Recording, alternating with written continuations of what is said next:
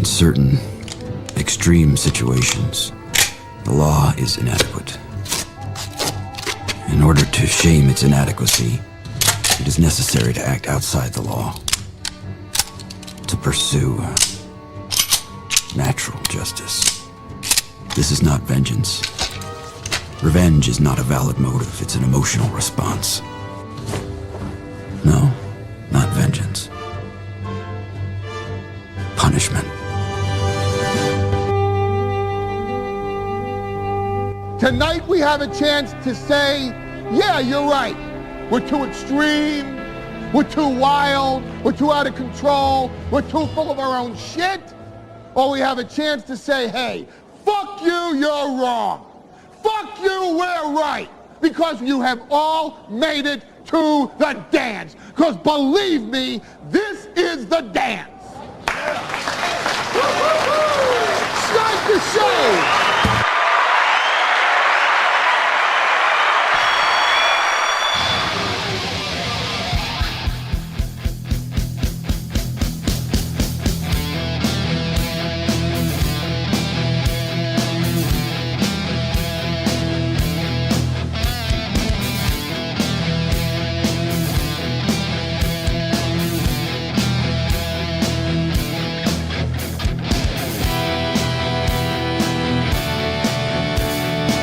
Good morning, everybody, and welcome to the Steel Toe Morning Show. All right, I figured out the issue. I figured out this problem where I kill a couple of flies, and then I come back a few days later, and I go, what's the goddamn another fucking fly is down here? Oh, hold on, we got one in the wild. Oh, I think I injured him. Well, anyway, goddamn, I'm doing laundry on Friday or Saturday. I can't remember which day it is. And as I'm doing laundry Friday or Saturday, I go upstairs to check on the kids, and the goddamn front door has been wide open for God knows how long. So they come in from playing outside, and they leave the door open. Just wide open, not cracked. Just wide open. Wide open. They don't pay heating bills. What do they care? So now I got this guy right here. They don't hunt flies. What do they care? Right. They're not sitting here trying to do a show, and there's a goddamn fly attracted to the heat patterns that are being given off and just kind of The smell of your cream cheese sweat. buzzing around. God damn it. So yeah. So we had to have that talk where I said, guys, we got to remember to close the door. And the thing with kids, and actually a lot of adults I used to know, is that when you chastise them about something like that, their first impulse is to go, well, I didn't do it. And I'm like, guys, it doesn't matter. I don't care who did it. I'm not trying to find out who did it. I'm just trying fight to or flight thing. They think they're all in trouble. If each one of you checks to make sure you shut the door, then this isn't an issue. This won't be a problem. So I really don't care who did it. I would just like to see it stop. That's all. So we've diagnosed the problem. That's always the first step. Now, the next step is let's make sure we're shutting the door.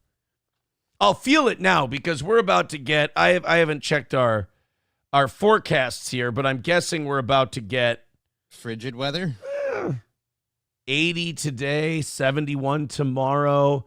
Yeah, that doesn't make sense. 54, 62, 57, 55, 62. I mean, that's still pretty warm. It's a little more in line, but still. It's still warmer than it's supposed to be right about now. So eventually, though, it'll be easy to realize if someone left the damn door open because your nipples will react right away. So I figured, diagnosing one problem, that's extremely helpful. And we'll be able to solve that very, very soon. I know you're all really, really worried about it. I want to thank Aaron for kicking us up. Not me, Aaron. I want to thank Aaron for kicking us off today with $10 before the show even started today. That's showing a lot of faith in what I've got for you today. I feel like it's good, but $10 right off the bat. Thank you. So we're starting at a nice. Oh, wait, hold on. Wait a minute. And Ethan. All right. With $6.50. I'm sorry, I missed that one too. So get there we go. $3.35. is the number we're starting with today. Thank you, boys and girls. And also, we've got a very interesting I guess it's a documentary. It's a 3-minute documentary from Third World Aristocrat. And it's on Patrick.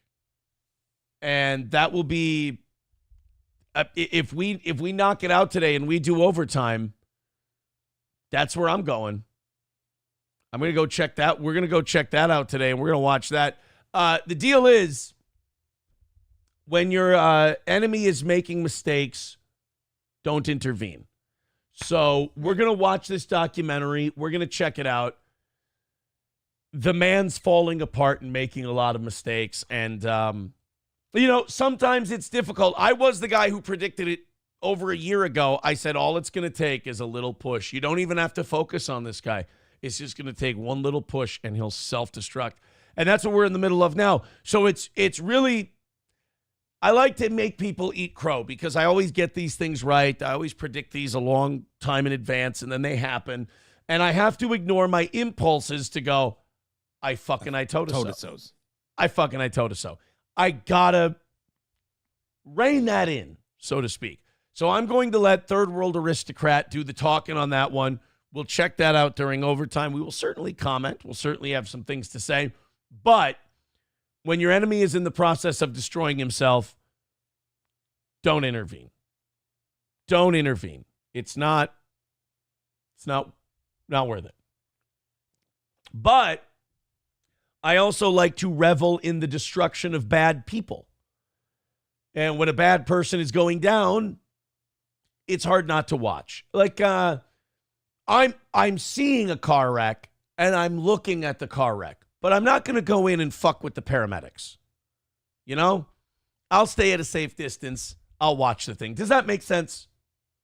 Yeah, that makes sense. I was going to say, you just go ahead. What's going on with your mic over there? It's getting really, really loose. I didn't want it wobbling, so I had to tighten it just a touch. All right. As they do. So 335 is our number today, so we got that for overtime. I also want to we got goodies today, so I just want to let people know about candy. It's Halloween. Yeah, 3, 4, 5, 6. I got six $50 Stoney's gift cards. Of course, anyone who throws in $20 or more today is going to get their name on one of those, or they can gift it to somebody else. Really, whatever you do with it is up to you. Just get in touch with me, get the contact information so I can send it out. Every 20-plus contribution today gets $50 to Stoney's because we appreciate that. We'll do the Third World Aristocrat thing for overtime if you guys want to. And we've got a new feature. And the new feature is called the Gustav line. This is based on Wednesday or Thursday's program. I can't remember which day it was. But Gustav, who's big in the MLC universe, shout out Kevin Brennan. Gustav came in and said, how much to make your chat members only on YouTube?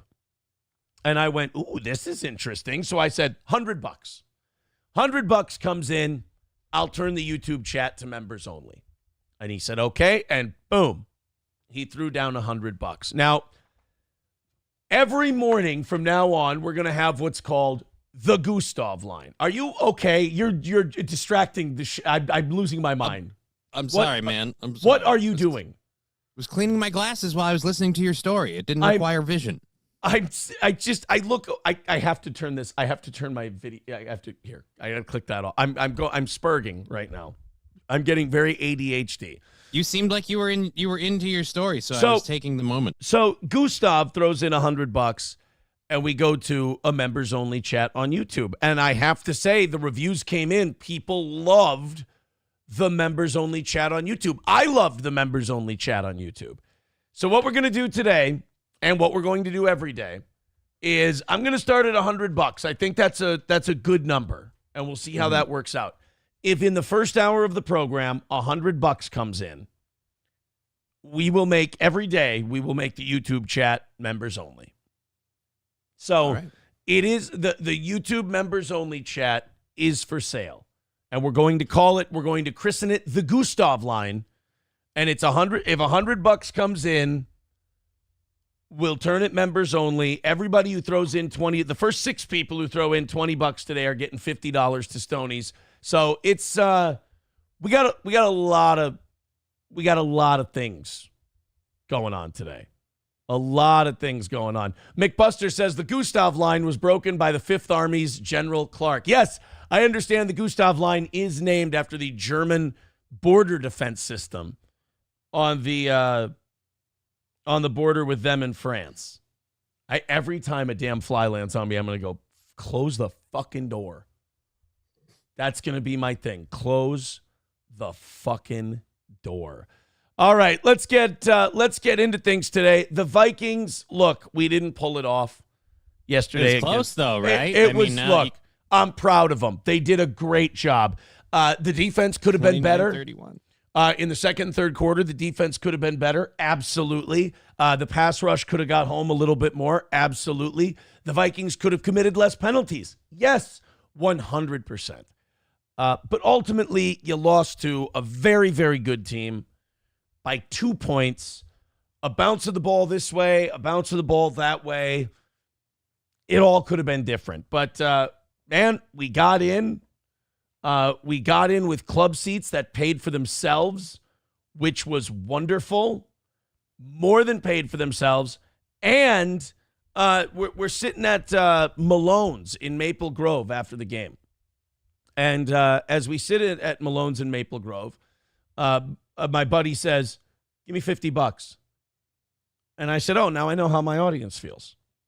Yeah. And he said, give me $50. We're going to play $5 pull tabs. I've never played $5 pull tabs. Okay. I've played $1. I paid $2.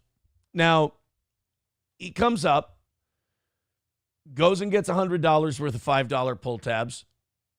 4th or 5th pull tab I pull, $1,000. Boom. Never seen it in my life. And I think I've won like a $200 pull tab once between like 5 people, and it paid my bar tab at MC's when I was in college. That's the only time I've ever won in pull tabs. So I go to this. So we win $1,000 in pull tabs, and we give 100 and something to the. We had to call somebody who knows something about pull tabs, and we had to ask them, how much do you give the person running the box? So we gave them $100. Split the rest between us. I pick up the tab for dinner and drinks, and then you pay for the tickets pay for themselves. And then I said, you know what? Rest of this, we're putting it in the goal bank, because the evening shows have been getting the shit kicked out of them lately. I'm putting the rest of. So I think we got like $150 or so in the goal bank for whenever we miss. And God, that helps a little bit, because those evening shows are becoming a tough slog.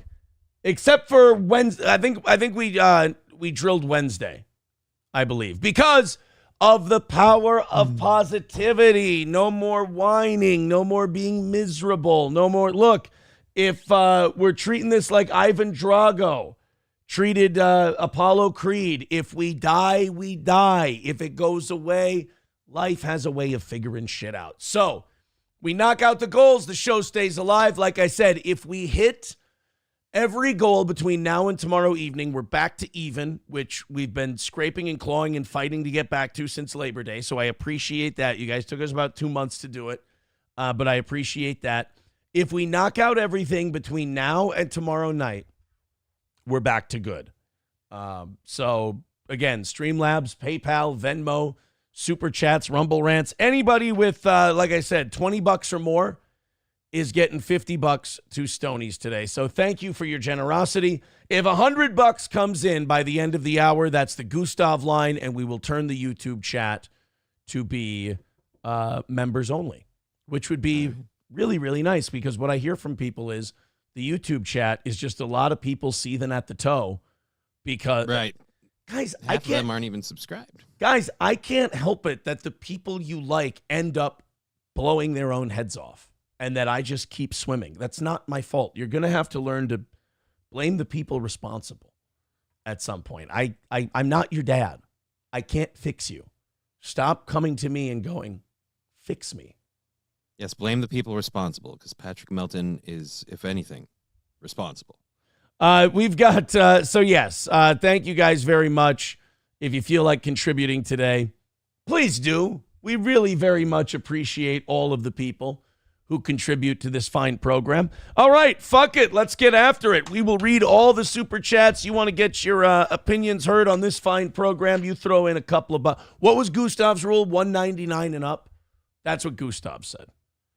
Gustav said, Aaron, I'm taking Gustav's advice because, he's connected to a very lucrative program over there at MLC. Great, successful show.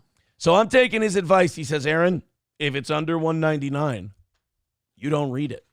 Thank you very much to Aaron's Period Pill for $20 over there on YouTube. He writes, since you beg so nicely, I do. I'm a changed man. I'm all about niceness, positivity, all that horseshit is what I'm about now. Thank you guys very much for that $20. We will throw that on the pile here for me to send out once those are gone. Thank you very much to Aaron's Period Pill. So, like I said, game yesterday, it was, look, it was close. It looked at the start of the game, it looked like it wasn't going to be close, like the Vikings were going to run away with it. Then in the second quarter, it looked like the Lions were going to run away with it. Then it narrowed up in the third. Then it looked like after the scoop and score and we got the ball back, all we needed was a first down or two and we would have won that game. And we didn't do it. And then after we didn't get the one or two first downs, all we needed was a stop and we would have won. We didn't get it. So the ball didn't bounce our way every time yesterday. The Vikings are now 5-1. People have been yelling at me since the members-only show last night. They've been saying, you got to change the board. I don't want to change the board yet. I like that board. I like the way it looks on pace for 17-0. We're still on pace for 16-1. Let's see, 10-2, about 14-3. If this holds up, we're on pace for about 15-2, 14-3. I can sleep at night with that kind of record. But, it was a fun game to be at. Every Lions fan we ran into was really nice, really cool. It was a fun game. I don't know what happened to hospitality in downtown Minneapolis, but the bars and restaurants were shit after the game. Oh, they were fucking terrible, man. Oh, they can't. It's not possible. Was it like a reflection of the clientele, or are you talking about the quality of the service, food and the service? Man? The service. We went to a place called The Office Bar and Grill. Okay. And we talked to the server. We go, do we wait to be seated? Or she goes, just sit anywhere. And we sit down in a booth, visible from the bar, sat there for 20 minutes. Nobody came. Then we saw 2 bar spots open, so we went and sat at the bar for about 15 minutes with bartenders looking right at us. Nobody ever came. One of the bartenders had time to take a picture of 3 people that were standing there, but no time to serve drinks. What the? I know. So we just caught an Uber. We headed out to Maple Grove, went to Malone's. A little bit easier time there. And then, I guess I have to thank the staff at the office, because if it wasn't for them, wouldn't have won that money. Wouldn't have got the pull tabs and paid for our day. Wouldn't have been able to pay for our day with the pull tabs. Thank you very much to Los Federales with $1. He says, you mentioned that you would talk to Gino in person if he wanted to. Is that how I put it? Here is a breakdown of how that encounter will go. Okay, let's see. Hey, there he is! You came back! That's what I'm talking about, baby! I didn't think you were gonna come back, but you did. You're a real one, bro! And you brought me snacks! You're my boy, Blue! Oh my God, I'm so winded. Oh, only 2 grapes, huh? I guess inflation's real, huh? Well, anyway, you know what they say, beggars can't be choosers, right? Anyway, I'm so happy to see you, man. My wife has been all over my ass. I know she's looking for me. She says I hang out with you too much, but I don't give a shit. You know what I'm saying, bro? Jesus Christ. Okay, Gustav is right. $1.99 or up. I'm sorry, guys. That was $1, and that and you know what's interesting about that is it felt like, Aaron, you were kind of building some momentum. Mm-hmm. Like today's show was starting to go somewhere, and that just decided Aaron to go fucking and knock it right out. Thank you, guys. Los Federales. Thank you for the $1. How was your weekend? So, my weekend was awesome. I did my I know my it's medical hard. stuff. It's really hard to fucking follow Yeah, dude, that. I'm isn't still it? thinking about that monkey thing. It's just like I was waiting for the moment, and it never happened. Where I was like, okay, nope. It's just The girls never came. The girls Yeah. never came. All right, go. Yo, please. No, this is your job. I'm handing you the shovel. yeah. I had a great time. You this dig. weekend. You dig us out of this. All right, fine. I had a great time this weekend. It was awesome. I was at the club working. I spent a lot of time on Friday with my daughter. Spent a lot of time hanging out with her a couple of times this weekend, so it was nice to get to do that. But there's a big there's a Halloween party this weekend at the club, and my last weekend working there, so people should come by this. How many Saturday in last costumes? How many last weekends working there have you had? I keep getting. This is the third one. Stop 'Cause they saying asked- this is your last one back. Stop saying All this right, is your last one because It's the last one for now, but it's a party either way. You're coming back. They'll ask. You're like eventually. X-Pac in WWE. There is no last match. Well, You'll be back. kept asking me back, and you know I'm susceptible to beautiful women like, oh, come on, please, and it's money, so it's nice, but I have a lot of work to do, and I'm starting that stuff I was talking to you about the other day, so I'm gonna be busy.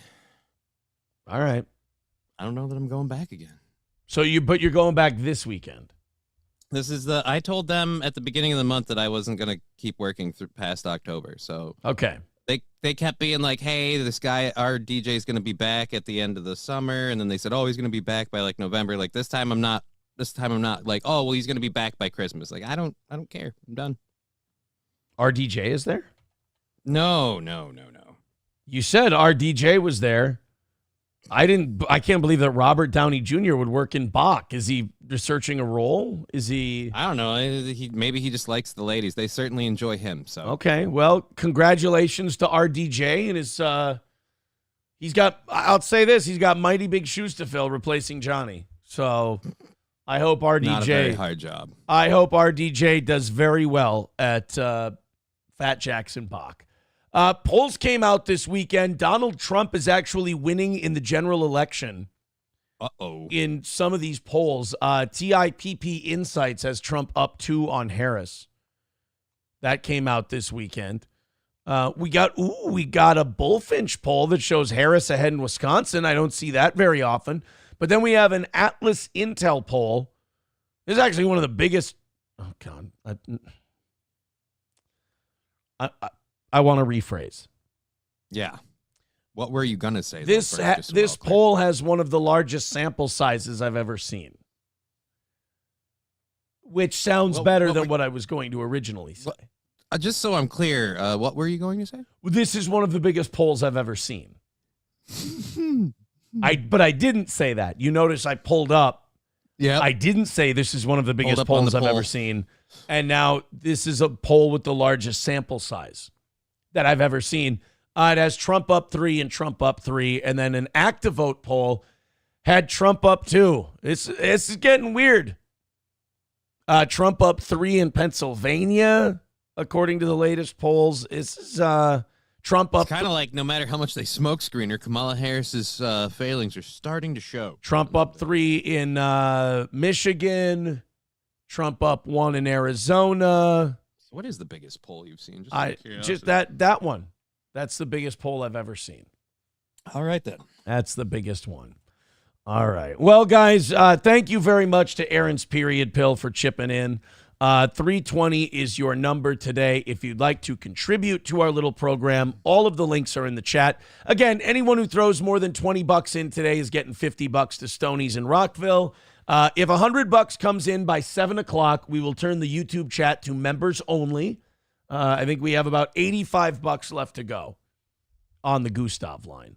The big news, mentioning the election here, the biggest news from this weekend, I don't know if you saw, would you care to guess? The biggest news from the election this weekend, and I think this is very much indicative of where the United States is at right now as a country culturally. The biggest news either candidate made this weekend. Fuck, I don't know any news either, kid. I really pride myself on not looking into politics as much as possible. Like for the last few weeks, been stepping out of it as heavily as possible, especially with like real people, because I can't stand talking to people. We'll find out they think something different, and you're like, okay, I'm fine with that, but then they're pissed because they thought you thought something different, and they want to change your mind. It's just a pain. Well, the big news this weekend was that Donald Trump got a job at McDonald's. Oh, the fry thing. That was everybody. Nobody could stop talking about. If they weren't talking about football this weekend, they were talking about Donald Trump being a fry cook. And like he ate a lot of them too, I think. Let's be honest. He was sampling. That's all. Yeah. He was sampling. Also, thank you, Aaron's Period Pill, for gifting 5 memberships. Very cool. You. That's going to come in handy if we end up in a members-only chat situation, which is now $75 away, $310 away from today's goal. In on it. Thank you very much, Aaron's Period Pill. You guys are on your way today. Thank you very much. So Trump goes and works at this Pennsylvania McDonald's, and he works the fry system. He's making fries, he's serving fries, he's doing that whole thing. And to the shock, certainly not of me, America actually was able to make this a political issue. They were able to, you know how we all lamented the fact, and God, we were so much more innocent back then. Remember when we all used to lament the fact that we turned a virus into a right-left issue? Mm-hmm. You know, whether you thought COVID was the second coming of AIDS, that made you a liberal. And if you thought COVID was just kind of a nasty flu, cold type of thing, that made you a conservative. Right. If you thought the vaccine was the be-all, end-all of COVID fixes, you were a lefty. If you thought the COVID vaccine was a rushed pile of bullshit that had way lower efficacy than they told you it did, you were a righty. So we were able to politicize a virus. Nothing should surprise you anymore. We were able to politicize a 77-year-old man working as a fry cook. So then what did we politicize about Donald Trump? Either fucking he rules and he's the man and he's Mr. Everyman and look at him working the fries, which if you believe that, you're an asshole. Right. Or, oh my God, he does such a shitty job with those fries. He doesn't know what the fuck he's doing. He doesn't even know what a hard day's work is. If that's your opinion on a 76-year-old man running a fry system at a McDonald's, you too are also an asshole. So, like everything political in this country at this point, everyone's opinion was that of a complete and total asshole. And we'll watch some of the footage. I'm sure you guys have heard about the great fry scandal of 2024. We're going to watch some of the footage of Donald Trump serving up the fries. And Johnny, I swear to God, from what I've seen, it just looks like a man serving fries at a McDonald's. Yeah, and nobody wants to talk about the fact that at a lot of McDonald's, there's a 76-year-old operating the fry machine. Because most of them didn't used to be billionaires or still are billionaires. It's either you have a 76-year-old man running the fry system, or you have a guy that doesn't speak English running the fry system. Either way, they're not sending their best. Some of them are rapists and murderers. Some of them, I'm sure, are decent people. You could actually make the same speech on immigration that Trump made about people who work at McDonald's. I mean, you can. You really can. It's possible. They are interchangeable. Yeah. I got a few thank yous to throw out because I think we may be hitting the Gustav line here soon. We were 75. We are now 65 short of the Gustav line. The Tigger next door gifting 5 memberships. Thank you, buddy. That brings us down to an even 300 today. Then we've got Vance with $20 says, I'm loving these Stoney's gift cards. All right, another one for Vance. And Matthew getting himself. And guys, you may have sent me your stuff before. Just make sure you send it again. Although I think Matt hands Vance his stuff. Matthew Q with $20 over on PayPal as well. So that brings us down to, we are $25 away from the Gustav line. Also, even 300, 260 is the number for today. Look at that, 260 away. You guys are fucking cruising. Thank you very much. You guys are so supportive. I appreciate it so much. And we still have, I think, three. We have 3 Stoney's gift cards still to throw out. So 260 away, $25 away from going members only and crossing the Gustav line in the YouTube chat. We will go members only if $25 comes in. Oh, wow. You guys have a whole half hour to do that too. Holy shit. Yep. All right, here we go. This is Donald Trump announcing that he is going to work at a McDonald's in Pennsylvania. Here we go. Going for a job right now at McDonald's. I really wanted to do this all my life, and now I'm going to do it because she didn't do it. Thank you very much. I'll see you at McDonald's. Because she didn't do it? Because, so wait a minute. He's wanted to do this all his life because she didn't do it. That's weird. It makes sense, right? No. No, it does. That doesn't make sense to you? So at any point during his life, if Kamala Harris had worked the fry station, he wouldn't want to do it. Right. Like if she was going out there like, look, we all know my history, okay? I started out working the fries, okay? And then I got up to drive-through, okay? And I became a district attorney. Oh, my God. Are you on SNL? No, but I could. Oh, you sounded just like her. I know. It's really easy. Just the same way to buy it, and you just got to be like, and here's the thing. And by the way. Guess what? And by the way. No, he's wanted to do this all his life. Rich people are fucked up, man. That's the thing. Like, rich people want to do regular people shit. Like, all the movies you see about, like, the rich guy who's going to go undercover or, like, undercover boss. It's like the poor people dream of being rich. They dream of being, like, musicians or athletes or, you know, titans of industry and shit like that. Rich people literally have the opposite thing. Like, I wonder what it would be like to flip burgers for a living. That'd be wild, wouldn't it? Yeah, it's only rich people that do that. There aren't people that go on like reality TV shows where they pretend to live like survivors on a desert island. It's almost like being successful is a choice. Like right. if we had the same level of curiosity by homeless people that we did from billionaires about making fries at a McDonald's, we might be able to tackle some of this homeless problem. You know, if homeless people went, my whole life, I've been dreaming about doing fries at a McDonald's, and now I finally have my chance. You know, instead, they're like, all my life, I've been looking for a crack rock that's perfectly symmetrical. Same, you draw a line right down the middle. It looks the same on the left and on the right, and I finally found one, and I'm going to smoke it. And that's when we get that instead. By the way, thank you, MN Welder, for $20. We take 15 of that. We are now $10 away from turning the chat completely members only and crossing the Gustav line for today. MN Welder, send me your info.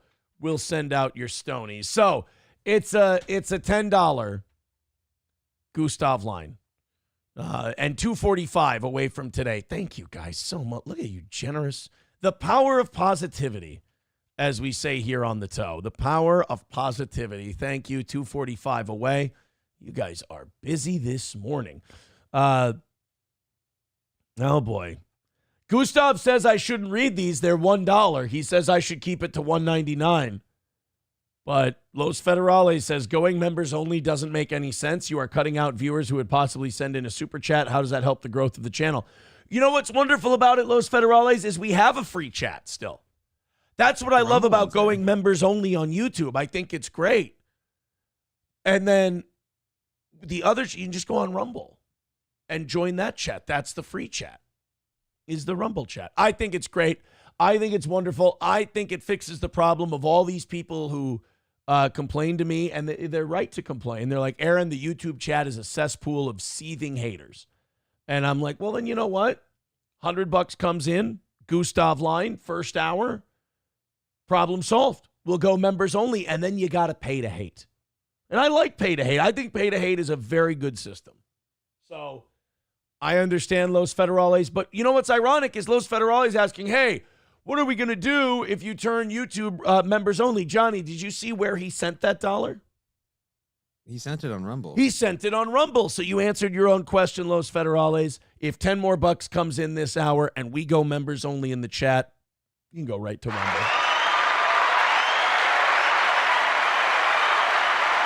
You can go right to Rumble. Hey, our very own Stevie Lou becoming a member for 22 months. Thank you very much, buddy.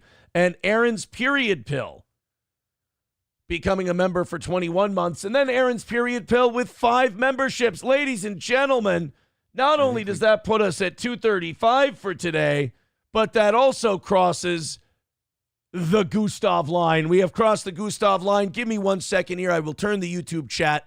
Members only. Oh. And then, of course, we'll go to more of the YouTube chat because those are paying customers. Of course. There we go. Members. Save. And ladies and gentlemen, the Gustav line has been crossed. There we go. Look at that. I'm, you know what? I'm ready to say that Gustav has changed this show for the better. And now I'm going to go live chat. Perfect. There you go. Shit Show says one pay big shakes his ass. Mubi changes the show. You see what I mean about the seething? Yep. It's perfect. It's beautiful. There we go, guys. Now if you want to hate, I think Shit Show's just mad because now in order to hate the show, he's got to pay. Oh my God, is this a coded message, Johnny? $10 from Stevie Lou. He says Muck Felton. I can't imagine. I can't imagine what he's saying. I think he's saying he wants the overtime. Oh, is that so what he wants? A couple people are interested in the overtime. I haven't heard from old Stevie Lou in a while. I'm very happy to hear from him. I love Stevie Lou. He's one of the real ones. Thank you very much. 225 is the number for today. Gray Duckling with 5 gifted memberships. That means 5 more of you can come in here and hang out with us. Thank you very much. 215 is the number today. As they're saying in the chat, the Gustav line has been breached. Stevie Lou says used to be the Mendoza line. But the Mendoza line is when you bat under 200. That is a little bit different line. Ghost Balls is mad. Boy, this, you know what? This Gustav line thing is a great idea because I see a lot of people, or not a lot of people, I see a couple people, they get really upset about it. And if people who don't like me are upset, I feel good. Call me mischievous, call me whatever you'd like. I enjoy it. Mercutio. Mercurial? I thought it was Mercutio. Are you talking about attitudes going hot and cold, high? Mercurial. Yeah, Mercurial, I believe, means the mercury in a thermometer going hot and cold. The way I heard it when I was exposed to that word was Mercutio, but that's I don't know who told you that. Subject to sudden or unpredictable changes of mood or mind. Mercurial. Yeah, see, I heard Mercutio. It was in a TV show. Well, that person is a fucking idiot. The origin of mercurial. From Latin mercurialis, relating to the god Mercury. There you go. I thought it had to do with like the mercury on a thermometer. You know what's fun to watch in the morning when you're getting ready for work and everything? 2 retards trying to figure out English and Latin. Yeah. Now Especially since one of us apparently isn't pronouncing it right. You've been pronouncing it wrong your whole life. Yeah, all 5 years. You just learned the word mercurial 5 years ago? I mean, that's a guesstimation. It's whenever I started watching Prison Break. So it was in the first season of Prison Break. What the fuck is going on with Prison Break, by the way? That's the 3rd fucking time someone's referenced Prison Break in front of me in the last week. 3 different people, too. I reference Prison Break all the time with people. My favorite thing is properly propagated. When people who know about it. Because there's a line where someone says properly propagated and the person answers that line right back to him. It's a fun thing. Jesus Christ. Yeah, Amanda Hugginkiss with a great point says, R.I.P. Deshaun Watson's Achilles. Dude, so I don't know how many of you have been following Deshaun Watson. in Cleveland, but he gets to catch everybody up who's not a football fan. The Cleveland Browns have this quarterback that they paid over $200 million in guaranteed money to. And if they cut him loose, it affects their cap to the tune of like $100 million in the next couple of years. So they can't cut this guy loose. He's basically a poison pill. He was supposed to save their franchise. Then the rub and tug scandal and the SA scandal and all that. I mean, he's really damaged. And he's been playing like absolute horseshit for 2.5 years for Cleveland. Well, they've been trying to find a way to get rid of him, but the owner has been telling the coach, look, I'm paying all this fucking money for this guy. We're not benching him.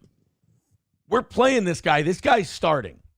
So now they're stuck with this. Until he's dead. Yeah, they're stuck with this shitty quarterback who makes way too much money. Well, yesterday, Kirk. Yesterday, he tore his Achilles. He got hurt, season-ending injury. The fans in Cleveland were fucking cheering.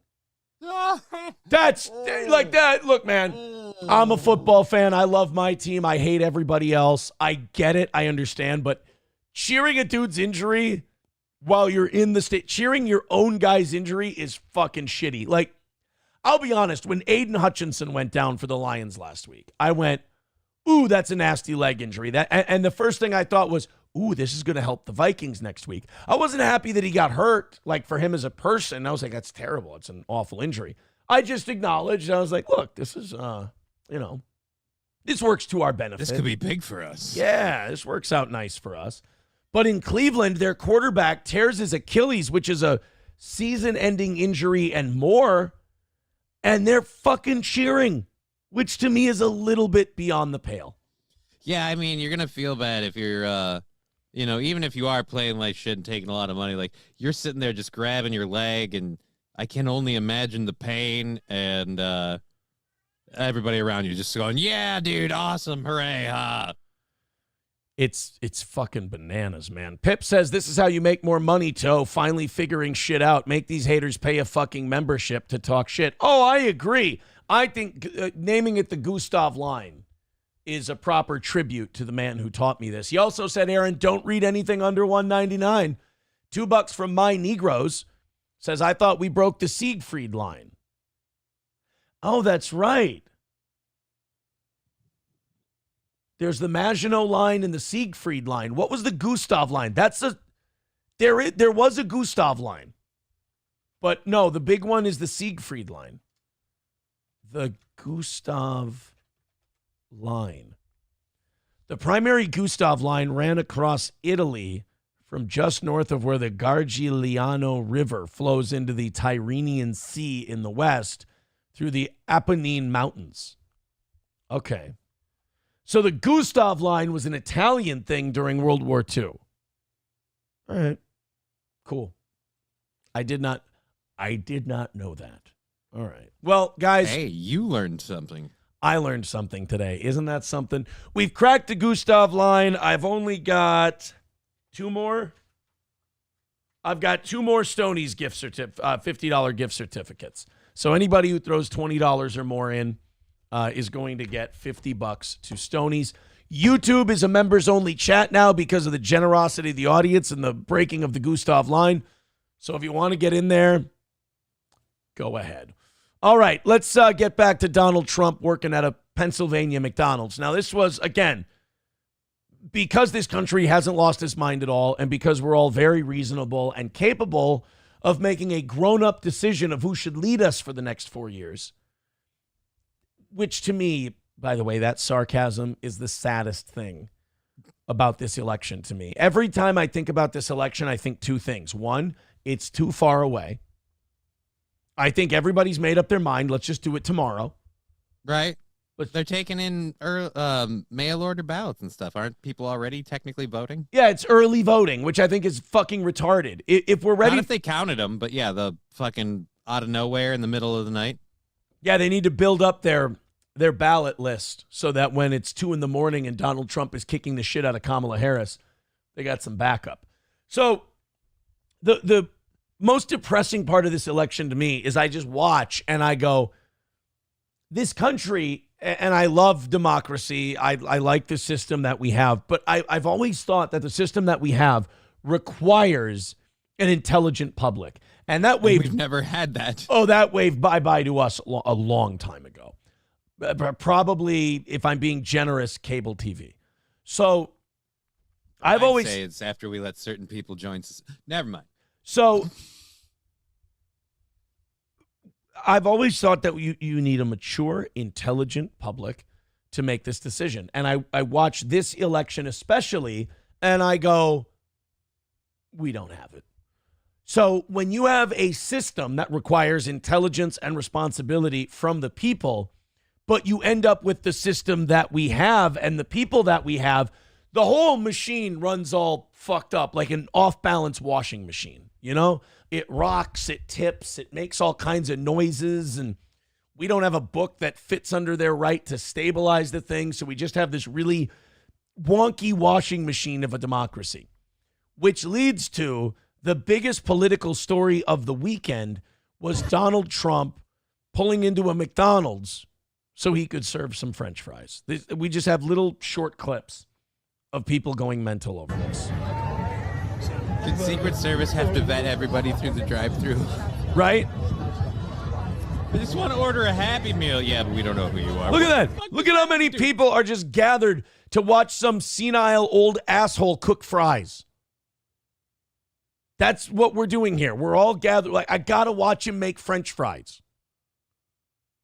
That's why we're all gathered outside this McDonald's. And like Johnny said, why the Secret Service has to give everyone a fucking body cavity search before they go order a Big Mac. Imagine how pissed you'd be if you don't give a shit about this election and all you wanted to do was grab some McDonald's this day.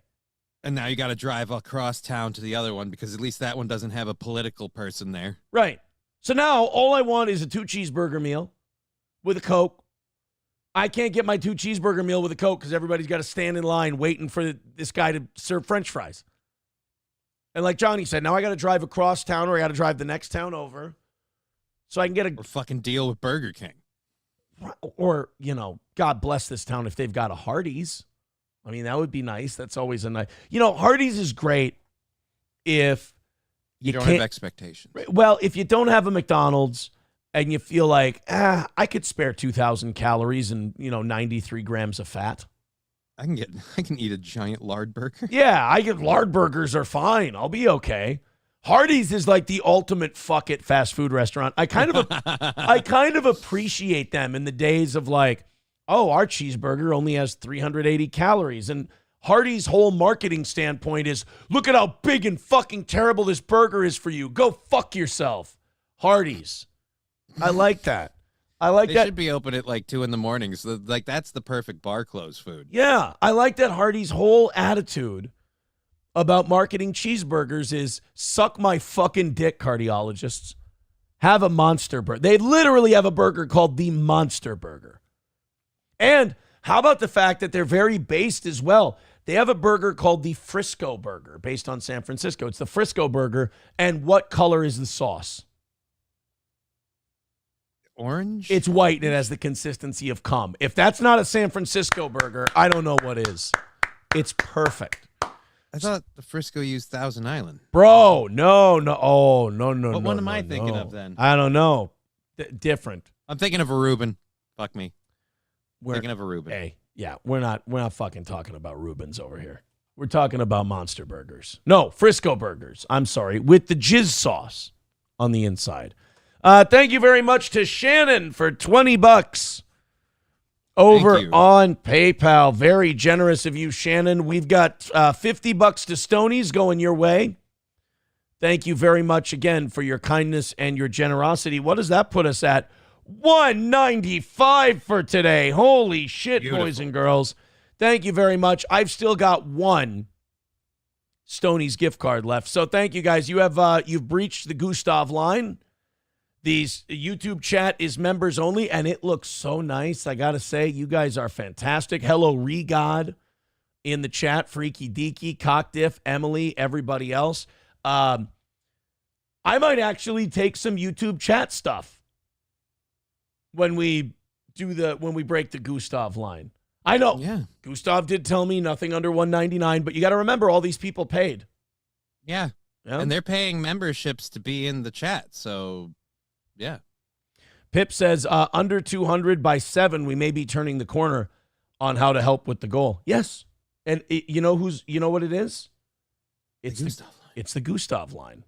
That's what it is. You know what else is great about a members-only chat? You get people who are gifted memberships coming into the chat like Jeremy who go, I'm a member.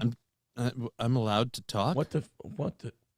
And he's thanking people. This is such a nice chat. This is such a fucking nice chat. The Gustav line rules. Thank you very much. Yeah, so as far as Trump getting here, God damn it, look at this. They turned it into a goddamn party. Christ, people, this is golf, not a rock concert. Look at that. You got a guy pulling a Trump boat at the McDonald's. Hey. Why are you cheering that guy on because he has Trump on his boat? Like, why are you like, yeah, Trump on your boat? Like, this affects none of you. Isn't that the guy who had all the Nazis and the swastikas on his boat last week? No, I don't think so. No, not the same I think that might be the guy that splashed him. Okay. No, actually, that's not the same because the guy that splashed him had like a 4-engine bank thing off the back yeah, of his big bigger engine. boat. But this is what I mean by like democracy needs an informed and intelligent public to make decisions on people qualified to lead 375 million people. Unfortunately, we have a voting public that gathers outside of McDonald's to watch an old man make French fries. This is where we're at. The key to democracy is a well-informed electorate. I put a bunch of flags on the back of my truck to trigger the libs. Beep, beep. That's about it. Or, if I can't kill my baby, I'm not fucking voting. That's what we get on either side. On either side, we get, you want to go watch Grandpa make French fries and then let him lead the country? Yeah. What do you want to do? I want to go hear Kamala, and if she doesn't tell me I can abort my pregnancy, then I'm fucking pissed. All right, well, what do you guys think about the national discourse and perhaps our debt to GDP ratio being completely out of whack, especially for Western developed economies? I don't know. What do they say about abortion? Never mind. Fucking. Like, can you lie to me while you make French fries? Cool. I'll vote for that guy. Hey, could you throw together a word salad and sound like an... You know why people love Kamala Harris? I'm going to tell you why people love Kamala Harris. Because she's remarkably non-threatening intellectually. She makes them feel smart. Stupid people watch Kamala Harris and they go, hey, that's how I'd answer that question. Right. I don't want you leading the country.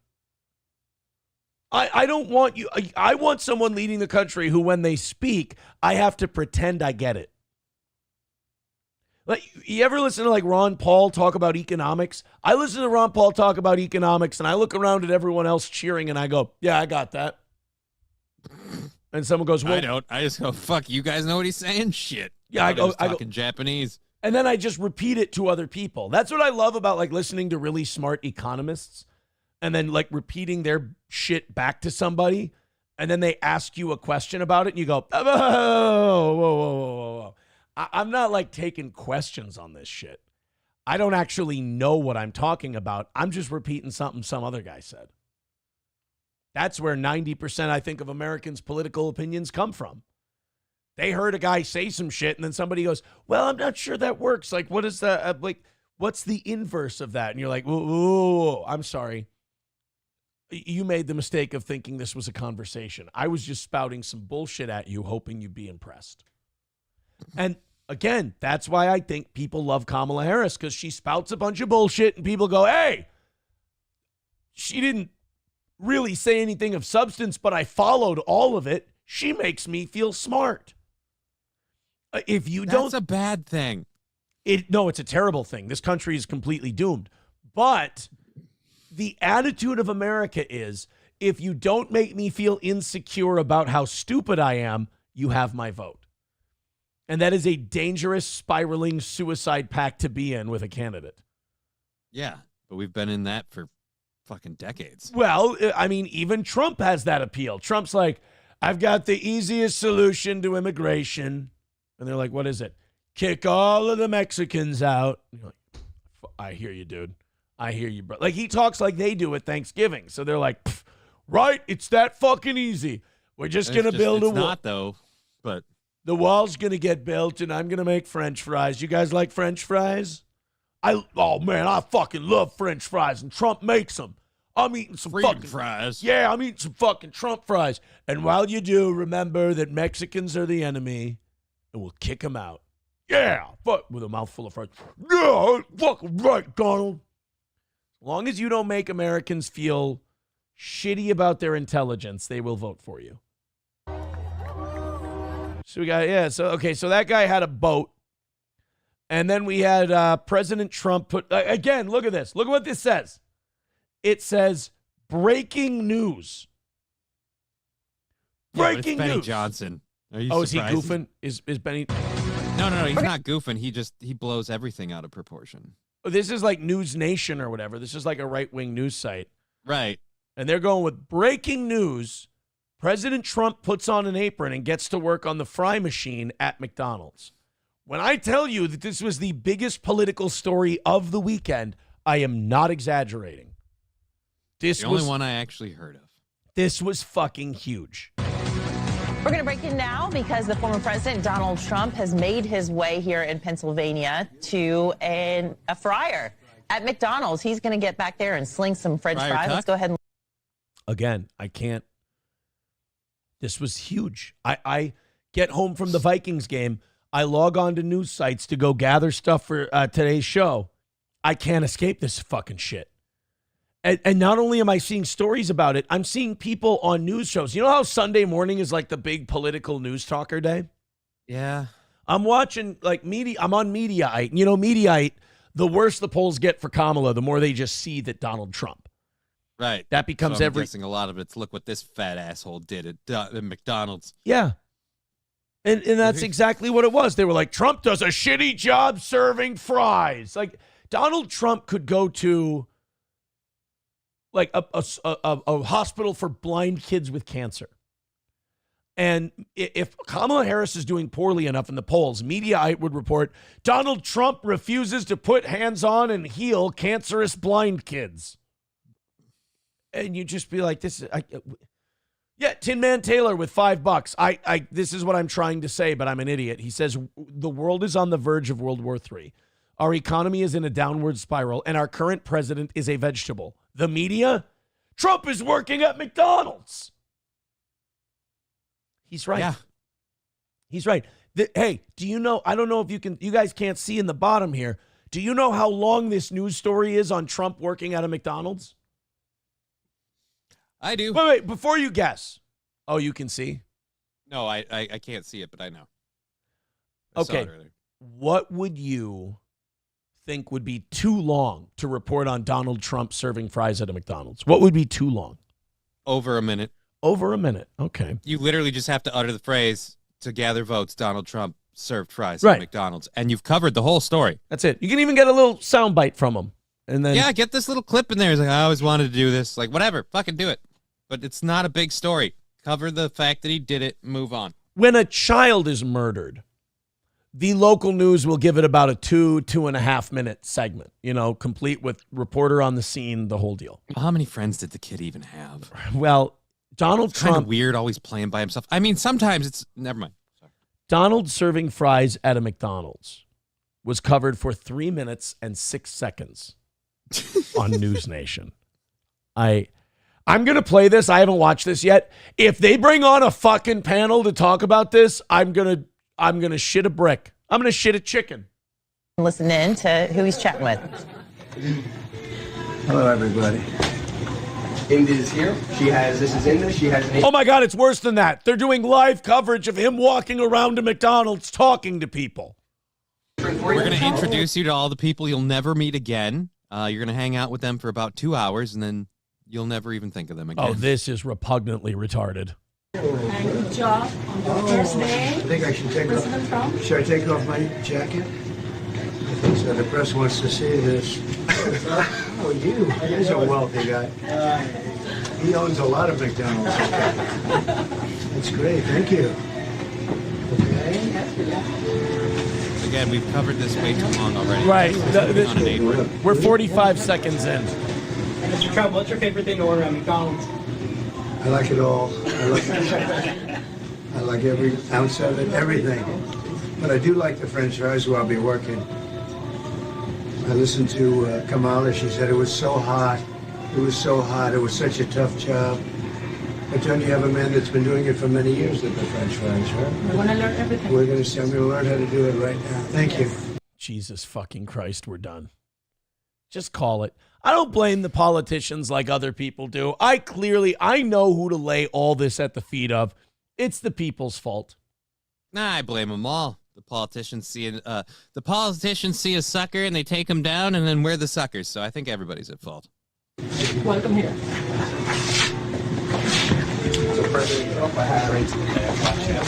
Would you? Okay, this actually annoys the shit out of me. These people are working a dog shit job for bullshit pay. Mm-hmm. And you've got fucking photographers. Like, you look, we've all been to a McDonald's. That's not a large kitchen. No. There's not a lot of moving around space in there. You know, it's like working on the space shuttle. You know, these people are bad enough at their jobs when they are paying attention too. It's just, right. I don't need them distracted. So you got these assholes with suits walking in. You got these photographers shoving a camera in your face, and you're trying to work the fucking drive-through, and you turn around, and he's there at the drink machine. And fuck off. Jojo's going to teach you some drive-through after hand some food out, and this is Frank, who's going to be more than happy to help you teach fries. Wow. We're going to start over here on the fry house. I'm going to take the lead at first and show you the basics, and then I'll pass it over to you, all right? So, first thing we're going to do... Yeah, come on over. All right, finally. First thing we're going to do is we're going to grab a basket of fries. The fryer. We're going to slowly and gently lower them in. Oh, Jesus Christ, really? Fucking Trump comes back like... He comes back from his Philadelphia campaign event. He's got a giant, like, Harvey Dent scar on the side of his face because he fucking just dropped the fries in too fast and just all the grease splashed right on his face. This was a risky I got news for you. campaign If you've ever event. seen them at McDonald's, they don't shake them and gently lower. They just drop the fucking thing in there and walk away. But we don't burn ourselves. We're going to hit the fry timer. And then we got a lot of fries today, so we're going to cut another basket going. Grab the basket out, lower it in, and then hit the timer. Now, within a couple seconds, the duty timer's going to go off. When that duty timer goes off, that basically means that... And you fucking people want $20 an hour for this shit? So I drop the potatoes into the grease and I push a button. This really feels like an ape could do this. And some of them, you push the button, and then when the thing's done, the machine lifts them out of the grease for you. You just have to come back over and get them and dump them in. Jesus Christ! So the hardest part is shoveling them into the paper container. Yeah, Okay. Quintessentially salting them and putting them into the individual containers is the hardest part. They have a pre-measured machine that fills each like basket. You just turn the crank once. They pull the basket out, they slide it onto the thing, and they hit the button, and it drops it down. This is one of the first ones I've seen at a McDonald's that doesn't have the automated lift arm, so they don't burn the fries. All right. They made them idiot-proof because they had too many people that couldn't come back when the timer went off. I'm going to fast forward this because This is monotonous. A lot of our orders today are going to be medium, so that's what we're focusing on. We've got the AccuSalt dispenser right here. We're going to dump that on there. The way that this works, it is already measured for you on the salt. So Everything, dude. Ray Kroc was a fucking genius. He thought of all this shit. He basically went, we're going to have retards working here. Right. I want you to Because we're not retard-proof. paying smart people to work here. I want you to retard-proof everything. Like, even you just heard him. He goes, the salt is pre-measured, so you just do a dump on the fries, and then it's like, you can't fuck. What I'm learning is that if anyone ever has an order fucked up at McDonald's, some really low IQ dipshit had to be trying his hardest to fuck it up. Somebody deserves an award. I'm actually on the sheriff's side now after he complained about Burger King. Like, I get it, man. Like, holy crap. How the do you screw this up? Honestly, you should be more impressed by some. If you get an order screwed up at a McDonald's, you should go inside and go, where's the man who fucked this up? I'd like to shake his hand because this took a Herculean effort for him to fuck it up. Literally everything is dispensed, placed, timed, and pre-measured for you. All you have to do is put it together. Yeah. It's the easiest fucking thing. If you fuck up an order at McDonald's, you should get some kind of a reward because it's very difficult to do. It's honestly, it's like being handcuffed and breaking out of them. It's like you're an escape artist if you fuck up a McDonald's order. All you gotta do, turn it over, let it dispense, and that's it. Yep. That's really bad. That's pretty good, huh? Yeah. How long have you done It's this? really all there is to it. It's not really. You're very good at it. I appreciate that. So that's Donald Trump getting trained in, learning how to do the job. It's remarkable. Do we have clips of him? Oh, we do have clips of him actually serving people. Yeah. Have a good time. Yeah, and there's an entire army of photographers. Look at that. How awesome would that be? Like, I could do this all day. I wouldn't mind this job. I like this job. I think I might come back and do it again. Thank you. Yeah, I'm sure you will. Yeah. That's his vacation. Right. Like, other presidents, would go to, Camp David or whatever. He's going to work McDonald's for a couple weeks just to take the stress off. All right. Fuck Camp David. I'm not going there. I'm not going anywhere on vacation. I'm going to work at a local McDonald's, and I'm going to serve French fries to people. This is... It's an amazing business. It's an amazing company. Uh-oh. And we're going to make America greater than ever before. We're going to do it. Are you going to see Aaron Rodgers? Look at the enthusiasm. I mean, that's thousands of people over there. They go miles back. That's incredible. So, look at that. Are you going to be with Aaron Rodgers? Jesus Christ. There's just people waiting for miles, screaming into a McDonald's drive-thru window because the fry guy's waving at them. It's the exact same twice-baked fries you get at every McDonald's. He's not losing this election. That much is clear. I mean, not legitimately. Not legit. There's no way he legitimately loses this election. Pittsburgh game tonight, and we look forward to it. And it should be a good game. And good team. They have a great coach. Pittsburgh, great coach. And we'll see how it is. Tell us about getting started in your own career, Mr. President. How did you tell us about those jobs that people take early on to try to make a break and how you did it? For fuck's sake. Job to take. Can I just get my Big Mac, please? Right. Yeah, you forget that as he's talking, there's people in the fucking drive-thru trying to get their order. Like, and you got to remember, a lot of those people aren't a Kamala Harris or a Donald Trump person. They just want to get their fucking food and go home. I just want my caramel frappe. This is gay. Let's go. Tin Man Taylor with becoming a member for 15 months says, please keep making fun of McDonald's as Trump. It's the easiest fucking job you could ever have. I mean, you see this gentleman with the rapey soul patch. He seems to be doing a fine job with the fries. And I just followed rapey soul patch over here, and we had a great day. We made a lot of fries. And I saw this guy personally goose 4 female employees. But I'm not a rat. I'm not going to tell HR. Smudgy says they were vetted prior. Yeah, that's true. You got to vet the people coming through the drive-thru because it's not like you can have one of those fucking Popeyes days. Yeah. Where someone doesn't get their chicken sandwich and they blow a fucking gasket and start shooting. You're right. They're probably doing fucking cavity checks in line at the drive-thru. Oh, man, I just want to get some McDonald's. What's going on here? It seems weird. All right, sir, I need you to get out of your car and bend over.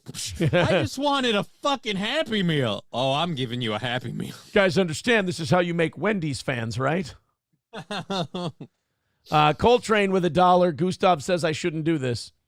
Says I'd love to see Kamala do it next, LOL, but have Trump do a training video for her ahead of time.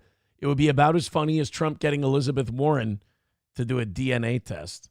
I remember that. I forgot that Trump basically talked so much shit about Elizabeth Warren pretending to be an Indian that she took a DNA test and we found out, she's not really. Yeah, she's not. Native Americans. She's not a Native American.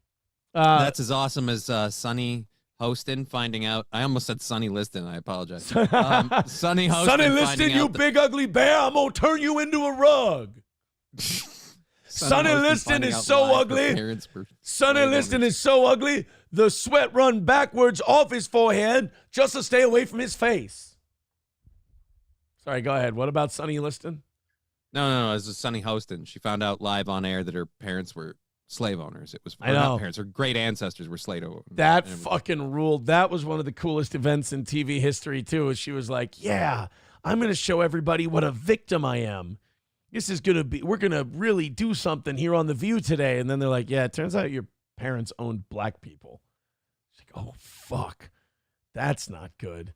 Sunny, is she S-O-N or S-U-N? I think it's S-O-N? Yeah, Sunny Hostin slavery.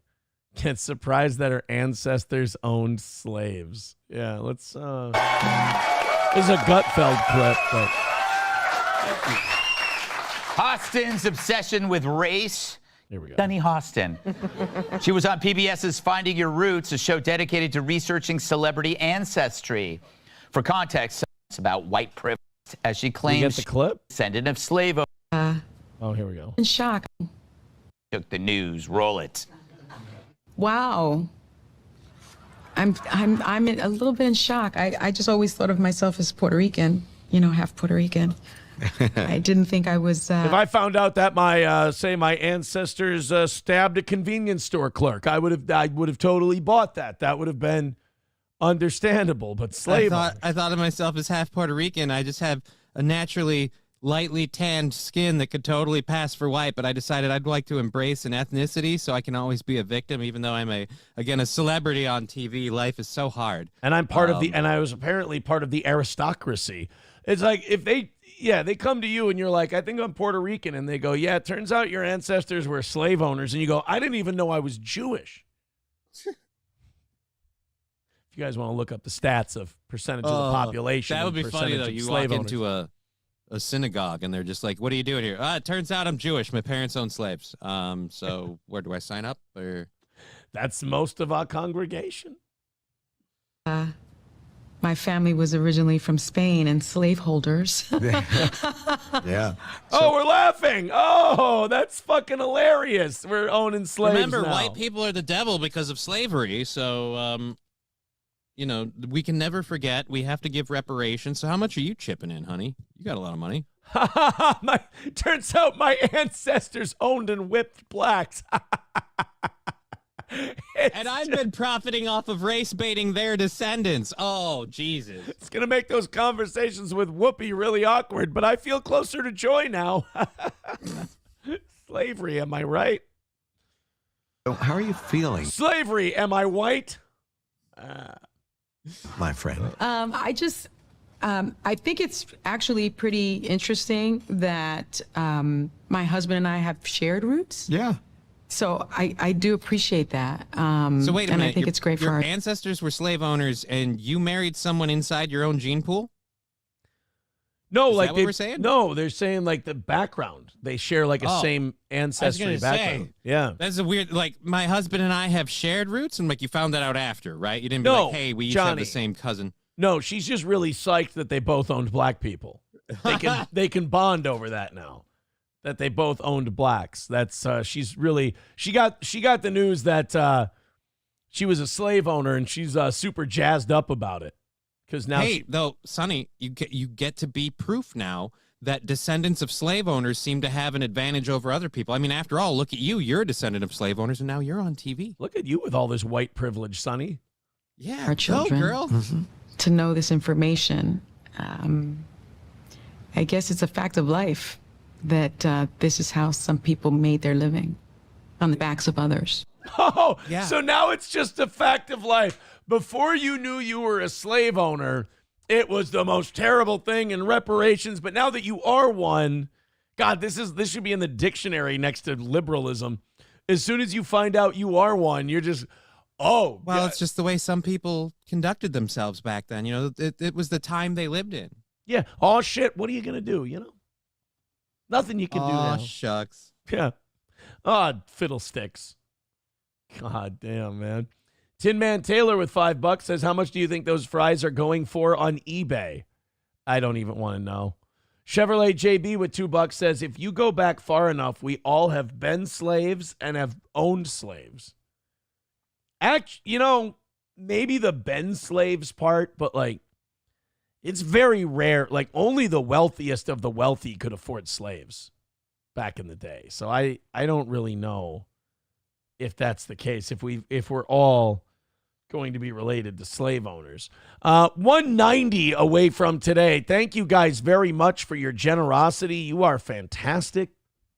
We appreciate it. I do have one more $50 gift card to Stoney's. Anyone throwing in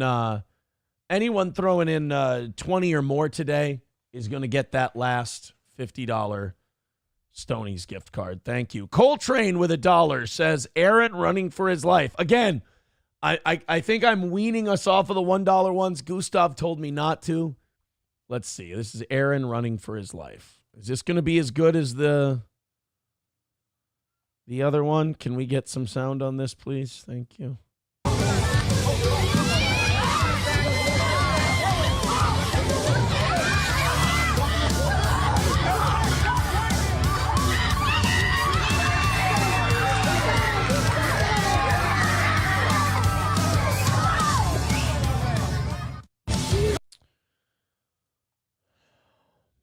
You know, I'm guessing we're not going to go with those dollars anymore. I know you guys. I love you. I love every one of you. Oh, that was funny. For all the wrong reasons. But this is twice now today that I've trusted your links. I've trusted what you guys Time to send stop now, Mac. to have fun. I've decided let's all have fun together, you know. And I click the thing, and I go, all right, these guys have something funny. And we have, I would say the Trump Fry thing went pretty well.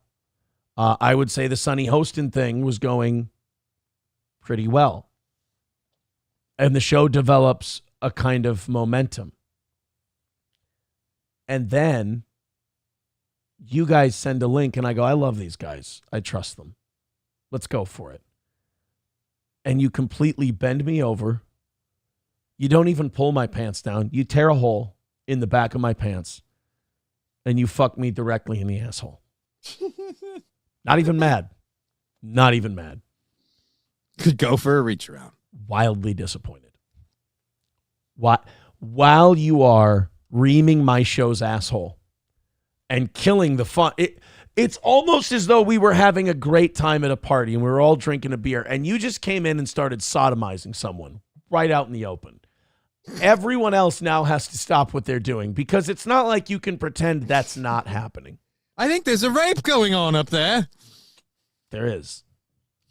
Of the show. Of the show. Sandy Squatch says, do you have to buy a membership to chat here now? No, we have the Gustav line. If $100 comes in the first hour, it's we go members only in the YouTube chat. And I'll be honest, you YouTube chatters, you have gotten much better since we've instituted the Gustav line. I think in a way the Gustav line has, at least for the last week or so, saved the program. So thank you guys very much for your contributions to our little show here. $190 away from overtime today.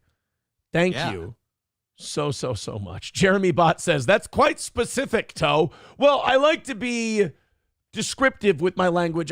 When I'm feeling something and I explain it to you guys, I want you to be able to realize it as though you're in the room. You know, I want here. What's Aaron thinking when that $1 clip comes in and it sucks a bag of dicks? What is he thinking? And then I give you a flowery description of where I believe the show is in my head and where it was before I clicked play. And now you guys are right there with me. Do you understand? Or sometimes it backfires. Dill Pickle writes, all I got from this is Aaron wants his ass caped. That was not the message. This is Aaron's asshole. This is Aaron's asshole changing. Do you see? Peter Sky Parker says, Aaron, he wanted an audience. He wanted an audience when he touched them. Touch talcum powder. There was talcum powder. Mrs. Leeds had traces of talcum powder on her inner thigh. No such other talcum was found in the house.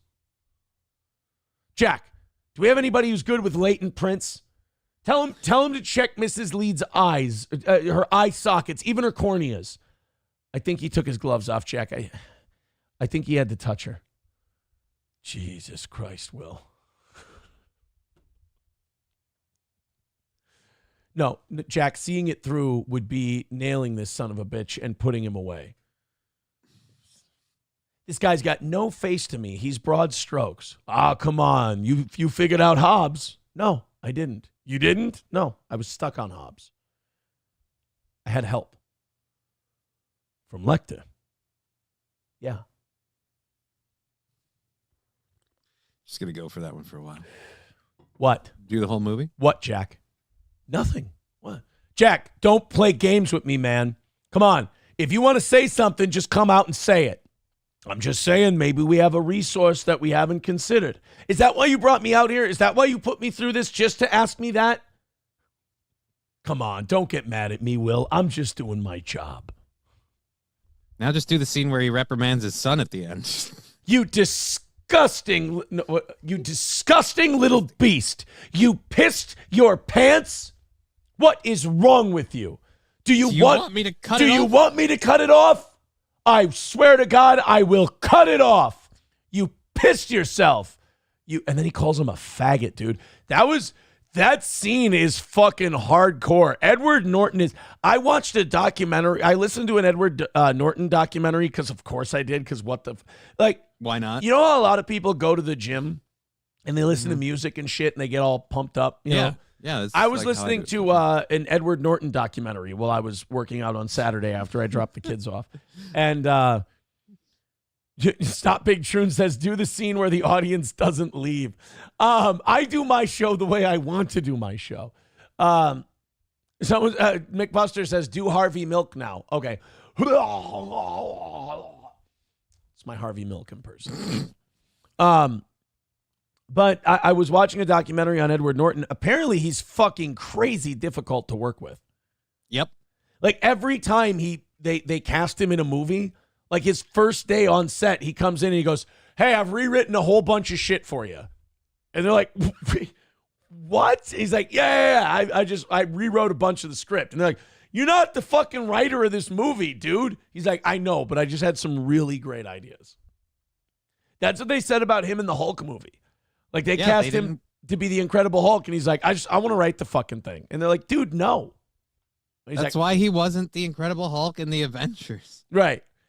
Kevin went with Mark Ruffalo because, yeah, sure, he kind of sucks, especially compared to Norton, but he's at least easier to get along with, especially right now because he hasn't blown up yet. So don't worry. We'll make him even worse when he gets wokeified. Yeah. Popular. He was that fucking Edward Norton documentary. It was amazing that every movie, they're just like, they just go, yeah, he went in for this role, and guess what? He started rewriting it. Is Citizen M putting down his broom? Is this the real Citizen M in the Rumble chat? Is he turning on his favorite podcaster? Oh my God. What did I say about the Napoleon thing? When your enemy is destroying himself, do not intervene. Has Citizen M abandoned his main guy? Wow. I didn't think Citizen M had what do you call it? An honorable bone in his fucking body. I didn't think he had a single shred of honor. He might actually have some. Wow. I don't think he will. I don't think he'll abandon his daddy. I don't think he will. I don't think he's got the dignity. I don't think he's got the honor to do it. I think the only reason he'll do it is to save himself. Telling you right now. Jeremy Bott says someone has watched Red Dragon too much. Yeah, Johnny, I've been meaning to talk to you about that. Yeah, dude, I have a weird thing for those movies. Red Dragon. I love the Saw series. Yeah. They're just fucking messed up. You really, I think the audience is talking about you. Yep. When they're talking about people that have clearly watched that movie far too much. Okay, let's get into something. I read this article, Johnny. I saw the headline of this article, and I went, there's no way in hell. This can't be true. This can't be real. And it's not election related. It's not American politics related. We get to take a break from all that stuff and go to something a little more simple. You know, a lot of people say that mainstream media is kind of behind the times socially. Yeah. And a lot of people criticize the mainstream media for developing takes that people on the internet have known about for years and years. Right. I'd like to posit something. I'd like to show you guys something on the screen, if you don't mind, that I think counteracts that idea. Okay. That shows that the mainstream media is just on top of shit. And they're on the cutting edge of entertainment and pop culture. This is an article from The Independent, which is not a small publication. And The Independent has done some digging for us, and they've learned something. And the thing they've learned is, Johnny, why don't you go ahead and read that? It's dehumanizing. Female gamers facing sexual harassment, rape threats, and misogyny online. The hell you say? You guys just figured that out now? Ladies and gentlemen, breaking news from The Independent. Being a female gamer fucking blows goats. Being an gamer guys are horrible to each other. You think they're going to be nice to women? They don't even know what they are. Online gamers are about the lowest level of human you can and here Why do you think I have no respect for humans? I'm a gamer. I'm not even saying this as necessarily a slight or shitting on gamers. Because here's what just a fact. Here's what I respect about gamers. They are unrepentant, vile, disgusting pieces of shit who do not belong in society. So you know what they do? They close themselves off from society and they play their fucking video games, and that's where they want to live forever, and they have no inclination to go and mingle with the rest of us, and we should leave them alone. They have the decency to close all their curtains. They say for light, but it's so you can't even look in. Let them. Gamers are some of the most self-aware people we have in this entire society. They respect people so much that they completely stay away from them. And they go and they hang out with each other. And if they bully each other to the point of someone doing something to themselves about it, then they've only hurt one of their own. They don't bother any of us. But here's the problem society has. People go into these gamer areas and they go and they play video games and they go online and they play with other people, and then they complain and they bitch that people are evil and terrible and mean. Good. That's where I want them to gather. You ever seen a gamer come outside? It's like a vampire being out in the daylight. Go to a gaming convention in a big open space, and I dare you, as someone who isn't a gamer, just hold your breath on the way in, and then as you get in, take a big gulp and see how you feel. Just the air around them is pungent. They're just, yes. So female gamers facing sexual harassment, are threats, and misogyny online. Again, The Independent is just discovering this. Yes. I face those same things online, and I'm a guy. Like, right. You have no idea. You don't think guys are threatened to be sodomized on a regular basis? Somebody gets the you pussy. If somebody gets the grenade launcher another guy was looking for, they threaten to give them AIDS. It's a disgusting place. And if you can't hang, you shouldn't be there. Do what I do. Control your level of immersion and only play offline. That's gay. You know what I started firing up recently? Because you know me, I always go to my 10, 20-year-old games. Yep. I fired up State of Decay Year 1. It's a 10-year-old, it's basically GTA with zombies. Yeah. You build a community. It's a great fucking time. It's a really fun game. And but I started playing that again recently. Love it. Love it. Also, I still play Bannerlord from time to time. That's about the newest game I've got is Bannerlord. And that's like 2021, 2022 is Mountain Blade Bannerlord. Love it. Great game. Great game. But I'm not going to play it online with people because I don't want to put on a headset and a microphone. Because either you do shitty and then people on your team call you a gay F word and you just get demeaned and belittled and you're like, the worst part is you're like, I know I could kick the shit out of this guy. I know I could hold this person accountable for their words if we were in front of each other, but I never will. Right. And then if you do something poorly, they want you sodomized. If you do something really well, they get angry and upset and bitter. And because guess you're what? better than them. And guess what they want you to do? They want you sodomized again. So it doesn't matter. Everything ends with you either being an N-word, a gay F-word, or getting butt fucked. when it comes to And video usually it's a games. 12-year-old telling you this, and you're like, dude, I'm fucking older than you. Right. Unless Patrick's playing, then it's the inverse. Well, then he's just happy with what he's hearing. That's right. He's just like, oh, I'm almost there. Oh, tell me again what you're going to do if I get that grenade launcher. Oh. What? People are playing video games. Let them have fun. Nobody likes overpowered Melton. Gray Duckling with $5 says, I only teabag out of love. That's the other thing. It's a sign of They'll take their characters and they'll do fucking sex shit to your dead body. Right. It's a filthy way to be. Honky with $5. Thank you, buddy. Says Aaron's neighbor asks for suggest. God damn it. This is going to fuck everything up again, isn't it? Well, hey, at least now they're paying $5 to bring this to a halt. Right? That's an improvement. I need to thank what's that guy's name? R something. And I need to thank Gustav because both of them have really helped this program. R.I. God? R.I. God. Regod. Yes. No, it's R.I. God. Oh. It's asking a question. What It's is internet speak. Oh, Again, this is one of those things you R.I. get as a gamer. Yeah. As a gamer. As a gamer? As a gamer. As a gamer, you learn these things. What You do you- learn them as a gamer. You a fucking slave owner now? As a gamer. As a gamer. Oh, that almost sounds like I'm saying gay man now. Now I'm not. No. As a gay man. You say that Okay, Kevin Spacey. You say that you're a layman, but it was you who caught me. How did you do it, Will? You had certain disadvantages. What disadvantages? You're insane. Get out of here. God damn it. Quit leaving the door open. All right, sorry. That's what I always say to those gamers when my character butt fucks theirs. I just say, quit leaving the door open. 185 away from today. Thank you, guys. All right, should we go?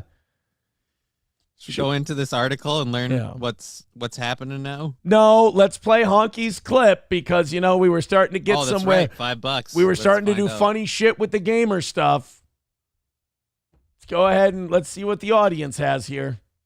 Thank you for the $5. I appreciate it. If I was an actor, what would my name be? And here's what they said. Turban Freeman, Samuel L. Hy Jackson, Tom Hanks, Adam Sandals, Steven Senegal. Stupid! I'm not from Senegal, I'm from Somalia. Jackie Chan, Jack Blacker, Christian Nobel, Halal Pacino, Margaret Robbie, Jason Balboa, Napoleon Bonaparte, Robin Williams, Shia LaBeouf, and Peter Docker.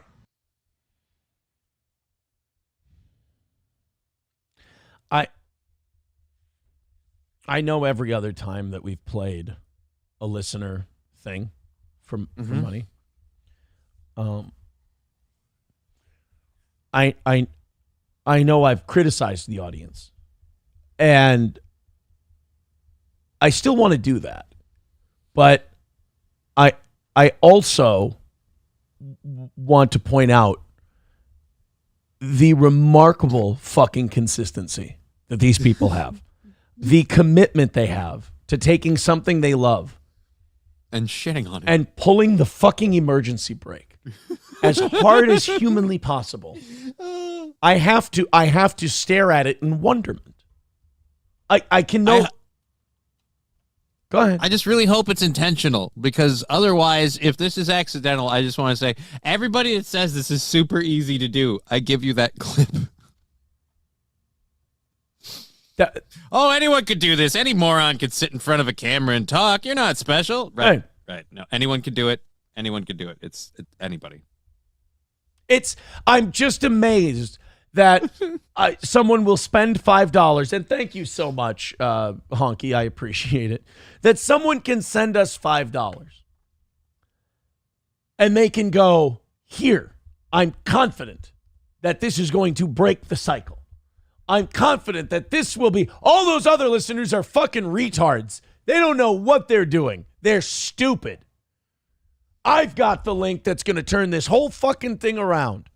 And yeah, the gamer rant was great, but we're going to interrupt it, and we're going to make the gamer thing a 2-part series. Play this in the middle of it. And I give them so much credit being able to trick me. And me going, maybe this will be the one. Let me ask you a question, Johnny. Why would this one be the one? Because he linked it. Why? He wouldn't make the wrong choice. Thank you, R.I. God. He says, positive toe arc. Yes! Positive toe has been a healthy toe. We appreciate you guys and all of your positivity and your contributions. We're only 180 away from today. Thank you very, very much. I appreciate it, R.I. God. I keep fucking that up. R.I. God is a good man. He and Gustav have helped save this show. And I appreciate that. Keep throwing in. Peter Sky Parker did say, if I get a Stoney's gift card, how long will it take to get here? I would say end of this week, early next week. It'll get to you. We do have one more $50 Stoney's gift card, by the way. Next person who throws in $20, that $50 to Stoney's is theirs as a thank you. So, The Independent writes this article about, again, you guys aren't going to believe it, but female gamers are facing sexual harassment, R-word threats, and misogyny online. Now, I would personally remove female from that and just say gamers. Yeah, they're kind of horrible to everybody. But here's what I fucking hate about all these articles, is they always paint everyone who's complaining about the climate online in video games as some kind of a victim, as if you can't just fuck off, not go there, and just play the game. You know, there's got to be victims everywhere. You know, everybody's got to be these women are just poor, hapless victims. Go fuck off and don't play games with these people. You know, your parents used to do that when you would complain like, this neighborhood kid is being mean to me. And you're like, well, then quit playing with that fucking neighborhood kid. Yeah. Who gives a shit? Don't talk in the chat. Don't let them know you're there and you're a girl. Yeah. If it's going to bother you. Plenty of girls, it doesn't bother them. Fuck them. In fact, plenty of them love getting the negative attention and then kicking the guy's ass and be like, yeah, but I'm still better at the game than you. Right. And that's their way of shutting them up, because that's the best they can do. Like, I'm going to threaten you with this or threaten you with that. Yeah, because you can't beat me on the scoreboard, and then they'll eventually leave because you win. And like I said, I want gaming to be the refuge for people who are giant, unrepentant pieces of shit, because I want them all congregating in one place that doesn't impact me. They need somewhere to go. Let it be here. Pen them up in online game world. This was the whole issue with the Gamergate thing. This is what fucking annoyed me about the Gamergate stuff, is that women would fucking elbow and shoulder and hip and muscle their way into something that was traditionally a guy's space where they did horrible things to each other. And then women would fucking bitch, even though those guys who play video games never changed. Right. They never stopped being who they were. It was fine. In fact, we gave you what you wanted. We treated you just like us, but that was the problem. Right. And then women started making video games, and a lot of the guys who play video games went, this is gay, this sucks, this is fucking terrible. And then women go, they're shitting on us in our games because we're women. They're like, no, we're shitting on your games because we like a certain thing and you're not giving it to us. You know, it's like if the Beatles all of a sudden started playing country music and they're like, why aren't 16-year-old girls screaming when we touch down? It's like, well, because you and Porter Wagner are playing at the Opry tomorrow. It's not what they want. If you don't give your fans what they want, they're going to reject it. Leave. Right. And that doesn't mean that, gaming is a sexist place. Is it? Yes, but it always has been. It didn't turn sexist. Gaming has always been a sexist place, and women went, I know, I'm going to go jump into the sexism pool. And then they cried and complained when they got sexism on them. And it's like, yeah, we all told you to stay away from that place. It's fucking gross. And it's kind of, again, it's kind of bullshit. It's a double standard. Like Mortal Kombat, for example, people will be like, the women are so completely unrealistic. Like, have you looked at the dudes with their 26-pack abdomens? Like, Right. yeah, the guys aren't realistic either. Oh, and by the way, that guy just threw a flaming spear out of his hand. I'm glad we're so grounded in reality on this one. Right. Hi, Fairy says, most gamer girls think it's funny pissing off the gamer guys. Aaron still doesn't know what he's talking about. I'm responding to the article from The Independent. And don't get me wrong, the media will always take a minority and blow it up and make it look like it's a huge thing. I'm sure there are women out there who play video games, and they're very upset about what I've said so far, clearly. And they're like, no, we like triggering the dudes. I'm sure, but The Independent is never going to report on that. They're going to report that women don't feel comfortable playing video games. Women find male gamers to be sexist. No. Male gamers are not sexist. Male gamers, unrepentant pieces of shit. yeah, male gamers are, in every definition of the word, the lowest human scum alive. And if you told them that to their face, they go, hey, wait. Yeah. Checks out. I mean, close. You should have heard what they brag about it, though. You should have heard what my friends and I were saying to each other last night while we were playing. We were up until 4 a.m, and we were just calling each other gay F words and all that. And then, again, it's like a white guy going to Rucker Park in New York and being mad he can't get on the basketball court and going, it's because I'm white. No, it's because this was always this thing. And then you muscled your way into it and demanded to be part of it. And they said, no, we're cool. We're good. You can either hang with us and do the shit we're doing, or you can kindly fuck off. And instead, a lot of women dug their feet in and went, no, everyone here is going to change because of me. And everyone needs to stop doing what they were doing for fun. Like, a lot of these gamers go to gaming and act the way they do because they're tired of the world that they live in. And they wanted to leave that world. They wanted to get away from you and go do this. Imagine their frustration when you go and follow them into their thing that they went to get the fuck away from you. Stop current daying us. Okay, look, that guy's maybe one of the extremes. All right, that guy is. That's actually the problem. You see, everybody's like, that guy's one of the extremes. No, that's the baseline. That's the guy. Yeah, that is your general gamer. He just cares about his games. Fucking a lot. It was during the COVID-19 pandemic. This article lays it on thick, by the way. It was during the COVID-19 pandemic that Lydia Fox decided to start live streaming her gameplay on Twitch, a site dedicated to showcasing video gaming. Hey, Johnny, do you think that she wore really conservative clothing and just had people focus on... Oh, yeah, dressed like a nun. It was all about her gamer skills. Yeah. Or do you think she dressed... dressed... Any pictures? You know what's funny? When you point that out, when you go, oh, she just got her tits out, they'll be like, oh, so I can't be comfortable while I'm gaming? Yeah, that's what it is. I mean, you can if you're not live streaming it. Yeah. If you're playing by yourself... Yeah, sure. Fucking play naked for all I care. But if you're putting it up there for an audience and you're like, hey guys, welcome to my channel. I'm just kind of running around right now and your boobs are out here. Like, yeah, I'm sorry. That's called an attention getter. I actually respect the gamers who shit on a person like that versus the people who are in that chat like simping and giving them money. Yeah, I use an egg chair. I get it. I don't have tits. So what? It's just a fiberglass pod. Oh. Describing herself as an avid gamer, she was no stranger to misogynistic and toxic comments. But nobody in gaming is a stranger to that shit. We all get it. Yet she soon found herself receiving frequent anonymous emails with disturbing sexual and abusive content. I got to the point that it affected my mental health so much that I had to quit. Well, that's good. But that's a positive, that's a growth step. You realize that this world wasn't for you. They were fucking with your mental status. And so you tapped out. That's how it should be.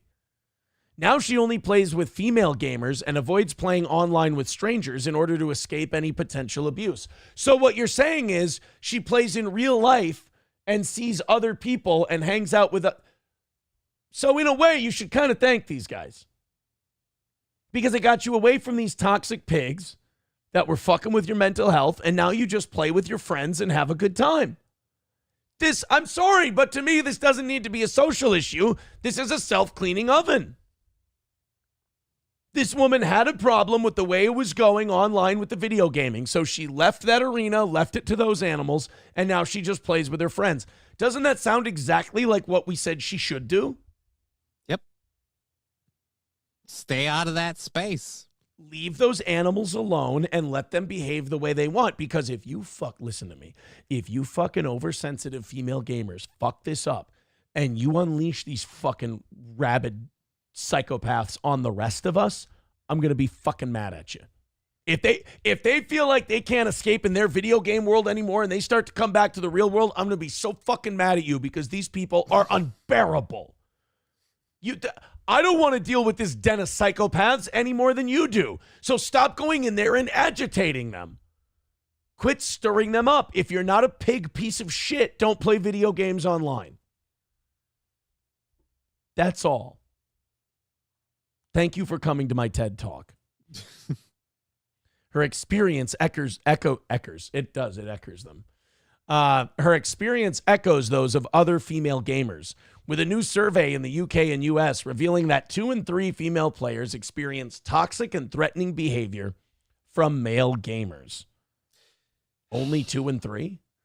I get that. My problem with this is how many male gamers experience toxic and aggressive behavior from other male gamers. Right. It's this whole like, oh, these ladies are experiencing this. Yes, everybody is. They're part of the group. Why do they have to be special? Right. That's just it. It's just when that's what I'm saying. Like the Gamergate thing too. Gamers didn't move. We stayed here. You came to us. Gamers didn't change or do something different. Women came in and went, I'm going to come in. It's almost like they could have come to any one of us who don't do that shit. Like they could have come to me and they would have went, I'm going to come in and I'm going to go game with all these boys with my tits. I'm like, don't do that. If you have a freckle on your tit that looks weird, they're going to rip you the fuck apart. Are you sensitive about the way you look? Are you sensitive about your self-esteem and appearance? Oh my God, so much. Why don't you just stay offline and play the game there? Why don't you like being visually judged? Oh, no. Then, yeah, stay away from these people. Yeah. Like, just don't. Don't do this. Just fucking go play the story mode, beat the game, and go buy a new one. That's all you need to do. Or play on a closed thing with your friends. Just leave these fucking animals to themselves. They're pig people. Let's go 180 away from today. By the way, if we knock out today's goal, we are going to check out that third world aristocrat Melton video that he made. A lot of people are talking about it. We'll give our thoughts and our comments on it. It's from what I hear, like even my ex-wife was sending it to me, going, "You got to fucking look at this. Holy shit, it's way worse than we thought." So it'll be very interesting. I've been talking to her about that topic more and more lately, it seems. You know what's interesting is there was a person, Patrick said something about how like he asked me to stop playing clips of him or something, which is not illegal. It's fine to play clips of someone. Which, by the way, Patrick asking me, saying that he asked me to stop playing clips after he's like just nonstop been obsessed with myself and my family for a couple years now. And he pretty much just watches your show as his content? Yeah. Like in him going, could you stop? First of all, I have not gotten a phone call, an email, anything in the nothing. So that's a lie. He never contacted me directly to stop doing anything. So he's lying about that. But I know that he was asked to stop doing something by someone and he went and doubled down on that. So I know he lied about him doing this, but I know someone else did and he doubled down and,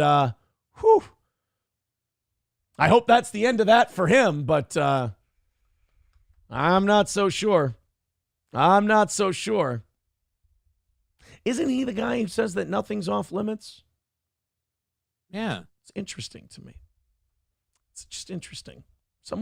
Again, when your enemy is in the middle of melting down, let him. Thank you to Zen Man Builds with $2. He says, so yes, if we knock out that 180, we're going to check out that third world aristocrat thing during overtime. Zen Man Builds says, isn't this when they usually tell everyone else, go build your own platform? Go do it, gaming ladies. Well, then they complain. Here's the thing. They were told then we're misogynistic and sexist because we don't support their games. Yeah.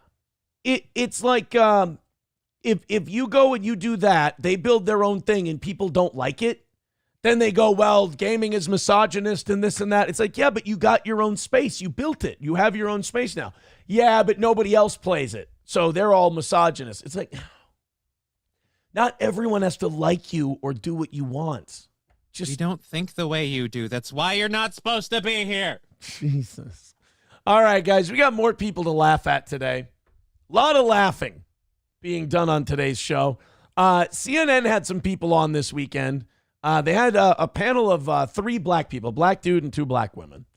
And they were talking about, surprise, surprise, race and the current election.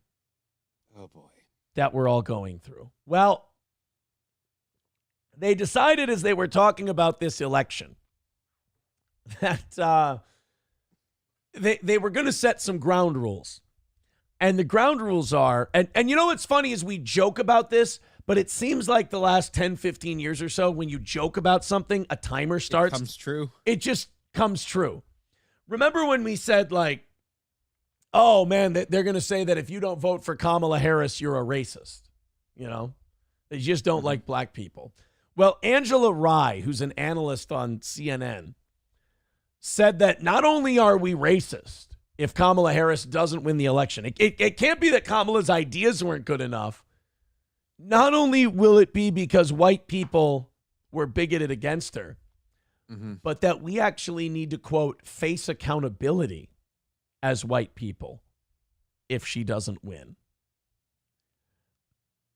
Yeah, I'm tired of the black people in the race thing. You guys have officially gone too far. I'm done. You've considered your reparations earned, man. Damn. Hey. Sounds like somebody's not facing accountability right now. You're my accountability buddy. You figure it out. Sounds like as a white man, you're not facing accountability. As a white man. How do you fucking live with yourself? I'm white, I'm white. Yeah. That's how. Thank you very much to Dr. Silverwolf with $5. Easy. He says, I support women games. Cooking Mama was fun. Oh, see? The Dr. Silverwolf likes games. Who doesn't like Baby Simulator where you have to actually deliver? You got to push, You got to really, it teaches you everything. I got to the new level, but I tried so hard I shit my pants. Thank you very much, Dr. Silverwolf. 175 away from today's goal. Thank you guys for chipping in. Continue doing that. It's very kind of you. Streamlabs, PayPal, Venmo, Super Chats, Rumble Rants. All right, let's check out Angela Rye letting us whitey know what we need to do in order to make sure that we're being good whites when it comes to this election. Here we go. By the way, these are going to get more and more desperate in the next couple weeks because the polls are leaning towards Trump. Right. And as it looks worse and worse for Kamala, shit takes like this. If you're worried that if you miss this clip, that you're going to miss the shit, horrible racist or racial takes, don't worry. They're going to come hot and heavy over the next 2 weeks. I mean, you think that this election has been wild so far? Kamala Harris is struggling mightily, and Trump looks like he's going to win, at least if it's legit. And, takes like this are going to become more and more as people get more and more desperate. Here we go. Women, it's even less than 6%. So I hope that we can have more honest conversation when it comes to what this demographic looks like. Yeah, speaking of... oh, by the way, let me translate for you in political talk show speech. Be more honest about what this is equals agree with me and my take on this. Yeah. If you don't, you're a racist. Well, and we're not having an honest conversation. You can only have an honest conversation if these people are right. Exactly. Of laying this at the feet of black men and honest conversations. Former President Obama was back out last night. This is the first time since he was in Pittsburgh and invoked the potential of sexism in his appeal to black men to support the vice president. Oh, shit. So now they're shitting on black dudes? Yeah, dude, they're shitting on black men for not having the ladies back. Wow. So now we're shitting on... That's what'll get them. Isn't this what Democrats do every election, though? Don't they end up shitting on black dudes? Didn't Biden do it with Charlemagne the God 4 years ago? Yeah, if you don't vote for me, you ain't black. And guess what? And by the way, if you don't vote for me, you ain't black. It's like, holy shit, that's a ballsy thing to say. And now, guess what? By the way, you gonna go get me my food or what, Charlemagne? Jesus Christ, he's not a. I love that. Sorry. I love that to think of a really cool name. This badass black guy had to go to like the Middle Ages, most progressive European white leader that pulled Europe out of the Dark Ages. Oh, no, I thought that was a black guy. Charlemagne. No. Charlemagne was the first Holy Roman Emperor. He was, I think, grandson to Charles Martel, and he and his brother Carloman ruled the Frankish kingdom, the Merovingian Empire. And Carloman somehow, Johnny, ended up dead. We don't know how. But then Charlemagne got everything? Charlemagne got Carloman's half of the empire, and then he grew the Frankish Empire, and it became the Holy Roman Empire. And he encouraged, literacy. He encouraged studying and writing and all this other. He was they call him a Renaissance man born 400 years too soon. That's what they call Charlemagne. But anyway, I'm a fucking dork. So Barack Obama is now bullying black men, right? Is that what we're led to believe? Because it's, guys, we got to get the black people to vote for black people. Because remember, your team. Okay. We're your team. Team black men, and if you don't vote for so basically if black men don't vote for the black lady, they're pieces of shit. So wait a minute. So does that mean technically all of us white people need to vote for the white guy? Because that doesn't seem fair. That's true. So I can't vote for the white guy even if I like what he's going to do or how he's going to do things because that makes me racist? No, that's but racist. If you vote for the black guy, you're not racist. Unless you're black and you vote for the white guy, then you are racist. Well, how does it work? Where do I get a choice? This whole democracy thing. Where do I get a choice where I get to choose? Johnny, and it doesn't dictate me? Johnny, if I could help you understand, it would be like if a group of people, say a religion and culture, were to criticize anyone for saying that people who look alike or have the same skin color should band together. They call them ethno-nationalists and say they want to start an ethno-state. But yet that same religion/culture of people has their own ethno-state in the Middle East where they enforce it with bombs and tanks. That sounds highly hypocritical. Right. Really? That's happening? Well, no, I said hypothetically. Oh, right. Because I can't imagine even one country like that, let alone 109. Ethno-state. It's only okay when we do it. There's only two countries who have tried that hard to become an ethno-state, and that's Israel and Nazi Germany. I learned it from watching you, Rommel. Right. Well, and maybe Imperial Japan. That's about it. All right. I wrote a book. Here we go. Barack Obama shitting on black guys for voting for Trump. Angela, should there be a course correction? Because there was so much backlash to that framework, was it a mistake for the former president to say what he did or to say it publicly? What was your assessment of what we heard from former President Obama? Well, as a gay man, I think Barack Obama should be courting the LGBTQ vote.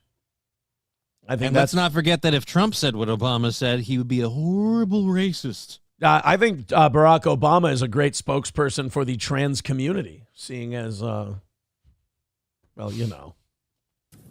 You know, I think that it's wonderful that President Obama is out hitting the trail for democracy, frankly. And what I think is a mistake. Remember, Kamala's running for democracy and Trump is running for Hitler. So you got to remember that.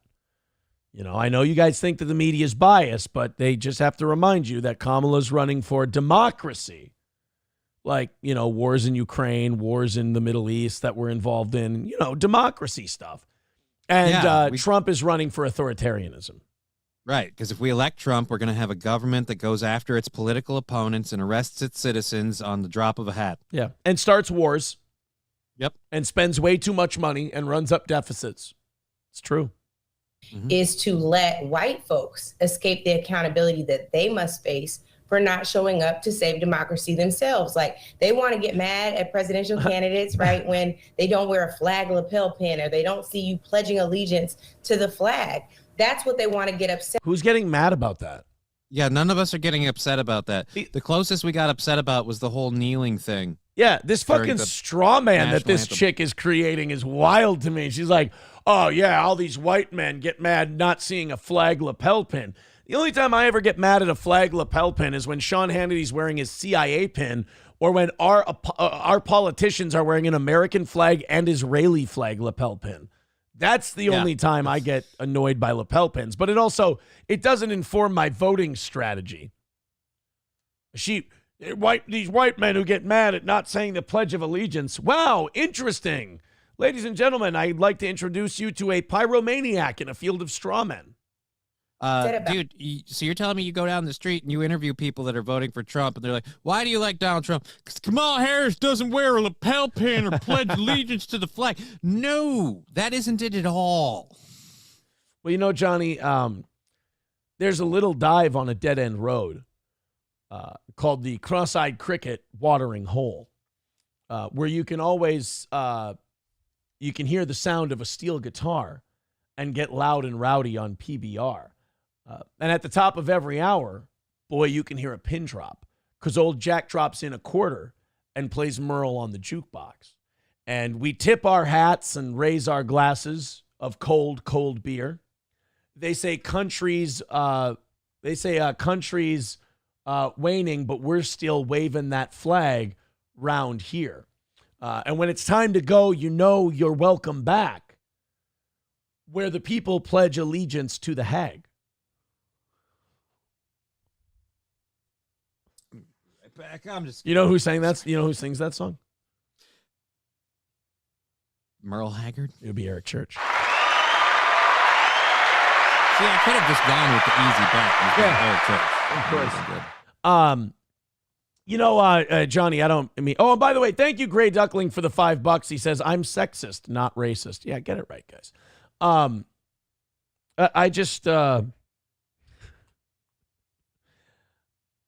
Did you know I ran out of luck in Vegas and broke down in Mobile? I can't find nowhere like Dallas, man, and I doubt I ever will, because they're all belt and no buckle. They're all hat and no cattle, all belt and no buckle, all snake and no rattle, all honey, no suckle. And I'm going to spend every last dime stuffed under this mattress and make a Lone Star beeline and take my ass back to Texas. You know who sings that song? Remember, guys, gamers are the horrible parts. You know who sings that song? I'm guessing Eric Church. Post Malone. You fucking idiot. It's almost like I don't listen to Post Malone stuff. Well, nobody's perfect. All right, let's continue on with this race baiting horseshit on CNN. Again, like you said, you put 3 white guys in these boxes and you have them say the opposite of what these 3 are saying, and all it's racist all day long. Oh, dude, they're all fired by the end of the show. Right, because if you don't vote for the white guy, you're betraying your race. Remember that. Right, yes. Remember, if you're black and you vote for the white man, you're a race traitor. But if you're white and you say the words race traitor, you're fired. Now, the face of... We really do treat minorities like children in this country. Well, we let them treat us like children, too, because we let them get away with this. We can't be the adults and go, no, that's not how the world works. Right. You moron. Whoa, Jesus. Easy there, David Duke. Oh, I'm sorry. Let me address that properly. I was very disrespectful. That's not how the world works, you moron. I meant woman. They are the same woman. Oh, you didn't mean black woman. You just meant woman. Okay. Well, I mean, we already hit dirt. Why keep digging? To them looks like trying to tear down the Capitol in a terrorist attack on January 6, 2021. That's interesting. I don't remember that day.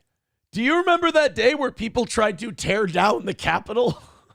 Yeah, I don't. I remember a whole lot of people burning down Minneapolis, but I don't remember tearing down the Capitol. I remember a guy dressed as a goat walking around the Capitol, but I don't remember like scaffolding and like pry bars and shit and like pulling rocks out of the... I don't remember the day where we tried to tear down Mr. Gorbachev, tear down this Capitol. Well, they did break some windows and rip Nancy Pelosi's name off of like a wall or whatever that placard was on. The fucking monsters need to be brought to justice. Jesus Christ. There's a dude who put his feet up on her desk, the heathen. Cunt. So the responsibility of saving democracy should be on the largest demographic in this country. That is white men and white women. I don't want to see a women's march with pussy hats come January. Well, we agree with that. Stop. No, stop. End of sentence. New thought. Perfect. You and I are. the pussy hats. Yes. January if something doesn't go right. What I want to see is for them to march themselves to the polls, including today. We are in Detroit, Michigan, for an early vote rally. In Michigan, early voting starts. Where we're going to get all your grandparents to vote for the person we need them to and then turn in their ballots. We got one. I got a great clip of that I played last week. Oh, of the lady with her Yeah, we played that one too. Of fucking just help her. You want to vote for the first black female president? There's your option. Yeah, like every 88-year-old white woman in America. That's exactly what they're excited to do. Next Saturday, which is my birthday, Victor. Happy birthday. But today in Detroit, it starts today. There's a big event at Pistons Land. We will be adjacent to that event, talking to folks, Detroit voters, about what they want. There's a big event happening today in Detroit. We're not invited, so we'll be next to it. Hear about the agendas that matter to them, about the economy, about healthcare, about ensuring that democracy is preserved, even if it's not perfect. We're doing our part. What? It's time for white folks to turn their ire and their attention to each other to ensure they also do their part. Wow, it's time for white people to turn their ire towards each other. Can we start asking for these racist people to be held accountable? Can I start filing a thing about, we need to do something about these racist hosts on CNN? If you don't support black people, you're racist? Fuck these people. Like my thing is that, no, my thing is the opposite. Let everyone talk like this. Right, I'm saying let everyone talk like this, but they're not. So now I want equal justice dispensed until we are. Yeah, everyone should get to talk the way that woman did. But right, and until we do, I want everyone punished. Basically, she goes, white people, it's time to start dividing and conquering each other so the person I want to win this election can win. Wow. I mean, just the way people go out in public and just reveal themselves and just don't even think of, like, the lack of self-awareness of, I don't mind if you're like that and you know you are, but people who are like that and then think they're the good guys is baffling to me. Like, I know I'm an asshole. I know I'm the best heel in the business. I know people are triggered as fuck by shit I say, and I honestly can't tell you why. They're pretty lukewarm takes. As far as politics go and shit. But, like, I know that I've fucking made a bunch of people lose their minds, content creators, commenters, whatever, because they think I'm a dick. They think I'm an asshole. They think I'm arrogant, blah, blah. Been hearing it my whole career. It's nothing new. But if I walked around thinking like, oh, there's no reason to dislike me, I'm such a good guy. And no, I'm a fucking asshole. Piece of shit. Yeah. You are more than welcome to hate my guts. Now, are you probably just, does it come off as seething and everything? Yes, absolutely. And I think they also hate that I have that self-awareness because, like, BMC goes into the chat and he goes, oh, yeah, you're going to talk about self-awareness. Yes, because I have it. I love that people, when you're an asshole and you go, I'm an asshole, they go, well, you're not self-aware. No. Admitting to what you are is literally what they think you have to stop being the thing they don't like. That's self-awareness. No. Realizing you have faults and that you need to work to correct them is self-awareness. Just correcting them is self-improvement. Just go ahead and admit that it's your hatred of me and own your hatred and don't try to pass it off on me. Be a big boy. Take responsibility for the way you feel. Me? I know why I trigger the fuck out of you. I know why you don't like me. I'm just not going to do what you want me to do and stop doing it. If that bothers you, that is totally fine. Just make sure you're owning it and not projecting it onto me. Sorry. So, white people, I want you to know that if you want to be a good whitey this election season, you have to vote for Kamala Harris. And if you don't vote for Kamala Harris, then you are complicit in the racism that's destroying this country. To which I'm pretty sure our audience is going to go, all right, I'm cool. Yeah, at this point, I'm sorry. I've been called a racist so much just for being white that, as far as I'm concerned, I kind of view black people as the most racist people in America, because every time I hear about how race is a problem, it's always a black person telling me how race is a problem. And I'm like, I remember when the white people used to walk around in their little pointy hats saying race is a problem and we need to keep everyone separate. We all thought they were horrible. So, BMC says, you're not that important enough to have, but you're incredibly fun to mock. It's not mocking, dude. You need me. This is a need. This is not, you are not in control here. I'm sorry to tell you. I've been watching you guys for a while, and I've been studying you like you're monkeys, and I'm Jane Goodall. And I have to say, you guys are incredibly fun to mock. You have become my lol cows, and it's fun having you in my pen. Ting tang, walla walla, bing bang. It's wonderful. Thank you, BMC. Now, I don't like Link to the Jake. He says BMC more like BBC. That's disrespectful. That's just, I can't believe that someone would come in here. That BMC clearly loves me, can't get enough of me, and you're going to be rude to our guest when he comes in here. And he pays us. Apologize. Guys, we are 175 away from hitting pay dirt today. Thank you very, very much. We've still got one more $50 Stoney's gift card. If you throw in $20 today, we'll make that yours. And if we knock out today's goal and we go to overtime, it's going to mean the third world aristocrat Patrick Melton video. We're going to play that. We're going to talk about it, give you our thoughts. It is not getting easier out there for him, and we're just gonna kind of play this stuff.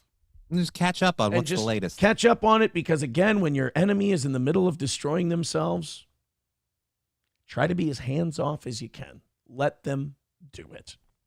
Because, boy, it is not going well for him.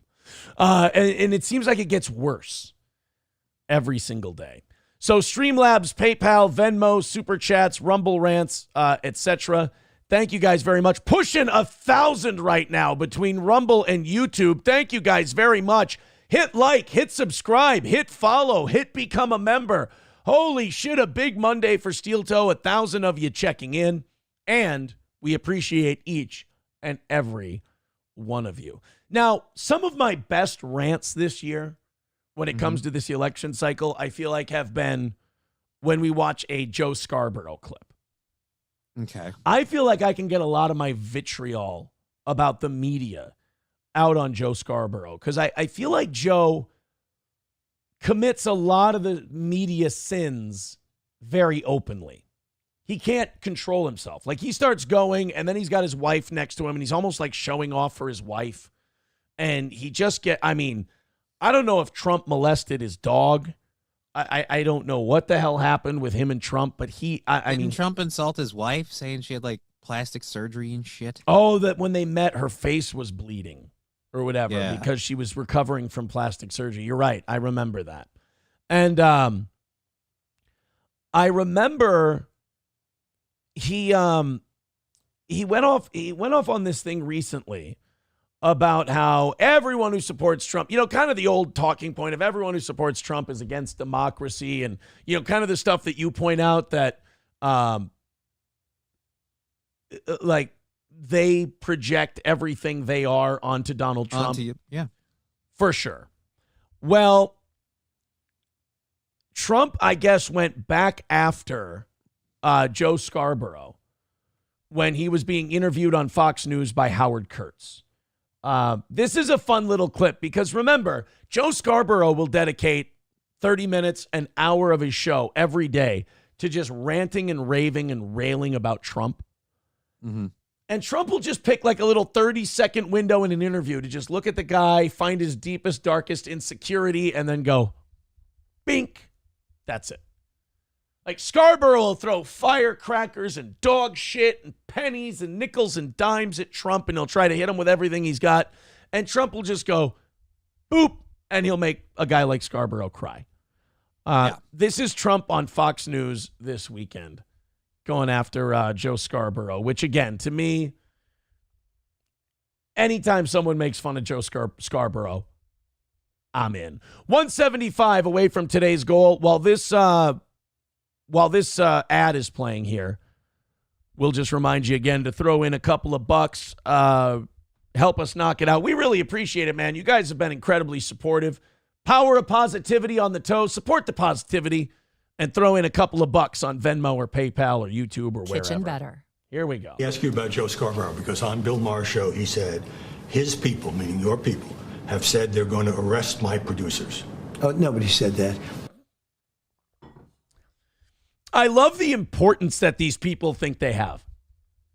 Right. Like, Donald Trump is going to arrest us if he becomes president. You understand he's been basically running for this job for the last 8 or 9 years. And you guys have said the most horrific, horrible shit about him. Tried to have him thrown. You've been dragging him in court for the last 3 years. You've been trying to throw this guy in prison and take away all his money and freedom. And he has not so much as issued a subpoena for anybody. He hasn't so much as brought charges on anybody. He's never fucked with any of you ever. As a matter of fact, one thing you can say about Trump is that he seems to enjoy the sparring. He seems to like you saying he's going to do all this horrible shit, and then he just doesn't do it and watches you guys spin in circles. The people that say, oh, Donald Trump's not going to give up power. Yeah, again, like he ever held on to it long. Oh, again, they use this January 6th thing as the boogeyman of Trump not letting go of power. And again, we have no proof that ever happened in terms of Trump holding on to any power. And right. He gave up power the day he was supposed to give up power.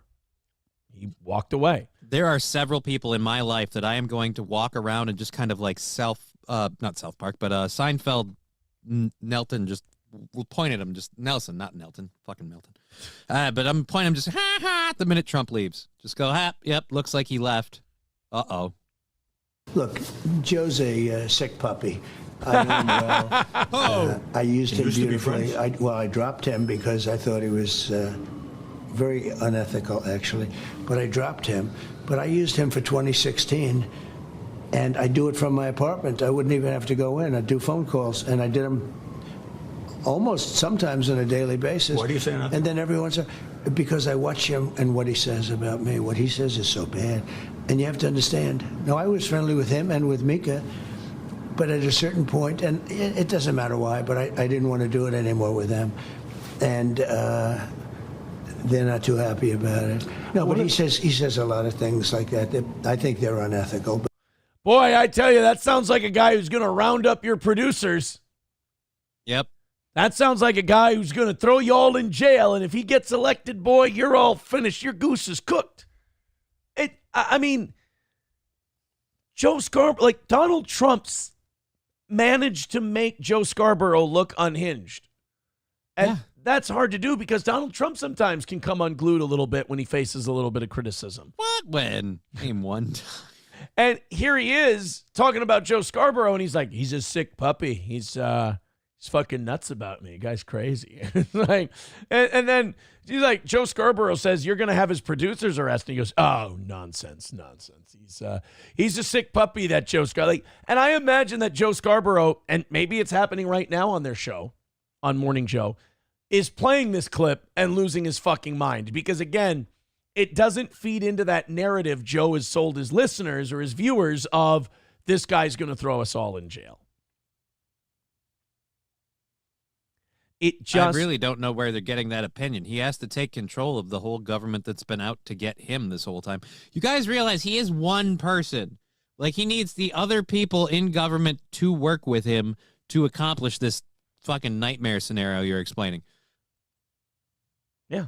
It's the same reason I'm not worried that the world's going to end if Kamala gets elected in, because she, again, is only one person and whoever's controlling her. So it's just, yeah, it's not going to be the end-all, be-all for either one. It's just going to be a little bit different. Wildcard, thank you for the $20 over on PayPal. Appreciate that. Hey, boys and girls, 155 away from today. Why don't we all pool together and knock out that last 155? I appreciate it. You guys are the absolute best. Some gifted memberships are great. As, we hit the Gustav line every morning and the chat goes to members only. Really helps you kind of stay in the loop, if you will. Also, pushing 1,000 people still. Keep hitting like, keep hitting subscribe. We appreciate it. Keep sharing the show and telling everyone, hey, come on, hang out with us. We appreciate it, guys. Keep those super chats, Rumble Rants, Venmos, and PayPals coming. We appreciate it. We got a half hour of overtime on the line. If you guys knock out that last $155. Are you ready for one of the most least, and I think this is our last like big heady political thing. Okay. Are you ready to watch 3 people completely fucking miss the point on what's going on in their states? The ABC brought on 3 Democratic governors from what's called the Blue Wall, which is Wisconsin, Michigan, and I think the other one they brought in was Pennsylvania, was Shapiro, was the 3. But they brought Gretchen Whitmer, the old man in Wisconsin, I can't remember his name, and I think Shapiro from Pennsylvania. And they wanted to know, hey, guys, these 3 states have been traditionally blue-collar, Democratic voting states. What do you guys think is the reason that these are leaning towards Trump and maybe going that way? I love to listen to progressive liberals talk about why they think people don't support them as much anymore in certain areas and watch them kind of explain accidentally why these people are really leaving them. Because it's almost like you guys did it. Well, and they don't get that, so they'll give the wrong reason. But in giving the wrong reason, they kind of give They expose the right one? They give the right reason by giving the wrong one. And the reason a lot of these blue wall states, these blue-collar states, are leaving Democrats is because instead of focusing on teaching their kids how to read and write, or instead of working on bringing the jobs back and being, more economically literate, they want to make sure that people with dicks can play basketball with girls, and they want to make people use proper pronouns. And it's not that people are hateful and they don't like that stuff. It's just that they wish Most of us don't care. They wish you'd focus on the things that make their lives better instead of horse shit. So yeah, no one in Michigan is of a particular ethnicity or religious persuasion where they're just like, we do not play. What Johnny's trying to say is Muslims and black people have had it with the LGBTQ horse shit, and they're a lot braver than white people because white people know they can be fired or canceled if they say anything about it, where progressives don't have the fucking balls to cancel black people and Muslims. They just don't. So this is Gretchen Whitmer, the Wisconsin guy, and Josh Shapiro talking about why working class voters have abandoned their party. Let's go ahead and watch the deliciousness. We got a 15-second ad first. Again, Streamlabs, PayPal, Venmo, Super Chats, Rumble Rants. 155 away from today's goal. If you guys want to throw a couple of bucks at us, we're close enough where that's going to start knocking it down pretty quick. Here we go. With each one of you, each state, I'm going to start with you, Governor Shapiro, in Pennsylvania. If the election were held today, who would win? I think Kamala Harris wins. No way. Can you believe that? They think Kamala Harris wins? Weird. I can't believe I can't like believe they count these on it. 3 Democratic governors are going to think that Kamala Harris wins if the election was held today. This is breaking news. But make no mistake, it's close. We're not afraid of that. It doesn't worry us. It causes us to get out and work. And that's what we're doing. That's why the 3 of us are on this Blue Wall bus tour going through Wisconsin, Michigan, and Pennsylvania. I feel really, really confident. I agree. It's good. I tell you what, you just can't find 3 more charismatic charismatic people hanging out. You really just can't find 3 more inspiring people to get you to come out and vote. I don't even think Orville Redenbacher here knows he's on a campaign trip. I think he thinks he's selling his popping corn. It's going to be close, but you cannot roll up your sleeves if you're wringing your hands. So the antidote to apathy is action. We are working our tails off. Jesus Christ. Could you try doing that the rest of the year, not just during election season? Because I hate to tell you this. You're actually not working while you're doing this because you have an actual job to do. Well, one thing I that really bugs me about Gretchen Whitmer is she's totally a Politobot 3000. Like, oh yeah, she can't talk to you like you're a normal human being. Like, you heard what she just said there. Those were talking points that have been written down for her. And like, some people can do talking points and they can sound like they're talking to you in a genuine fashion. She cannot.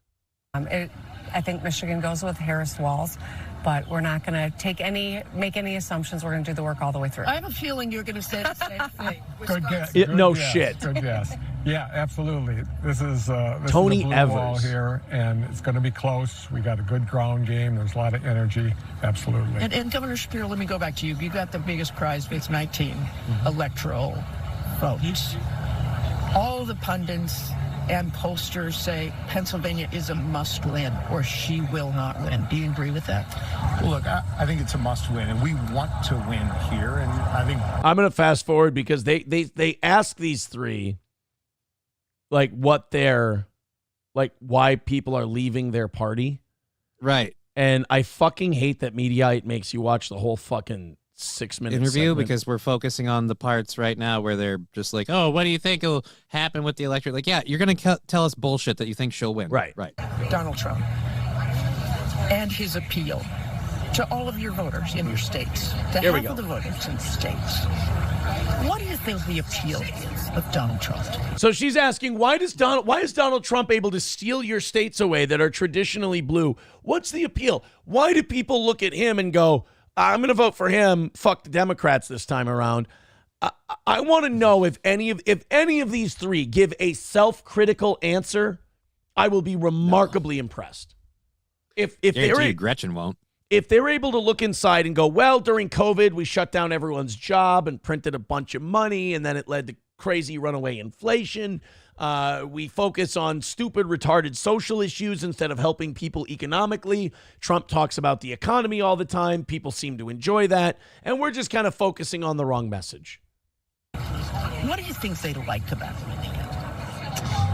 I think there's a lot of folks who are frustrated that they don't see government solving problems in their communities. No, they don't want government to solve their problems. They want you to get the fuck out of the way. This is your fundamental misunderstanding of America in general. You guys think that you're supposed to come in and fix everything. We see you as the problem. And so you sit there and you go, well, I think it's because we're just not getting in there and getting our hands involved in their everyday life and doing more shit. No, they want less of you, not more. That's why they're voting for a Donald Trump type character and not Hell, you. if you want to take the easiest version of it, they just want you to stop doing what you're doing. Everything you've done has not helped. I think what people are craving are leaders who know how to get stuff done for them. It's about ordinary Americans just trying to get through their day and wanting to know that folks in government are looking out for them. Donald Trump talks a good game about that. Now, he has a history of failing to deliver over and over and over again. Really? Because the last 4 years. I mean, if you take 8 years ago and those 4 years, and you take these last 4 years, I don't think there's a lot of people who measure the two against each other and go, oh yeah, we've really been fucking kicking it in the ass lately. He delivered a lot more on his build a wall, drain the swamp promises than you guys did on your we're going to get everybody's loan forgiveness. Yeah. Gotten out there. And I think part of our responsibility here is to make sure we're letting folks know that despite the noise, despite the bluster, despite the words that come out of his mouth, they're not only empty promises now. As Gretchen says, we got the receipts to prove that when he had the keys to the White House before, he failed the American people time and time again. Yeah, versus the current administration. It's a no-brainer. Which has done nothing but fucking kick it in the ass for the American people. And God bless them for that. We have the receipts. I do too. I have the receipts from when the FBI tried to, kidnap Gretchen Whitmer, and then she punished her constituents, not the FBI. I actually have the receipts from people's last grocery bills. And that seems to be the receipts that people care about. Those receipts seem to show that, holy shit. These people always bitch about Donald Trump and his appeal and this and that. They never ask what is it they did to make people want him. Right, because they don't think they did anything, which in a way is kind of true. They don't do anything. Yes, Wildcard, you got yourself a Stoney's. Yes. I love Shaya's comment. This is just a fun comment. It's just mean for no reason. He writes, Shapiro looks like a chicken. That's the kind of hard-hitting political analysis you come to this show for. Thank you, Shaya. He does indeed look like a chicken. Look like a chicken. And I think I'm spot on when I say that Tony Evers looks like Orville Redenbacher. As a I'll give you that. As a matter of fact, I think Orville Redenbacher would be a more effective leader in Wisconsin than Tony Evers. $150 away from today's goal. Thank you to Michael for the $5 over on PayPal. I appreciate that, buddy. Thanks again. 150 is the number. We're right on pace today. Keep it going. Everybody throw in $5 or $10, and we got this thing hammered out. Thank you guys so much for your contributions to this program. Push a little harder, and we got today knocked out. Thanks again. Appreciate it. All right, let's open up these 7 o'clock hour stories. While we do, let's talk about our friends at Stoney's Bar in downtown Rockville, Minnesota. Of course, Stoney's with a patio that's still open. The weather's still nice enough for that patio. A few days this week. The Stoney's Garage may be closed, but the patio is still open. You can enjoy live music on the weekends. It's a great place to go to watch your favorite ball game, whether it's the Gophers on Saturday as they kick the shit out of Maryland, or the Vikings on Thursday as they get back to their winning ways and beat the fuck out of the Rams. Go watch it at Stoney's Bar in downtown Rockville. They've got the best Bloody Marys in the area. Not only that, you can have yourself a beer, cocktail, pizza, whatever.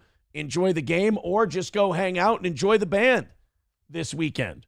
Or Thursday night, bike night. As long as the weather keeps allowing it, they've got you at Stoney's Bar in downtown Rockville. And, of course, All Care Towing, 320-253-5203 for All Care Towing of St. Cloud. All Care Towing has trucks and wreckers to carry anything from motorcycles to heavy-duty equipment. Whether you break down, you go in the ditch, you get in an accident, or your car just simply won't start, or you do something dumb like lock your keys in your car, they can help you out. All Care Towing, 320-253-5203. Put them in your phone. All Care Towing, 320-253-5203. And Midland Armory in downtown Foley, Minnesota, midlandarmory.com. Of course, for knives, optics, parts and gear, and so much more, whether you're looking for things for hunting, self-defense, sport shooting, whatever. They've got it for you at Midland Armory in downtown Foley, Minnesota. That's midlandarmory.com. Again, midlandarmory.com. Order today. Have it sent right to your door. midlandarmory.com. All right, let's continue on. We've got...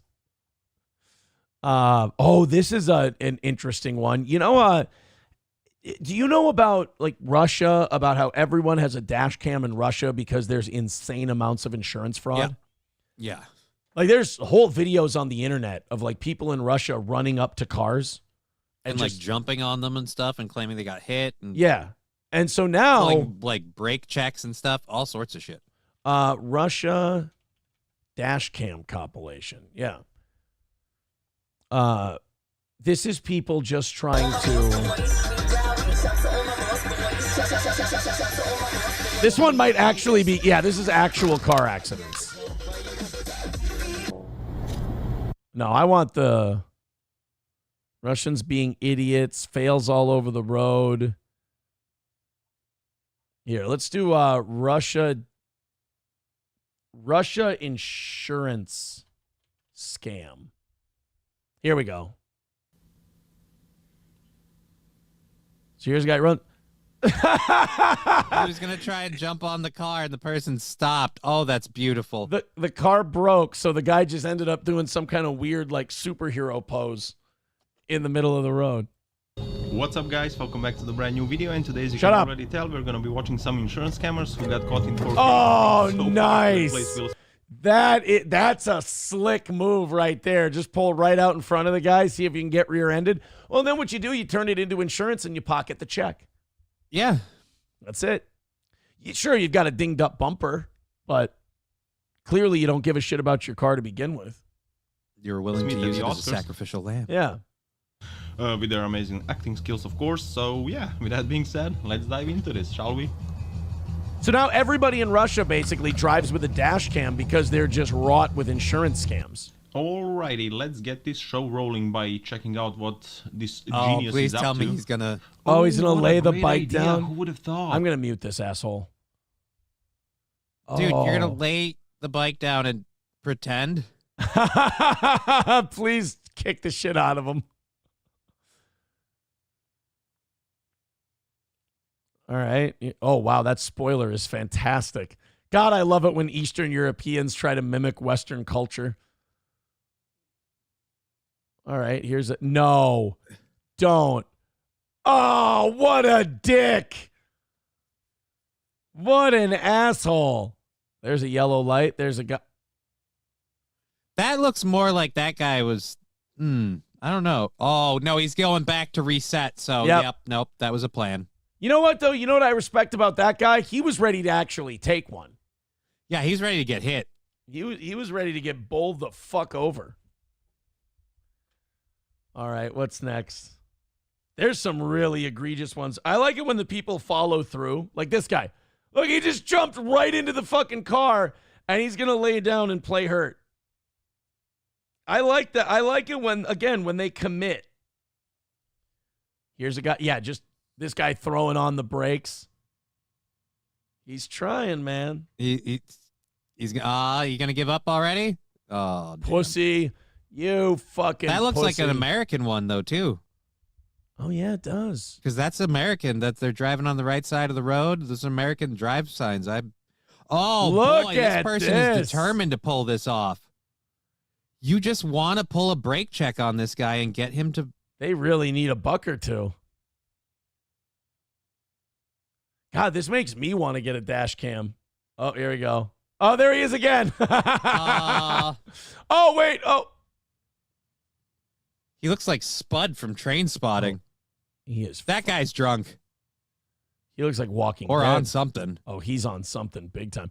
Also, Russians like have this weird dead-eyed Down syndrome look a lot. I know. That's why I didn't think it was drugs at first. Yeah, it was just being Russian. Like sometimes people look either fucked up, Down syndrome, or Russian, and it's hard to tell the difference sometimes. I know. I keep calling people at the hospital Russian, and they're not. There was a kid who was making really bomb-ass crayon drawings one day, and I was like, oh, man, he must be Russian. It was like, turns out he was eating them. It's like, oh, okay. All right, let's see. Oh, we got a motorcycle. Oh, no, that's a guy running out in the road. What are you... What are we, making a fucking Rocky movie in Bogota? What the fuck is this? What the hell? So I love it. He tried to stage a car wreck, and then when it didn't work, he went, oh, no, I just meant to go for a jog. That's all it was. I'm just running across the street in the weirdest way possible. Just trying to get some cardio, bro. That's all. All right, what's next? Got another brake check. Boy, they love that brake check move, don't they? Well, that's the thing. Like, the rule is, like, if you rear end someone, it's always your fault. Right. Oh, and then there's a Michael Jordan meme. Of course there is. Oh, is this back to the same person? They're still not. So this isn't over yet? No, they're going to try and sneak in right here and get rear. God, imagine trying to get rear-ended. I don't know if you've ever been in any kind of minor fender bender. It's a giant, like, interruption to your day. I've been in a major fender bender. Yeah, like, so the fact that you want to get into one of these. Oh, my God, dude. Yeah. The fact that you'd want to get into one of these to grab a few extra bucks, it's a huge pain in the ass for, like, what, $800?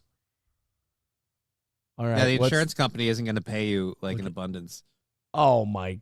At least, like, oh, this guy's getting knocked out. He even, like, breakdanced a little bit, too.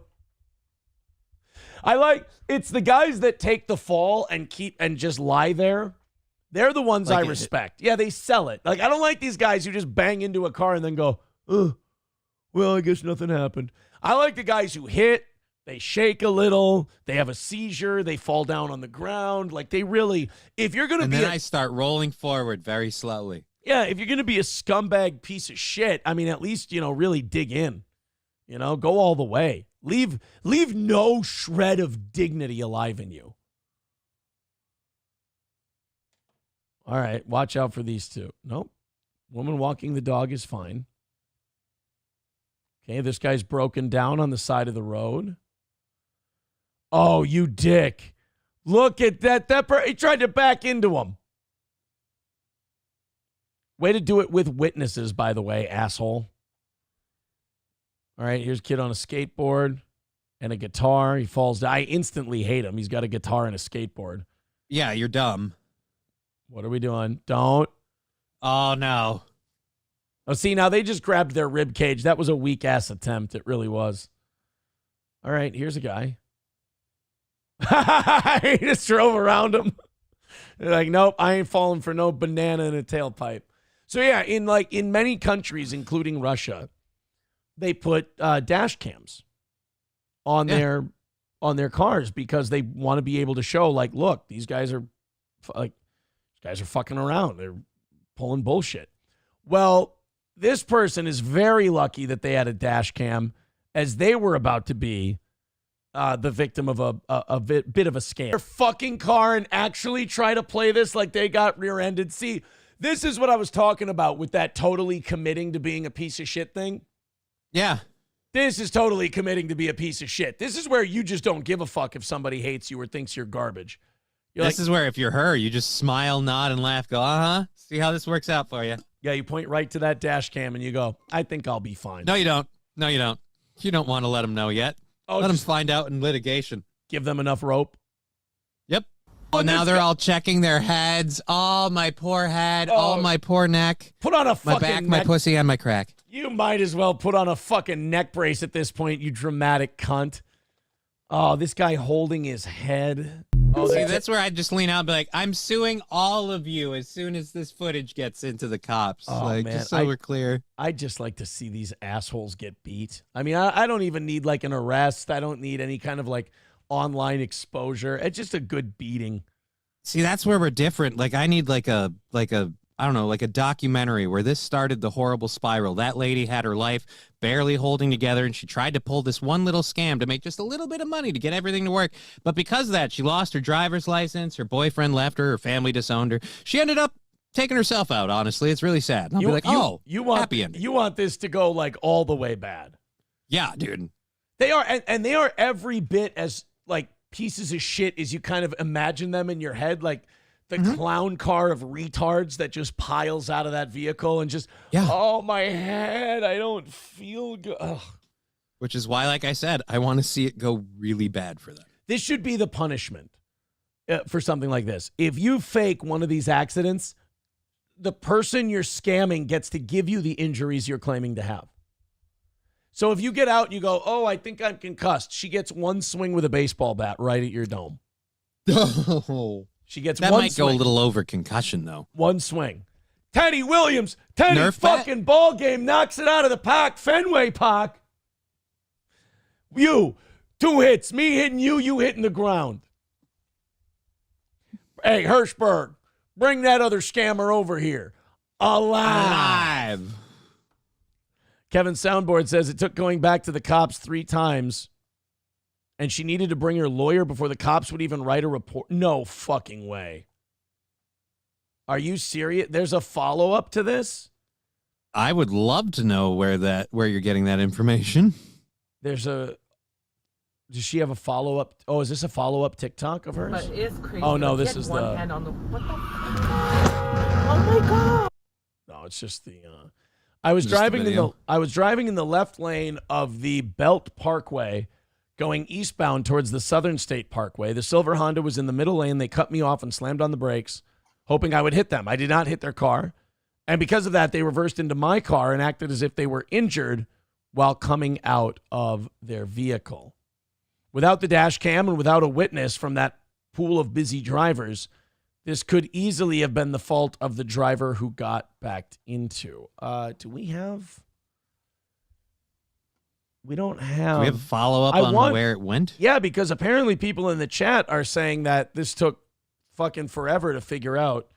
Belt State Parkway accident? Well, the Bell Parkway is a thing on the Bellway. It's the highway that goes around the city. At least 7 injured, blah, blah, blah, blah, blah. Car insurance fraudsters crash into driver. Here we go. Chaotic footage shows suspected fraudsters reverse into car, fake injuries before noticing dash cam.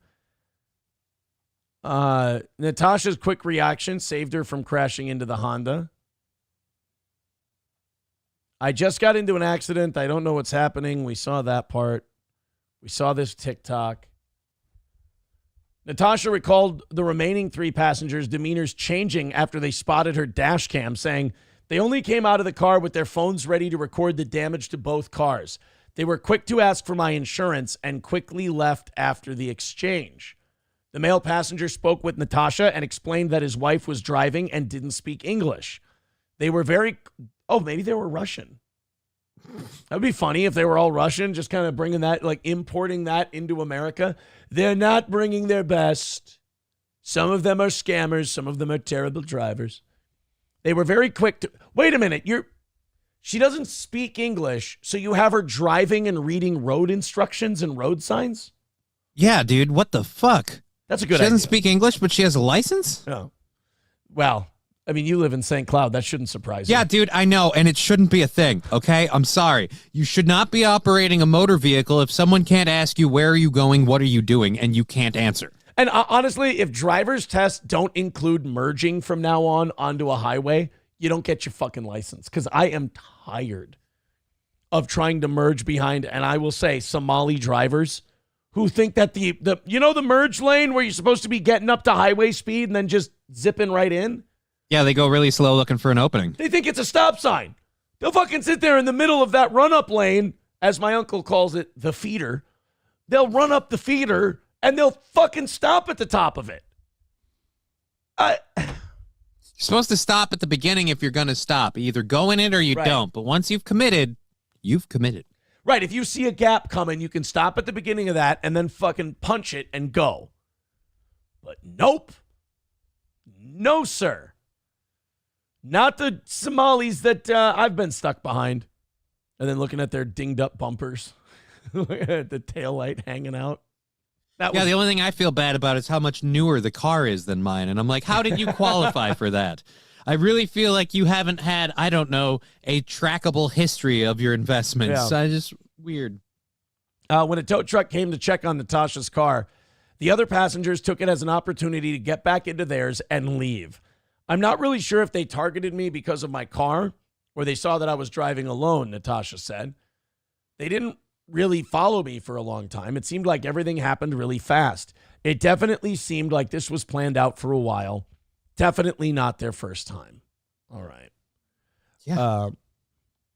Natasha says she called the NYPD to report the accident, but was told police don't show up to accidents if there were no injuries and both parties were willing to exchange information.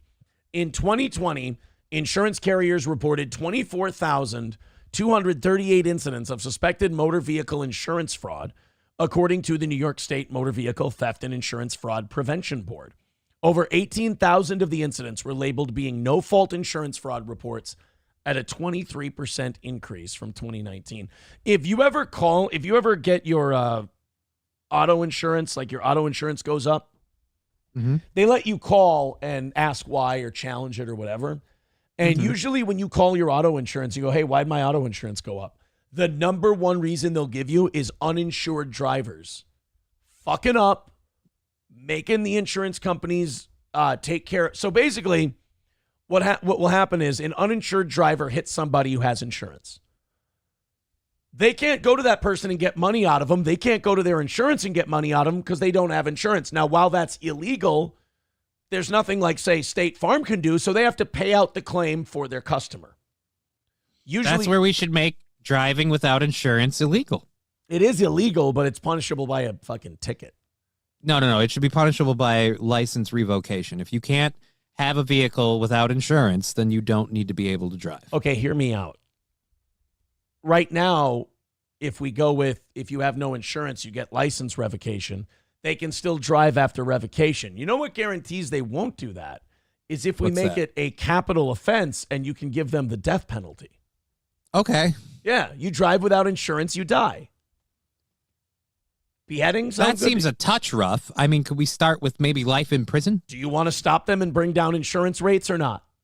Look, I'm saying we revoke the license and the driving without revocation would be the death thing. But I guess I see what you're saying. It's not far enough. All I'm trying All right, kill him. Fuck it. I'll save some money. Thank you. Fine. I'm just trying to help.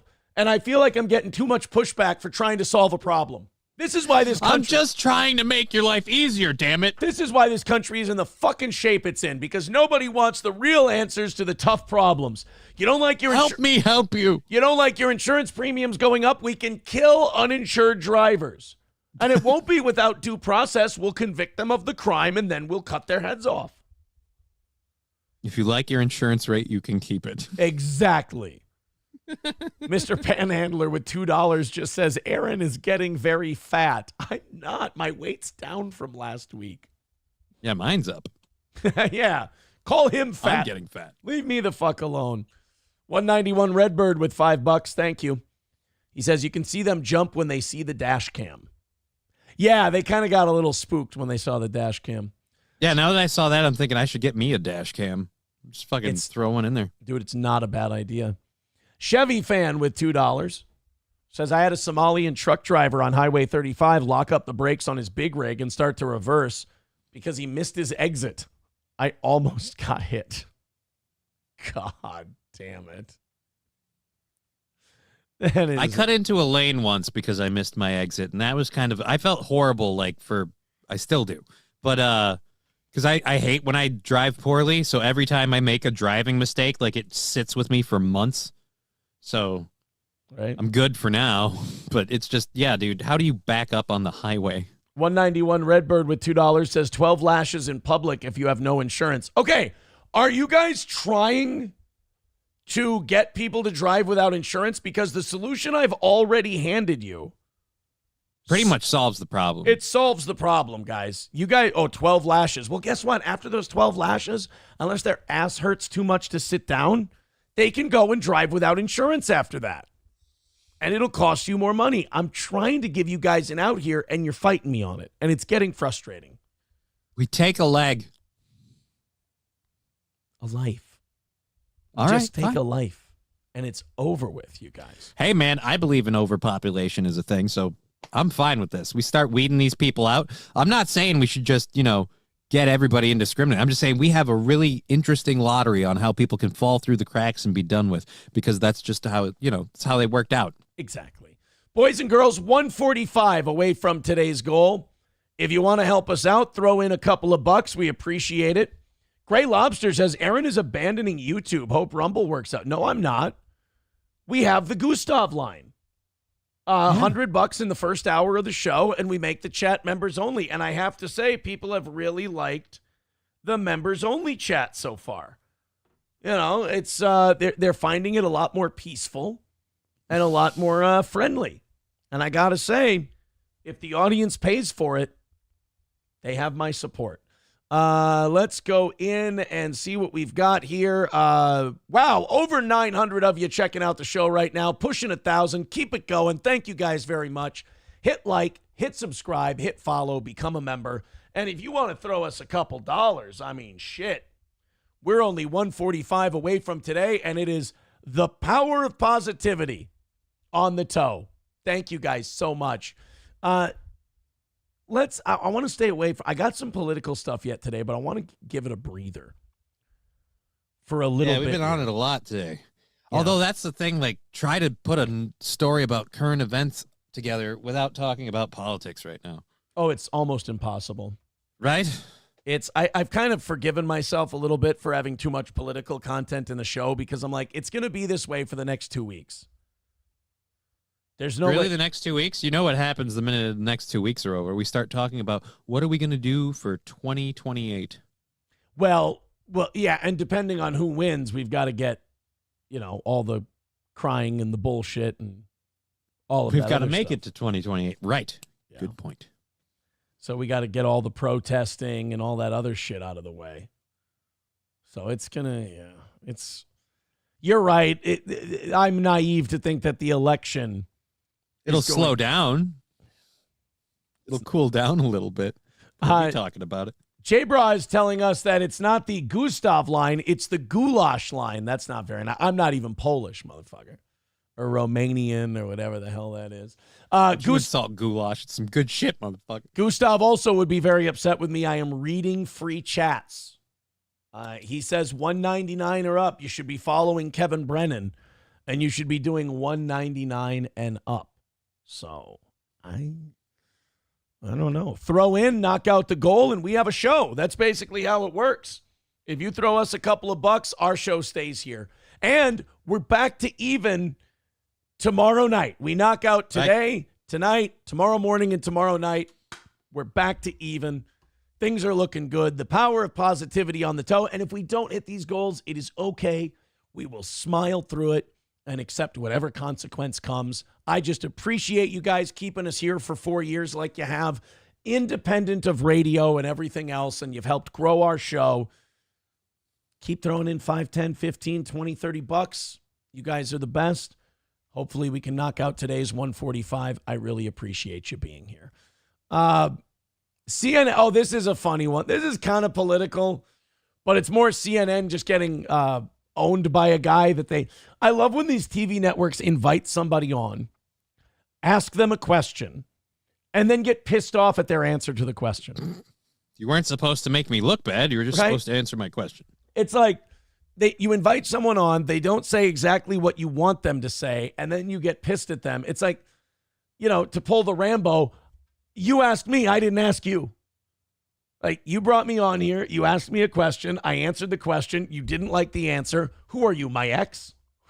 Like, what the fuck, dude? Trucker 18-wheeler with 199 says it's insane how many people are on their phones, too. Well, I feel like that ship has kind of sailed. Yeah. People are just, they're going to be on their phones all the time. All the time. All right, let's Ramp Tramp on Rumble. I caught that one. He said Gino is manifesting toe money. Oh, that's very kind of him. Let's watch CNN invite on this Republican, ask him a question, get their answer, and then watch CNN's response. So many of the conservatives feel this way secretly about Donald Trump. Why not just take the hit for 4 years, let him lose, and then get your party back? Why do we keep defending this person that everyone clearly doesn't respect? And most Republicans don't think they could survive 4 more years of Kamala Harris as a country. In what way? She's like, why don't the Republicans just take the loss? I love how every answer these people have gives them exactly what they want. They're like, if so many Republicans feel this way about Trump, why don't they just let him lose this year? And then in 4 years, they can have someone else. It's like, why don't they give us all the control and we can rewrite all the rules, and in 4 years, they can see if they can win then? Come on, guys. Losing will be great for you. You'll love it. It'll be so awesome if you guys lose, don't you think? Because, if they had a candidate that everybody really seemed to get behind, they would totally be like, hey, look, we don't really like this guy. He kind of jumped the line. He cut in front of Hillary Clinton. We shouldn't support him. We should just take the loss and come back. Oh, wait, no, hope and change. You're going to win? Yeah. All right, never mind. We're behind Barack Obama. We're behind Barack Obama. First black president. It's just amazing. I love it when the opposing party gives the other party advice. It's like, oh, yeah, I'm sure you're just trying to help. I'm sure this doesn't benefit you in any way, shape, or form. It's detrimental to my case. Yeah. Most Republicans don't think they could survive 4 more years of Kamala Harris as a country. In what way? Open borders, 6 million people coming across the border. We did have high inflation, horrible foreign policy, wars across the globe that didn't happen while Trump was president. There was the reshoring of manufacturing. I'm not going to let you do this. I mean, I didn't sit there and do the whole... I'm not going to let you do this. I'm not going to let you do this where you keep using facts to prove a point, and I was just trying to get people to vote the way I want them to. Yeah, I'm not going to do this. I'm not going to ask you a question, let you answer and then let you answer it honestly. I'm not going to do that. That's fucking brilliant. I could do the whole thing too, but we're not going to do that. Or is it that, or is it just about raw political power? Because, I mean, Mitch McConnell... I love that. Then they steer it right back to, is it really about the economy and everything else, or is it just about raw political power? It's about the economy and how bad your candidates have fucked everything up. Again, you guys could actually win this if you would take a real look at yourselves and go, why don't people support us? But you're not going to. I want to play this clip in its entirety. I just want to watch this woman ask this Republican guy a question and then get mad when he answers it. I love it. So many of the conservatives feel this way secretly about Donald Trump. Why not just take the hit for 4 years, let him lose, and then get your party back? Why do we keep defending this person that everyone clearly doesn't respect? And most Republicans don't think they could survive 4 more years of Kamala Harris as a country. In what way? In what way? Open borders, 6 million people coming across the border. We did have high inflation, horrible foreign policy, wars across the globe that didn't happen while Trump was president. There was the reshoring of manufacturing. Okay, Didn't I'm not happen. gonna. I'm not gonna. She let you didn't. do I mean, this. I could sit there and do the whole. I could do the whole thing too, but we're not going to do that. Or is it that? Or So I could do the whole thing too, but it really wouldn't work out for me because again, you keep lodging these points that you're making. in what way? Well, point A, point B, point C. I'm not going to let you do this. I'm not going to let you do this. Do what? I'm not going to let you do this thing where you prove yourself right. I'm not going to do this thing where you do exactly what I'm asking you to do. And I love how she said secretly. So, okay, so secretly. So they've told you, Miss CNN lady, like, look, between you and me, fart in the wind, nobody's listening. I hate Donald Trump. I wouldn't vote for him if my life depended on it, but I have to because I'm a Republican. I have to support him. You've got all these people secretly telling you it. What are they publicly saying? Because I'm sorry, what they're secretly telling you doesn't matter. What do you think about this? Well, I think it's looking good for Trump. Shut the fuck up, you retard. Oh, okay, sorry. Hey, what do you want for dinner tonight? Oh, man, I really like spaghetti and meatballs. That sounds like shit. No, why are you talking? Sorry. I have apologized for having an opinion. Hey, what do you think of my haircut? Well, I think it's a little shorter than last time. Like, oh, so now you don't like short hair? Who fucking asked you? Literally you. What do you think of Kamala Harris, Aaron? Well, I don't think she's the strongest candidate you could field. I think she was. Eat a dick, you sexist racist. What's wrong with you? Just wanted to answer your question. I thought that you were. But then at some point, it's also Republicans' fault for like continuously taking the bait and like answering the question. It's like a Democrat asked them, oh, yeah, well, what do you think she should do? It's like, I know you don't want me to actually answer this, so I'm not going to. You don't want to hear my opinion. No, I really do. I really want to hear your opinion. I want to know what you think. It could help us build a better America. Oh, well, then in that case, I think Kamala has failed to listen to the hardworking people of, oh, so now black people don't hear. Oh. Well, no, that's not what I'm saying at all. I'm saying she's not black. Oh, my God. And then you wonder why we end up with the electorate we have. These are the shows they're fucking watching to get their information. Is Need Trump losing his mind in the chat? People, Yep. Oh, really? Jive Turkey becoming a steel toe bro. Thank you, Jive Turkey. We're 140 away from today. Thank you, guys. Continue throwing in. We appreciate it. I really like that you guys have us down to 140. That's very nice of you. Go ahead and keep throwing in, and hopefully we can have this knocked out in a few minutes. I appreciate you. All right. What's Need Trump's deal? I'm willing. I have no idea. I did that bit. He's like, Johnny, vote for Harris if you want to. Like, again, when you type in all chats, I don't, or in all caps, you really kind of, all chats, but caps in the chats. Are you a Kamala guy now? No. Oh. I just did that bit, but he took it way too seriously, apparently, because he's very upset about this, or he's got caps lock on. Need Trump says... No, because he wasn't last time, so this is a new one. Need Trump says, being a member doesn't stop the commercials. This is somebody selling out. I don't control the commercials. I don't control what YouTube does. Now I'm being blamed for YouTube? I don't know. I know being a member doesn't stop commercials. I don't work at YouTube, but they kind of do their own thing. KF Sage says, our buddy Sage Retard says, LOL, Need Trump. Calm down, bud. I've shit on Aaron a ton in here. I'd ignore this chat too. I just throw this on for background noise and talk to a few folks I see in other chats. No need to be so serious. Well, the reason I go less and less to the chat is because I want to be more positive to the goal. I don't want to sound so beggy. So if I just read the chats, it encourages people to contribute more. And then I don't have to ask as much. That's all. I just want to keep the show that you like on the air, and I'm trying some different things because I've been really egregious on asking people for money, and I'd like to stop doing that.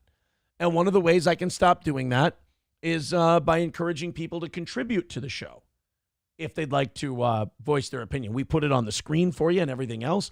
We turn the chat members only if people pay enough money for it. We make that kind of a thing if they want it.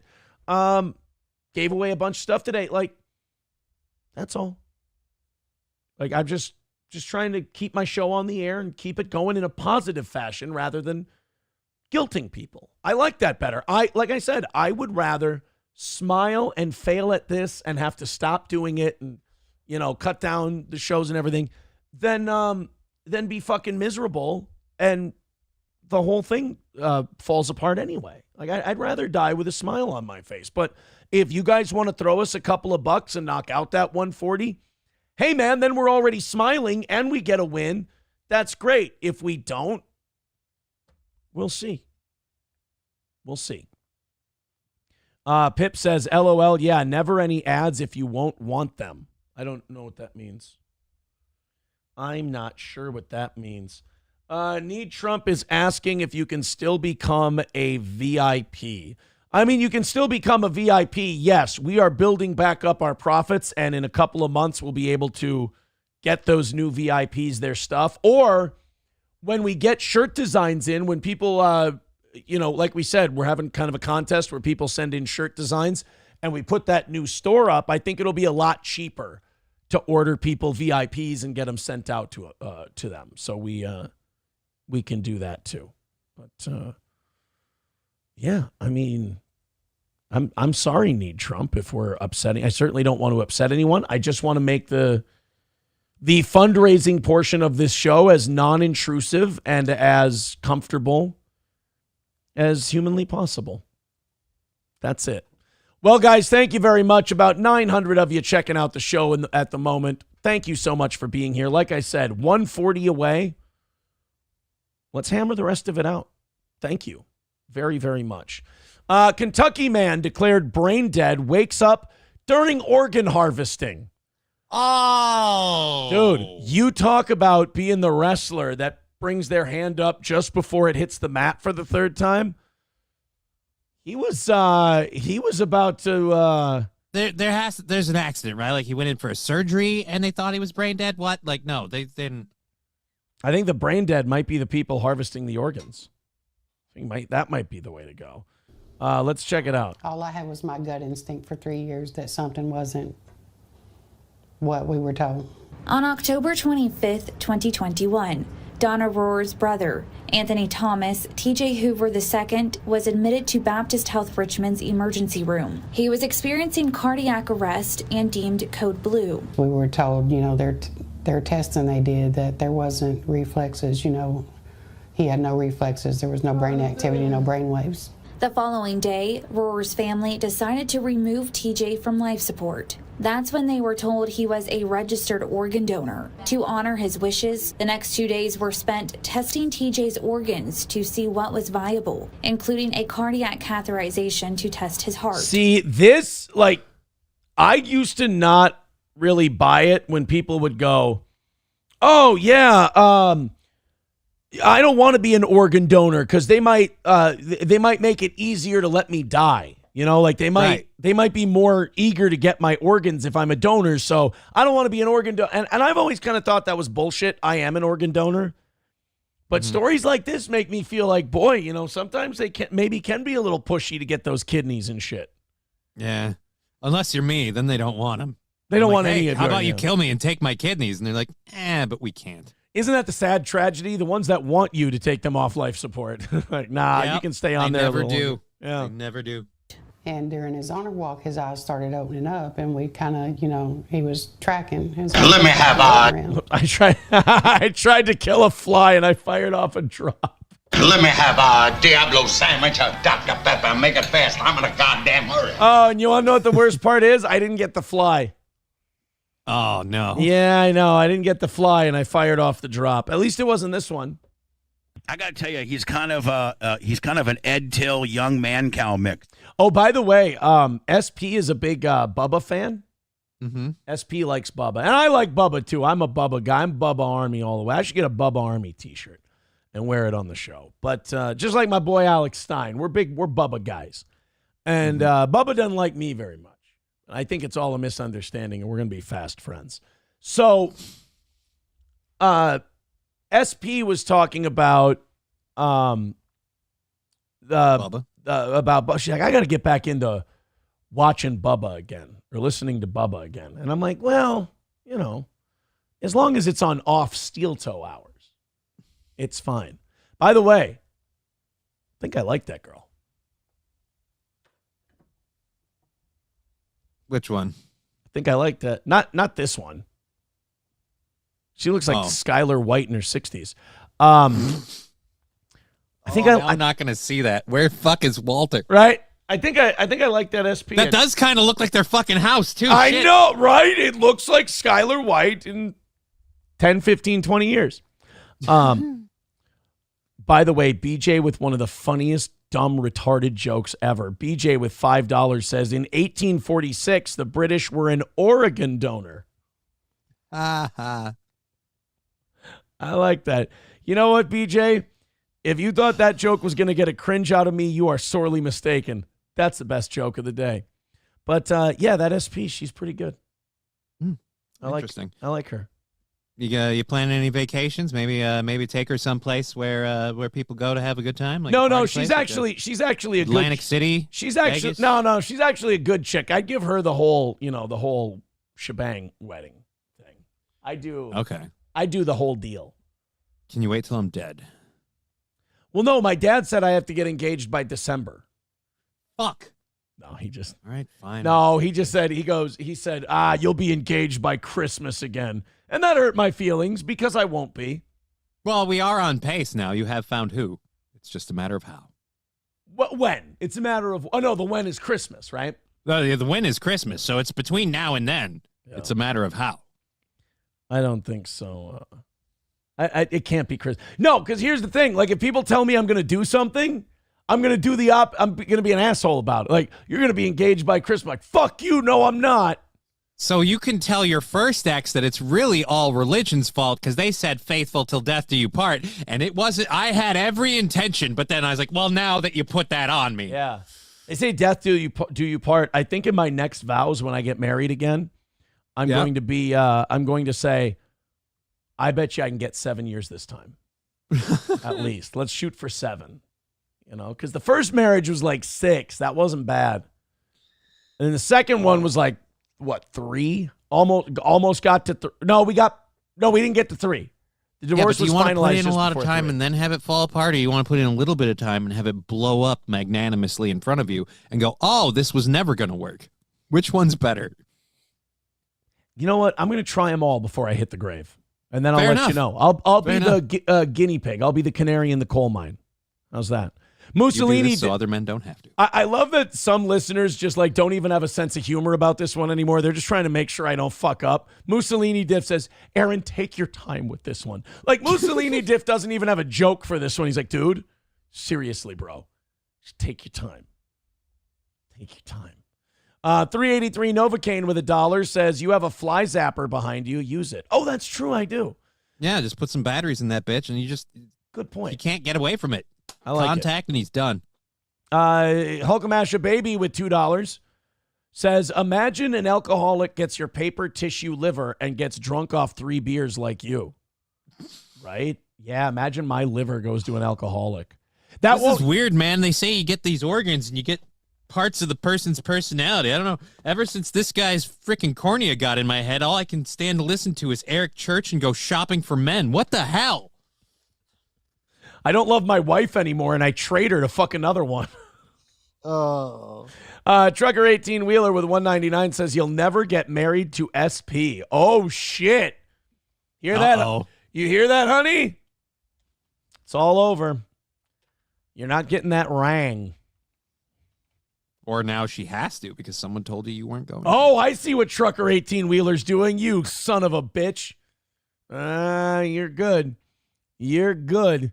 All right, we got another thank you to throw out here. Heather with $25 over on PayPal. Thank you very much, Heather. Hey, guys, that puts us 110 away from today. Thank you guys so much. Do we have another 110 in us? Can you guys, those 25s would add up quick, but those 5s and 10s do a great job too. Thank you for the 110. I really getting us down to 110. We got that Third World Aristocrat Melton documentary for overtime if you guys want to dig into that a little bit. Thank you. $110 away. Streamlabs, PayPal, Venmo, Super Chats, Rumble Rants, memberships. We have members only chat today because the Gustav line was hit. $100 in the first hour. So the chat went members only, and I got to admit, I like it better this way. I think you guys are a much better audience this way, too. Speaking of SP and I, so we started, Saturday, we went shopping, and we made a nice dinner, and we sat downstairs. We wanted to watch a movie, right? Mm-hmm. And I got to pick the movie, and it's one I've wanted to see for a couple of years now. It's been out for like 3 years, and never watched it. The Tender Bar. You know about the? Hey, have you heard about this? Have you seen this on Fox? The Tender Bar is a Ben Affleck movie where it follows this kid and his journey from this impoverished Long Island kid. Mm-hmm. Christopher Lloyd's in it, Ben Affleck, a few other people. And follows this kid from this impoverished upbringing where his dad abandoned him. He gets to go to Yale, and it just kind of follows him. And it's kind of a sad, happy, tragic, nice story. Like, it's all over the place. Ben Affleck's really good in it. I didn't finish it. I fell asleep. But, and you ain't getting my money. No, I don't think it's a bitch flick. It kind of gives Good Will Hunting vibes a little bit. Like, there's a little Good Will Hunting. Yeah, but Good Will Hunting is kind of a chick flick. It's a bitch flick? Not a straight up. Like I said, kind of. It toes a line, if you will. Tell that to Robin Williams, who won a Best Supporting Actor role for being Sean. I can't. He realized the truth of things, and we saw how that ended. No, poor Robin Williams got Lewy body dementia, and he decided that before it got too bad, he would or somebody realized, how about them apples? Oh, shit, it's a movie for girls. Trucker 18-wheeler with 199 says 5 wives by 40. No, I think the next wife will be the forever wife. I do. Or she'll be the one that literally, like, takes you out. So, I mean, technically still a forever wife. Right. Till death do us part. Quite literally in this case. I told her the other day, I said, I asked her a question, Johnny. I said, would you hide my gun? Would you tell no one? Would you pack a never coming back again bag? If the 3 times 4 was banging at our door, would you stall and let me slip out the back? Girl, if you wanted to, would you get to run into that never-ending honeymoon Mexico sun? 'Cause you know I adore you. No shit, I'd kill a man for you. And if I did, would you hide my gun? That's again Post Malone. It's Post Malone. And Post Malone and Hardy. Hardy's verse, if you had to dig a hole, would you take it to the grave, put some concrete shoes at the bottom of the lake? If I shot him dead, would you shoot me straight? Yeah, shoot me straight. It's a good song. Again, I don't know why anyone would think that you're... I had a dream last night that Luke Combs and I were going on stage together. And I was opening for Luke Combs, and I was going to do 4 songs and then a duet with him. And when I woke up before the real scary part of the dream, he named the duet we were doing together, and I didn't know the song. Oh. I thought the scary part of the dream is when you woke up and realized you had to change your pants. So much jizz in them. I know, right? Like they were glued on. It's like I was making a paper mache out of my boxers. Wow. Eaton Clam says, can you do a Brooks impression from Shawshank? Well, no, but he hanged himself. And oh, no, you mean you want me to deliver library books to prisoners? No, just deliver some of the lines of the pressure. World went and got itself in a big damn hurry. I saw an automobile once when I was a boy. Chips and Diff says, I hope SP knows she would be marrying a gay man.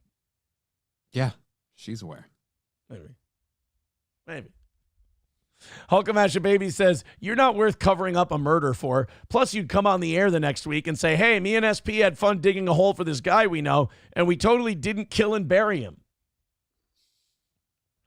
Oh, man. So anyway, we were watching the Tender Bar. Yeah, we'll get there eventually. 110 away from today's goal if you want more of this magic, boys and girls. I'm just kidding. 105 away from today's goal. Oh, guys, we are only about $100 away. Thank you so much. Trucker 18-wheeler with 499 says, Look up Love Somebody by Morgan Wallen. We'll do it during overtime so I can have something to edit later on. I think we've kept this one pretty this one's actually been pretty free of copyright violations. I think so. All the links are in the chat, guys. Rumble, PayPal, all that shit. Thank you so much.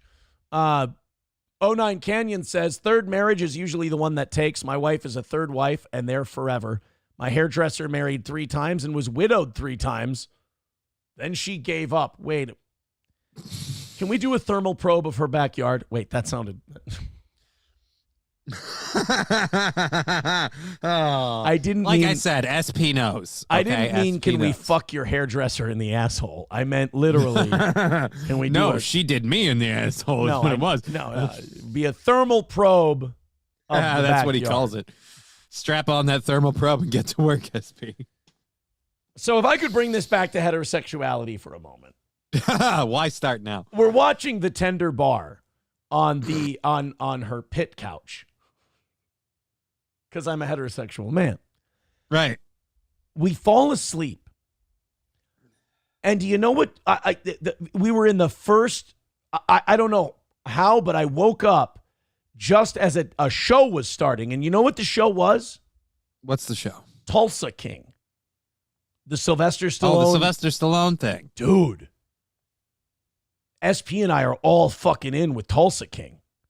Oh, so you woke up to Sylvester Stallone. You're like, oh, yeah, I really like this guy. Yeah. It really is like Mafia Rocky Balboa, though. Like, it's just that.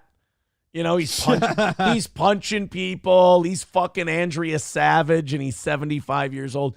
And the other thing is, Andrea Savage went from, like, comedy chick to, like, she's actually hot in this show. Okay. Andrea Savage in Tulsa King is pretty fucking cute, and she's, like, middle-aged hot. Which is like, you know, she's got that good look to her. She's middle-aged hot. I'm really into lady with crow's feet. It shows a woman's seen some shit. That's all. But no, wait till I get these pants off. I'm all in with Tulsa King. It's worth checking out. There's 2 seasons of it. I don't know if I hope it's not canceled. Tulsa King season 3. 21 hours ago. Tulsa King season 2. Season 2 is still going. Oh, so it's really new. Sylvester Stallone confirms Tulsa King season 3 is in the works. All right, cool. I'm still on season 1. But yeah, so far, man, it's a really good show. Tin Man Taylor says, I just started watching Tulsa King, and Sylvester makes that show very good. He does. The villain guy they've got in season 1, he's pretty good, though, too. Wait, you mean Sylvester isn't the villain? I'd figure as a mafioso, he'd be the bad guy. Yeah, he's the quote-unquote good guy. He's the anti-hero. Okay. In the show. He's the guy we're rooting for, but yeah, he's not a good guy. You know who else? He still is the guy being like, oh, you got a nice boss. Shame if something happened to it. No, that's not. He's more of like, hey, you know, you're going to give me, 20% every week. We're going to be business partners. And the guy's like, do I have a choice in this? Absolutely not. He's like a fun mafia guy. He's cool mafia dad in Tulsa King. That's what it is. You got a choice, but you don't need it because it's either you do this or I kill you. So you know? And it is. It's Rocky Balboa as a mafia guy. It's 100% what it is. Garrett Hedlund's in it. Do you know Garrett Hedlund? Or am I the only guy who knows? Have you ever seen the movie Country Strong? Fuck me, dude. I have not. But I certainly would know if I had seen it. I wouldn't take the time to memorize. Because I'm guessing he wasn't the lead in Country Strong. Was he just like a side guy who came in, delivered a couple lines and booked, or what? Garrett Hedlund in Tulsa King? No, he's like one of the guys. No, in Country Strong, what did he do? Oh, he played one of the singers. See, I fucking knew it. He's a You gotta singer-songwriter. you get this thing where oh, this guy's a big thing here, but he did 8 million bit parts from all over the universe, and I'll tell you each one in chronological order. And I'm like, how the fuck do you categorize this shit and dedicate brain power to it? Yeah, Garrett Hedlund's really good. Oh, Jesus Christ. And it's funny again. Like I have a disease. I'm watching Tulsa King, and I see the bartender, and I look at SP. I go, that's Garrett Hedlund. Like I say like that's Garrett Hedlund the way other people go, oh look, Tom Hanks. You know, See, like you're some sort of weird karmatic punishment for me because I've been doing the same thing to people with voice actors and it's been driving them nuts. I'm like, that's the same voice as this guy from this thing, and I'll always prove it, and I'm right. But yeah, now I know how that fucking feels. Jesus Christ, that sucks. Really it's an abomination, isn't it? Yeah, it's scary. It's not right. Johnny Payton, number 8 with $199. Thank you guys very much for the money. We're about $100 away from knocking this thing out today. You guys are the best. Keep going. I appreciate it. Johnny Payton, number 8, Ray DeVito, single/dry for 12 years. Jesus Christ, how is he not a serial killer? Well, congratulations him on his sobriety. Fuck. Oh, wait. You didn't mean that. Oh, I'm sorry. I misinterpreted dry. Yeah, like his cock doesn't shoot cum out of it. Oh, good God. Into a lady. Single/dry for 12 years. Give him some lady advice. Sometimes I feel good or I feel bad when people, and I'm not saying Ray DeVito's a better human being than me. I'm almost positive Ray DeVito's, if somebody told me, hey man, they found out Ray DeVito's murdered people, I would go, that makes sense. But that checks out. I feel like I've had a shitty 2024. Like, obviously, people getting, like, trying their retribution on me and everything else. And, it's been, I mean, it's ending on a real up note. I mean, I'm really happy with how it's wrapping up. The tail end here has been very good. But when I see people that are like, oh, I've been single for this long and blah, blah, blah, blah, blah. And, like, I go into this traumatic, horrible, poisonous, toxic situation, then I get myself the fuck out of it. And instead of, like, paying the price with God, and like having to be alone for long periods of time, I just go, oh, here's another person I fucking adore and that adores me back. And she's gorgeous. And it's just like, you know what? At some point, I'm going to start paying the universe back for this good fortune by not being a fucking shithead. Here's a great person. I adore her, and this person adores me. You know what I'm going to do? See if it'll turn out different this time. And I'm starting to think that maybe that's on me. Certainly could be. It's a possibility. Small Town Gal says, have you tried Mayor of Kingstown with Jeremy Renner yet? No, but I hear that's good. I haven't watched that one just because I worry, like, how is his injury going to affect that? Like, are they going to take him out? How did that go? Like, did they end the show because he got hit by a snowplow? Like, what's going on? Jeremy Renner? No, I thought he made Mayor of Kingstown after the snowplow.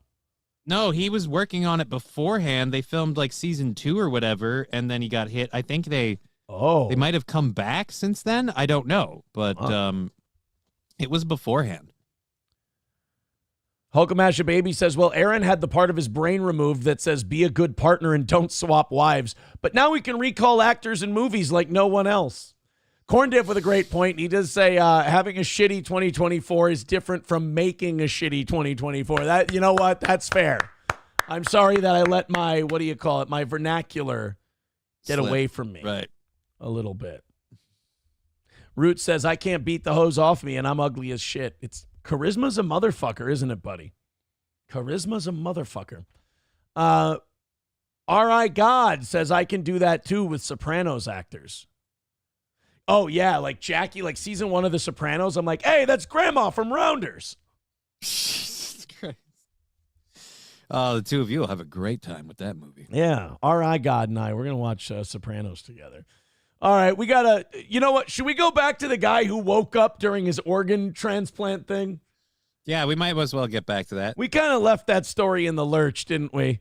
We kind of left it out there to die. Guys, we're about $100 away from today's goal. If you want to contribute to the show, all of the links are pinned at the top of the chat. Thank you so much.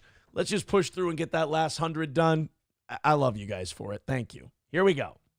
And we were told, by the ICU supervisor that It was just reflexes. It was just a normal thing. TJ was then taken into the organ. Oh, shit. So he was like moving around and stuff. Yeah, when she just said they put the heart catheter in, his eyes open, and they like tracked and stuff. And she said, we were told it was just reflex and it was a normal thing. They really wanted that guy. They are going to sue the shit out of this hospital. Dude, they wanted this guy's organs fucking bad. They're putting heart catheters in. He's going, oh, shit. And they're like, nah, it's just nerves. Don't worry about it. He literally stood up in his bed last night and sang old-time rock and roll. Yeah, a lot of people do that when they're about to die. It's a pretty normal. I think I'll go for a walk. You're not fooling anyone, you know. I'm feeling quite fine. You want to do something about this? We got a fucking 4-year-old boy who needs a kidney, and this fucking retard with knuckle tattoos ain't cutting it. Can we do something? Jesus. Oh, do us a favor.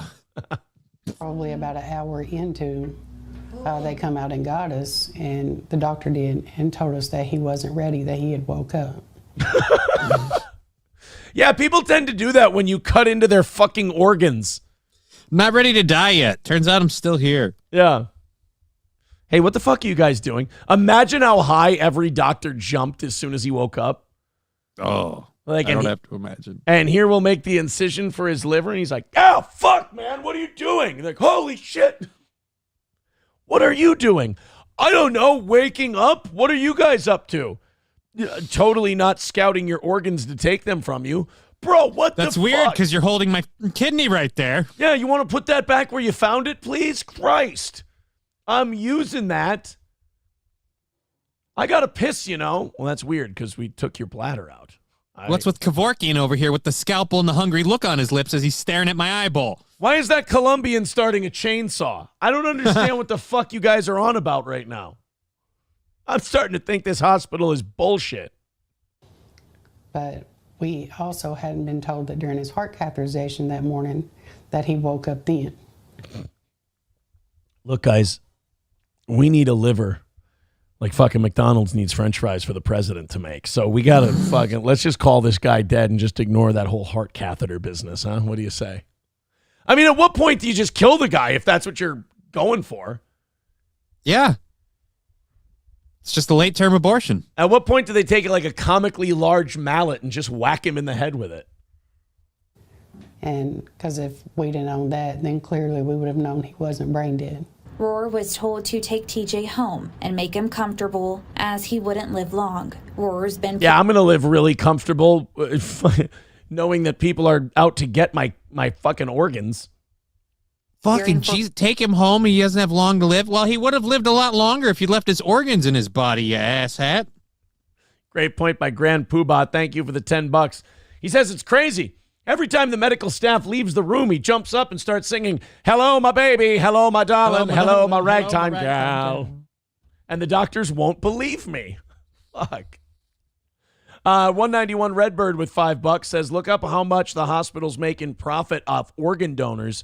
It can be hundreds of thousands of dollars. Well, yeah, they get the organs donated, and then the transplants are fucking wildly expensive. Right?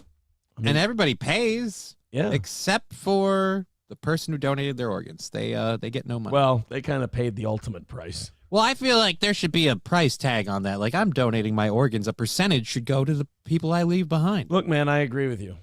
I agree, but they don't let you sell your organs. They're fucking mine. Why can't I sell them? You know we need to get in on this? Just a certain group of people with a particularly long appendage, and they can get in here and be like, look, it's only important that we get the right percentage for the person who's contributing the organs. You know, the base amount. Oh, you mean Jews because their noses are big? Right. I thought you meant black guys because they have big cocks. Yeah, I was like, I realized I should have pointed out which head I was talking about. When you said big appendage, I was like, what is he? Does he want a black guy to come? I know. I saw you think dick, which I should have realized. Right. Baseline. But my fault. I'm bad. Yeah, I was sitting there. I was like, what does he want a black guy to like fuck the kidney out of someone? That's not how it works, my man. Well, at any rate, those two contributions put us $95 away from today. Come on, guys. Throw in a couple more. Those 10s and 5s add up. $95 away from today's goal. The power of positivity. knocking out today's goal. I appreciate it. Keep going, guys. We're feeling good. R.I. God says wrong ethnic group, Johnny. Again, everybody always. Why do you guys go dicks all the time? Get your heads out of my pants. I mean, what audience are you talking to? I guess I just hoped we'd all be better. Somebody writing in during the SP conversation says, maybe you're the problem? Way to go there, Captain Obvious. Hey, come on. Aw. What do you mean? I don't know. I think everyone can agree that the last one was a team effort. I had some multiple help. people involved. It ain't like I can make this kind of mess all by myself. Don't act like you ain't helped me pull that bottle off the shelf. It all kind of fits. Been deep in every weekend. If you couldn't tell, that's got multiple fucking meanings. They say teamwork makes the dream work. Hell, I had some help. If they were to make a music video, they'd just put everyone's mug shots up there. And then they'd all during go. the chorus, fucking fix her. And then you'd have everyone saying, wow, that guy looks more tanned and happy than the rest of them. It's like the other ones aren't getting outside. All right, guys, $95 away from today. We're going to get this organ donor fucking story done at some point. For her brother for 3 years now. And he made several attempts to, hey, I'm here. But it was kind of ignored. Roar didn't learn. Yeah, so he's lived 3 years after. He's lived 3 years since they tried to take his organs while he was still alive. And oh, Jesus. Oh, boy. Because remember, they said take him home, make him as comfortable as possible. So they were basically He's not saying, going to make it. Yeah, he's out. Nope, he wasn't out. Of these details until January of this year, when Nicoletta Martin, who was working with Kentucky organ donor affiliates at the time, contacted her. She and other witnesses came forward this year. Their testimonies heard before the House Energy and Commerce Committee in September. It's not infrequent that something comes up around the donor and whether or not the donor's dead. And the problem is that... Wait. Did he just say... It's not infrequent? It's not infrequent? Follow-up question. Shouldn't it be? Shouldn't it be remarkably infrequent, nay, impossible, for there to be confusion as to whether or not the organ... Maybe you guys need to chill out on the fucking organ donor cutting until, he's dead. I don't want to believe the conspiracy theorists with the whole aborting the babies for the parts thing, but when you say this shit, I'm like, well, then I guess that makes sense. Jesus Christ, you guys. Holy fuck, you guys. I mean, I would say that we got to stop having autistic doctors, but then we'd have no doctors. So we have a little bit of an issue there. We just have the science. Look at this guy. You think, well, it's not infrequent that we kind of fuck up the whole are they dead thing when we take their organs. Yeah, that in and of itself is a problem. Go back.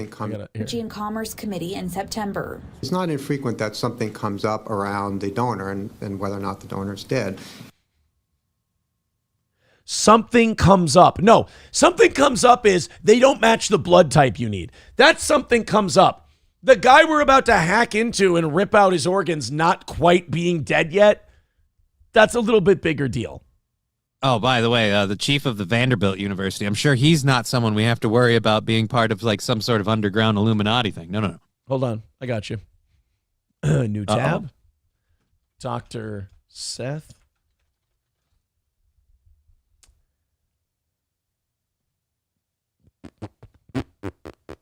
So how'd it turn out? It's a lot of silence over there. So I was going for the Vanderbilt thing. I didn't even think about that. But he is a Christian.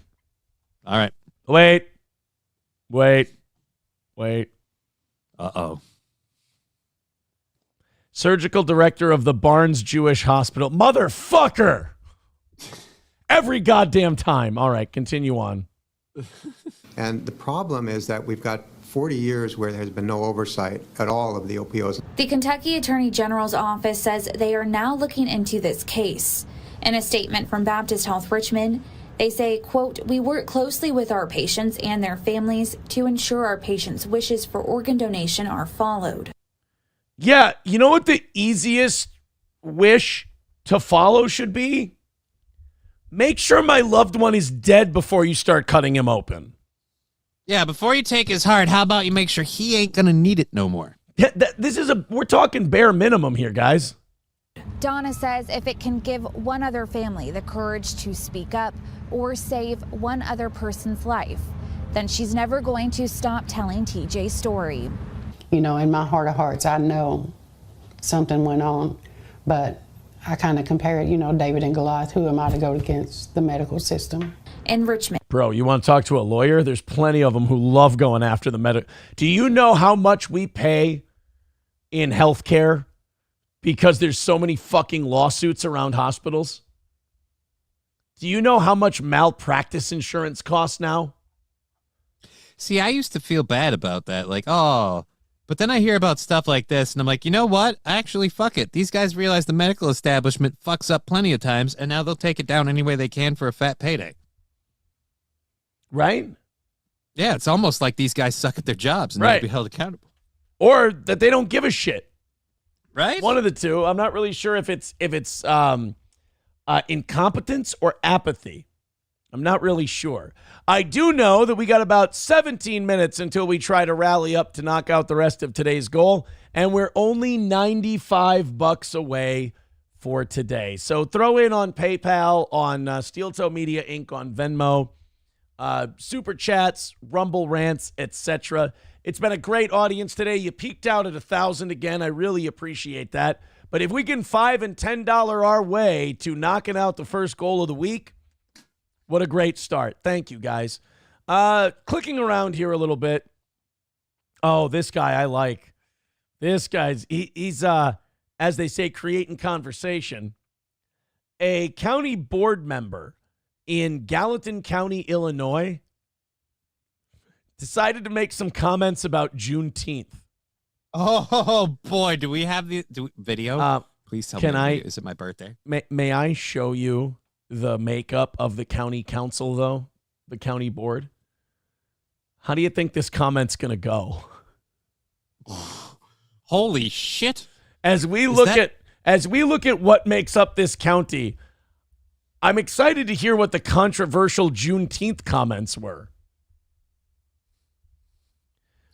I don't want to guess, but I'm going to guess that a lot of our audience won't be offended. Let's go ahead and check this one out. And while we are, guys, Streamlabs, PayPal, Venmo, Super Chats, Rumble Rants, we're getting close, man. And we'd really like to see you guys get it down to 0. That's really awesome. Thank you so much. Power of positivity, smiles over here. Keep throwing in. Thanks. I just want to know why they have James McAvoy on their council. Dude, they're gonna have some new council members pretty soon. Too many holidays. And 2, it's a fake holiday created by the Democrats to pander to black voters. Oh, they went in. Like, I thought we were going to wade in. The fucker's cannonballed. There was no Vaseline, no lube, no nothing. He just jammed that hard flesh flute right into their fucking PC asshole on that one. Oh, my God. If I was in attendance, I'd go, whoa, dude. I thought you were about to say, if I could call Juneteenth a fake holiday, I would be so happy. It's a fake holiday invented by the Democrats to pander to black people. Holy shit, man. Oh, boy. This guy. Hey, I did a little count before the show of the amount of fucks this guy gives out every year. And the number we came up with was 0. 0 fucks. You know how many fucks he's going to give out for Halloween this year? I have no idea. Again, like a bunch? 0. 0 King fucks. size fucks? Nope, not even. No fucks. We've already got too many holidays. And 2, it's a fake holiday created by the Democrats to pander to black voters. First tonight at 5, a motion from a Gallatin County commissioner to exclude Juneteenth from their holiday schedule has sparked a big debate in that community. After all but one of the board members voted. Oh, of course she gets to report on this one. Awkward. Well, you know, you can't have righteous indignation without a black person going, it's horrible, it's racist. You can't spell indignation without N-I-G. Oh. What? You can't. That's a fact. You say that and I just go, grr. Oh, now that's not okay. I'm against what you just did. That was racist. I have no idea what you're talking about. That's my reaction to your statement. I just said you can't spell indignation without N. Am I wrong? Voted yes in favor to exclude the holiday. One attendee of the meeting can be heard questioning that decision. 44 News reporter Aaliyah Malero is in Gallatin County tonight with the very latest. Well, it all took place here at a public meeting on Thursday when every commissioner except for one voted to exclude Juneteenth from their holiday schedule. Oh, wow. So, oh boy. So he was talking amongst friends. Okay. Okay, so this guy was in the majority. This guy was, he was dropping truth bombs as far as the county commission goes. So if they wouldn't have filmed this, they'd have been fine. Because everybody on the board kind of agreed with him. They didn't say it out loud, but. I'll make a motion to approve minus Juneteenth. Gallatin County Board member Warren Rollman making the motion to not include the holiday in the county's schedule, stunning members and the audience. Yet when voted on, only one stunning member. No. The rest of them agreed. Don't lie. Don't lie. Stunning members and the audience. No, stunning a member, and as we can judge from this, a small portion of the audience. Just a small portion, yeah. Oh, by the way, I found something. There was somebody who won a steel toe RFD. Maybe they didn't know they won a steel toe RFD wallet a while back. Mm-hmm. But they never gave us their contact info. And I got back to them recently, and they don't want the RFD wallet. They said, give it to somebody else. So, a black RFD wallet, next person who drops in $20 or more and then sends me their address. Today, I'm going to mail them this black Steel Toe Morning Show RFD wallet that was made by Oz. So the next $20 or more. I love those wallets. I have one. Yeah, I do too. And you get yourself an RFD wallet. So go ahead and chip in. We appreciate it. Yeah, surprising board members. It didn't, like Johnny said, it surprised a board member, and I'm guessing Just it's her. Yeah, I'm guessing it's this white woman who. Oh God, all the stereotypes are in full force. Fuck. Oh yeah. Yes. Randy Brown? Yes. Lisa King? No. Gary Vickers? Oh nope, it was her. It was this one over here. It wasn't the white lady. Well, it was a white. I lady. apologize. Yes. Chairman Munster? Yes. The vote sparked debate with an audience member, with Roman defending his decision on the holiday. All right. Well, for one, we've already got too many holidays. And two, it's a fake holiday created by the Democrats to pander to black voters. There was one person who audibly gasped. Go back and listen. You can hear. Go here. Pander to black voters. Did you hear that? I don't know if it doesn't come through on the Zoom, maybe. One more time. I've got it up as loud as it'll go. Holiday created by the Democrats to pander to black voters. Yeah, it doesn't come through. There was a.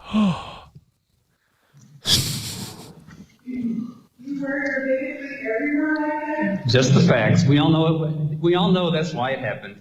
They were trying to get black people to continue to vote for them. That's why they did that.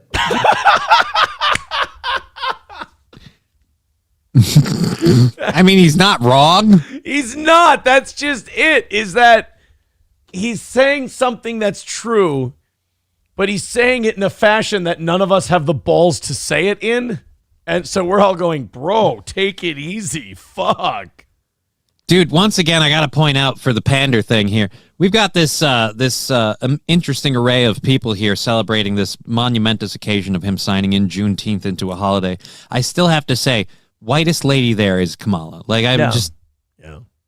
Juneteenth is a federal holiday passed by President Joe Biden in 2021. The annual day celebrates the liberation of black slaves after the Civil War. While federal, a county is not legally required to recognize it.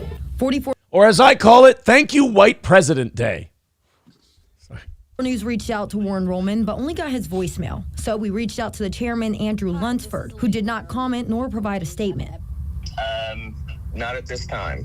Do you guys have a statement that you're willing to release? I will have to talk to our state's attorney about that.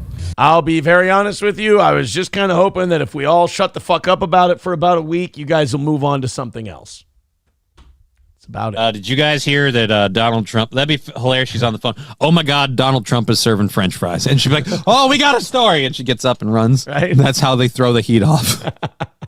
Now, the Gallatin County Commissioners will hold their next public meeting on November 14th. Reporting in Gallatin County, Aaliyah Malero, 44 News.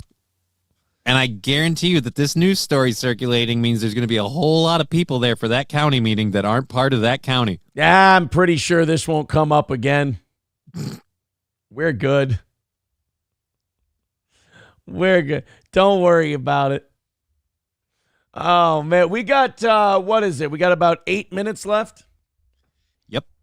Oh, Adam's getting himself the RFD or RFID wallet. I'll ship that out to Adam today.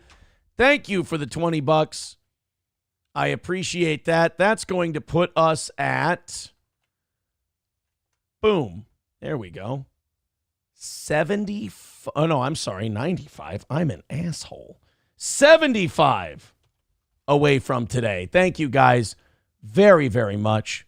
I appreciate your contributions. You are the absolute best. Thanks again. 75 to go. We got about 12 minutes to do it. Continue to contribute. You guys are fantastic. Hit like, hit subscribe. Again, thank you. We got SeaWorld. Oh, yeah, SeaWorld, the orcas went full monkey. Don't. Don't what? Don't. They showed up late? No, they threw their shit. Thank you very much. So did that inverse have negative effects? Did it lower property values of the park? You saw what happened to the Juneteenth guy, right? Actually, wait a minute. They can't cancel me. God's been trying for years. He ain't figured it out. They're gonna. Wait a minute. Actually, the Juneteenth thing was that guy was fine. Yeah, I'm gonna be all right. Actually, you're right. Yeah, the whole board was actually on that guy's side. BJ with $5 says, I bought some shoes from a drug dealer. Oh, God damn it. You liked his first joke. You gave him this confidence. I really did. You did this. This is on me, guys. Sorry. I bought some shoes from a drug dealer. Not sure what they were laced with, but I've been tripping all day. Thank you, BJ. Thank you for that. Jesus fucking Christ. You don't know what you've done, but you're my hero. God damn it. $70 away from today and fucking BJ. Thank you, buddy. Somebody says Nick is in the YouTube chat. What? Oh, really? So he wanted to go into the... Oh, please let that be real. Please let that be real. Here we go. Come on. Ooh, it is. Oh, this could be fun. I can't wait to come back. I have so much to say. Yeah, I'm sure it's... You know what? Judging by the track record of what you've had to say and how true or not true it is, I'm sure all of it's going to be 100% above board. I'm sure it's all going to be 100% above board. And, it's nice to see the contrite, the apologeticness, if you will, of someone who's clearly done a lot to fuck over a lot of people, to actually admit to what they've done and actually own up to it. It's just really nice. I'm just kidding. Mindy with $20. Thank you very much, Mindy. Appreciate that. $50 away from today. Actually, we all can't wait for that comeback. We're all very excited. I think there's going to be a lot of people hitting record on that one. That's for sure. Because it's been a while. But don't worry. Nobody is spiraling. Keeping it together by him fucking self, as he says. Dave Ramsey, I thought this was funny. We've been talking about Mediaite. Yeah. And how Mediaite has been, like, as the polls get worse and worse for Harris. They freak out more and more on Trump. Yeah. They've been, they just kind of get more and more desperate. Do you know Dave Ramsey? Are you familiar with him? No. Dave Ramsey is like a conservative financial advice guru. He's the guy, who basically says, like, don't carry any debt, pay off all your debt, all that stuff. Like, pretty, Actually, pretty basic stuff. He's the conservative Kramer guy that's smashing the stuff. No, I'm like, no. He's not like Kramer. Okay. No. He's not like Kramer. He's actually, a lot of people really like him. I know that one of the news stations here plays his show at night. And a lot of people have like owed their financial recovery to this guy, to Dave Ramsey. Well, surprise, surprise, the guy who's really conservative with his money is a Trump fan. And apparently he endorsed Trump on his show, which I didn't think was really necessary, like at all. I mean, duh. I thought everybody just kind of knew. Well, he was talking about, he was daring his audience to bail on him over his Trump support. And this was really weird to me because I thought, of all the people who would lose an audience for endorsing Donald Trump, it shouldn't be you. I don't think it's going to be Dave Ramsey, but this was him. This made some news this weekend. The Dave Ramsey show. Don't throw that in the trash. Oh, for Christ's sake. God damn, Mediaite. And, well, while that's going on, Blade Nicotera with $10 says 10 Tampa Bay's Amanda Pappas, I don't know who that is greater than Boney Keanu in April. That's not very nice. Come on. One of them just got married. The other's trying to put their life back together. Be kind. Fauci's Pangolin gifting a membership. Thank you very much. Appreciate that. Oh, my God, you guys. $40 away from knocking it out. And with that $40, that means we're doing that extra 30 minutes. And we're going to check out the Melton thing that, what's his name, Third World Aristocrat did. Where it's about 3. Oh, I'm sorry, Johnny. I had you muted because of that fucking commercial. Oh, yeah, no, I just looked up Amanda Pappas. Those ain't real. That's Well, I mean, what's real? Dude, no, dude, she's so top heavy. If she fell asleep standing up, she'd fall down in record time. If you see them, if you can touch them, they're real. Right, but at a certain point, that's also a warning. They may be purchased. Look, if those are aftermarket, I'm just saying those are two big red flags. Why? Why are they what? Because they're too big. Someone's too obsessed with having to have this perfect look and not like, oh, I want to improve my breasts. I want to be a completely unrealistic. Let me see this Amanda Pappas. What is she? She looks like she's a news reporter. Oh my God. Yeah, right? Fucking I'm not wrong. hell. Like, unless those are original, I've got issues. You've gone too far. I mean, it's a bit egregious. Right? I'll give you that. Jesus Christ. And she's where? She's in Tampa? Yeah, Channel 10. She must be the shittiest fucking reporter ever. The fact that she's not on a network. Well, how long has she been at Tampa 10? Right? Yeah. Well, that's a good point. When did she start at Tampa 10? TV's Will Heron says she looks better than me on TV. Come on, Will. I saw you at, what was it, at the Saints game on the field? Just such a nice boy, that Will Heron.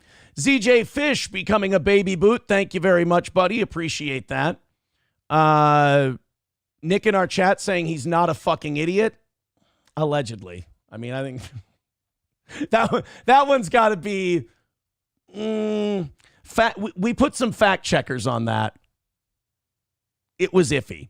All right, let's get back to you. Yeah, we'll get back to you on that one. Let's go to the Dave Ramsey thing. $40 away for today. Thank you guys very much.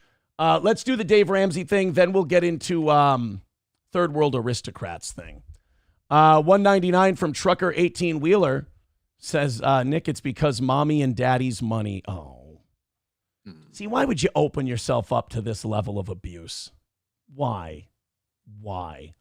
All right, here's, by the way, if you don't think I love the fact that he has to come here to actually have an audience because he can't go to the guy he used to because, oh boy, did that end up being a bad look. Oh, sweetie. I mean, this isn't much better because you're not going to get a lot of, affection here. But that last one, real bad look. You're spiraling. Help yourself. Oh, she's a meteorologist. Oh, is she? Yeah. See, they're going to take Al Roker over her? Yeah, no, thank you. Jesus. His tits sag way more. All right, let's do the Dave Ramsey thing. This is Dave Ramsey getting all ballsy over his Trump endorsement. Boxes very clearly, very quickly on these two candidates.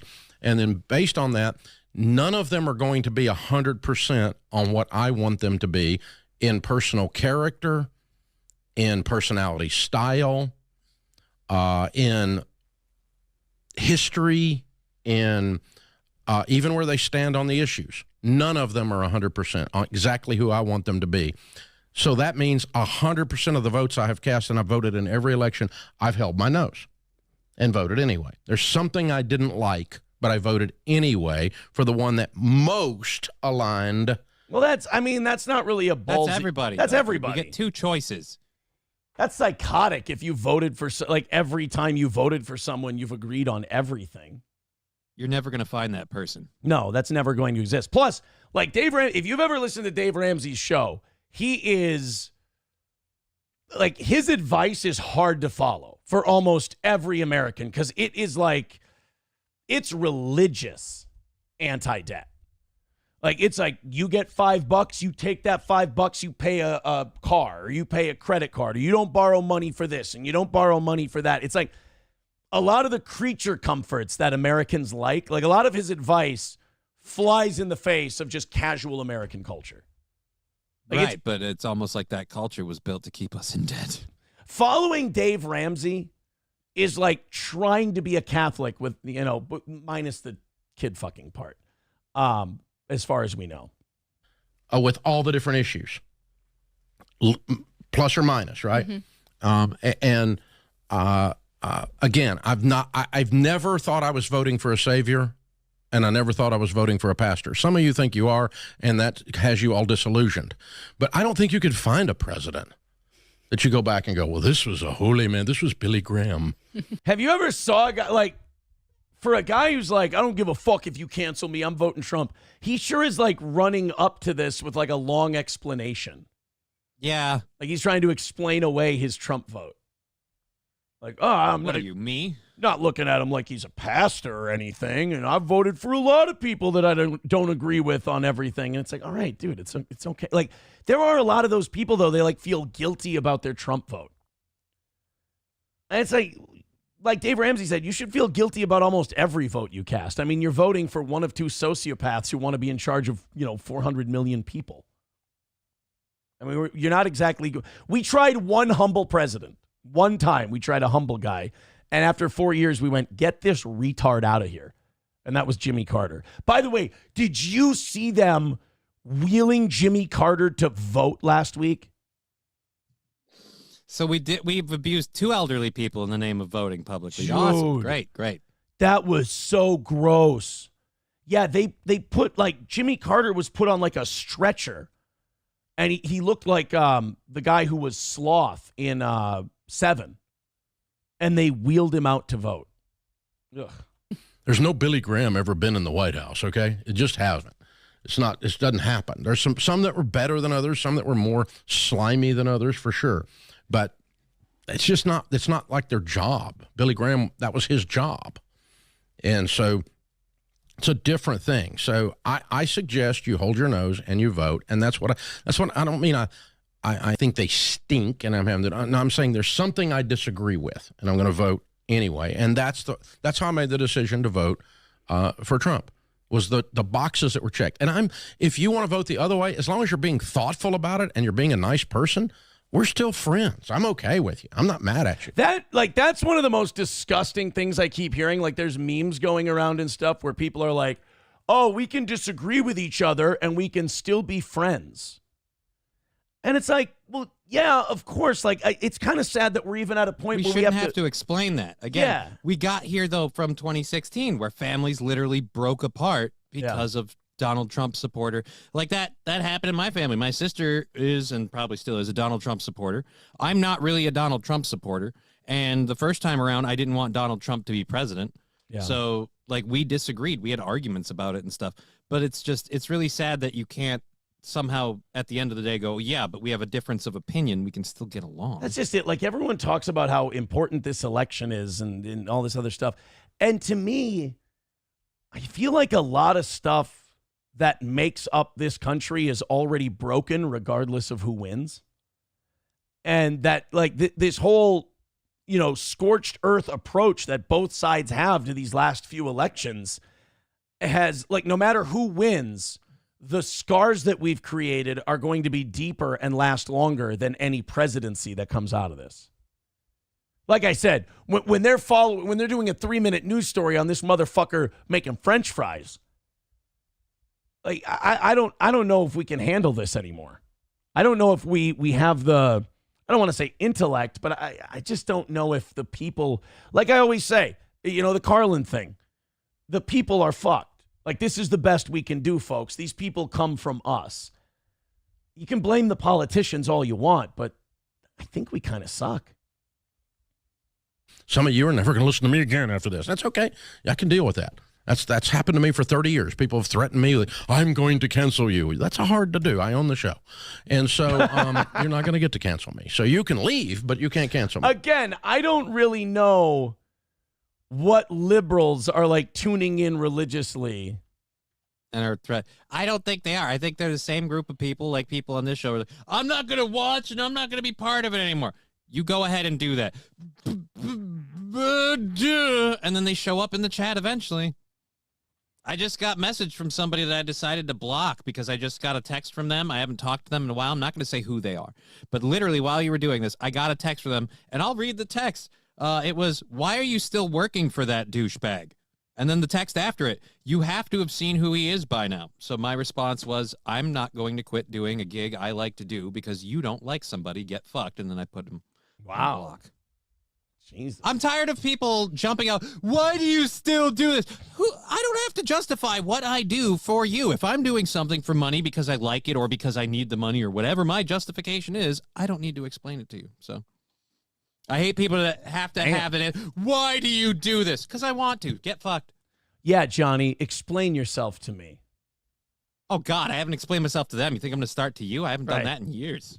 Trucker 18-Wheeler says, Nick, stop with the God thing. When you do nose candy or swing, that goes against God. Well, I mean, I don't know what anybody's doing right now. I mean, I don't think that, if you're doing both of those things right now at the exact same time, wildly difficult. Thank you, Trucker 18-Wheeler, for the $4.99. I appreciate it. 35 away from today.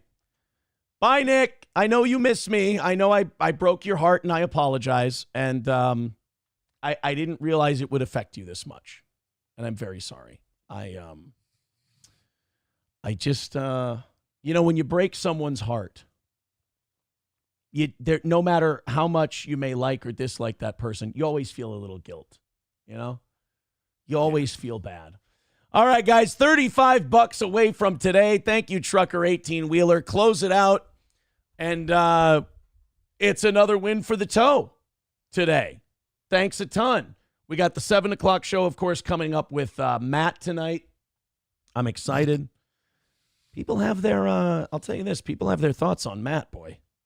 Mm-hmm. Matt is a lightning rod. People, oh boy. For or against, but they're strong either way. Whether he's on the show or whether I'm doing the Wednesday night shows solo, oh my God, do people. And they come to me and they're like, well, here's my complaint. And I'm like, well, I guess that's kind of the way you're supposed to do it, right? Like I am kind of the complaint department. So that makes sense. I did want to show this. This was very interesting. This third world aristocrat is his name on YouTube, and he does these videos. He put one together on Patrick, and this was really fascinating because Patrick is out right now claiming that people are saying things about him that are untrue. Okay. He said that before, though. What's untrue now? Which is not true. I mean, people are basically just playing clips of him. Okay. People are out there just playing clips of things that he has said and went, wow, isn't this fucked up? Yeah, so then they're not saying anything untrue. They're just asking a question after they played your clip. Right. What's the problem? What did he say? I think what's happening is he's getting a lot of heat for this. A lot of people are kind of leaving him, not really having an allegiance to him anymore. because I mean, they came for his content. Where are you going to get content like his if you leave him? By the way, Trucker 18 Wheeler, thank you very much for the $4.99. Jesus Christ. I mean, I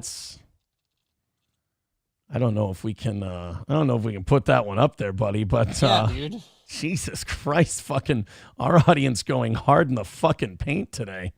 Christ. Thank you, Trucker 18 Wheeler. $30 away from today, or no, even 30 away from today. Thank you very much, buddy. I appreciate it. Guys, if someone's stepping on a rake, don't stop them. Don't stop them. I mean, this is part of people who can't take accountability go on downward spirals, and you get to witness it live in a YouTube chat. Aren't you guys lucky?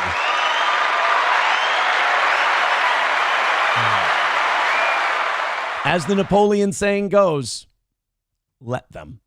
So this third world aristocrat guy, by the way, 673 subscribers. Go ahead and subscribe to Third World Aristocrat.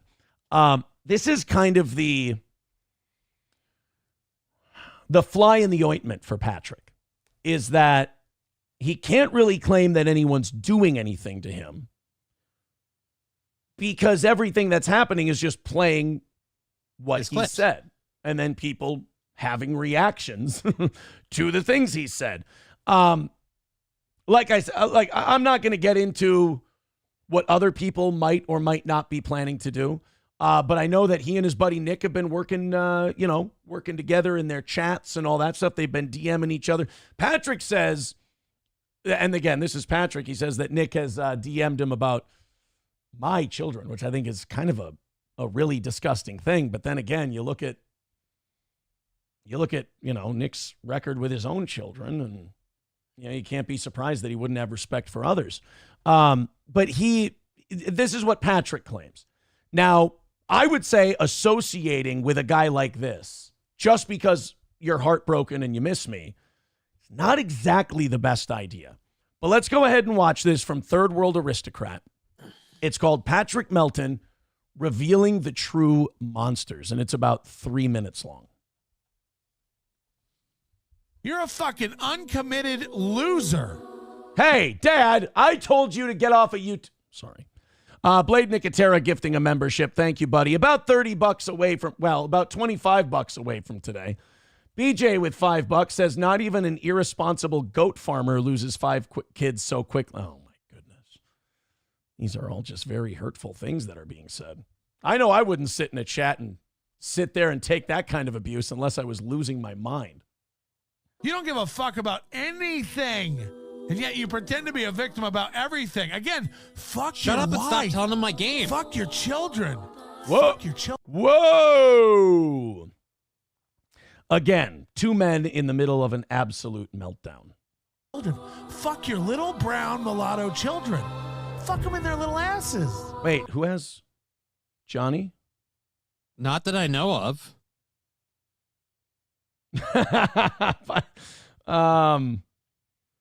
I won't say who this is, but he is a very funny man, and we appreciate him on this show. And he says, I haven't been able to watch today, but I hope you're going after Melton.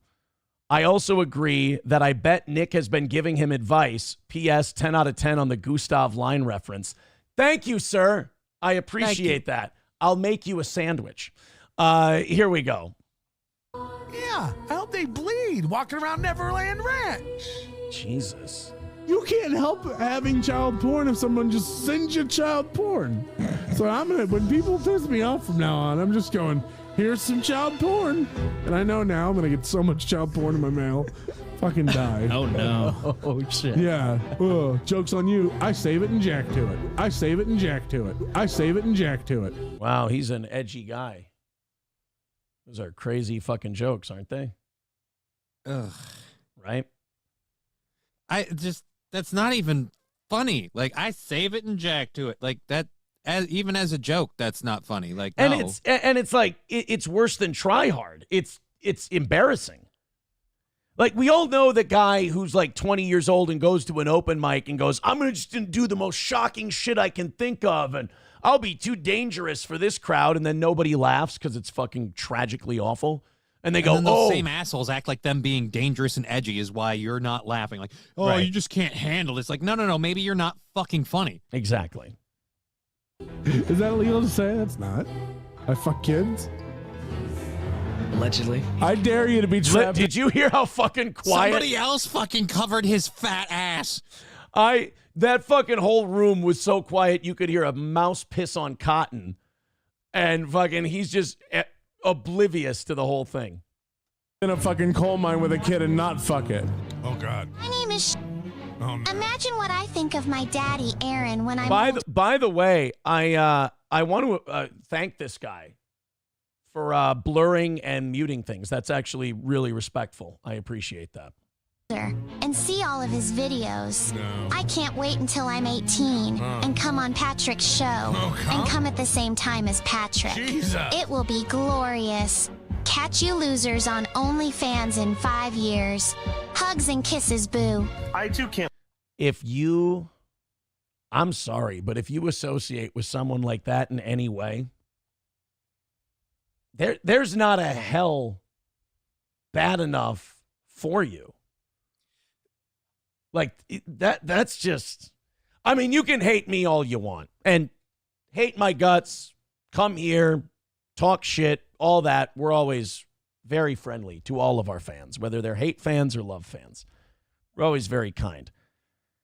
But you do understand that you can just hate me. Like, you understand that you can just have a pure hatred of me and that disgust can live in you.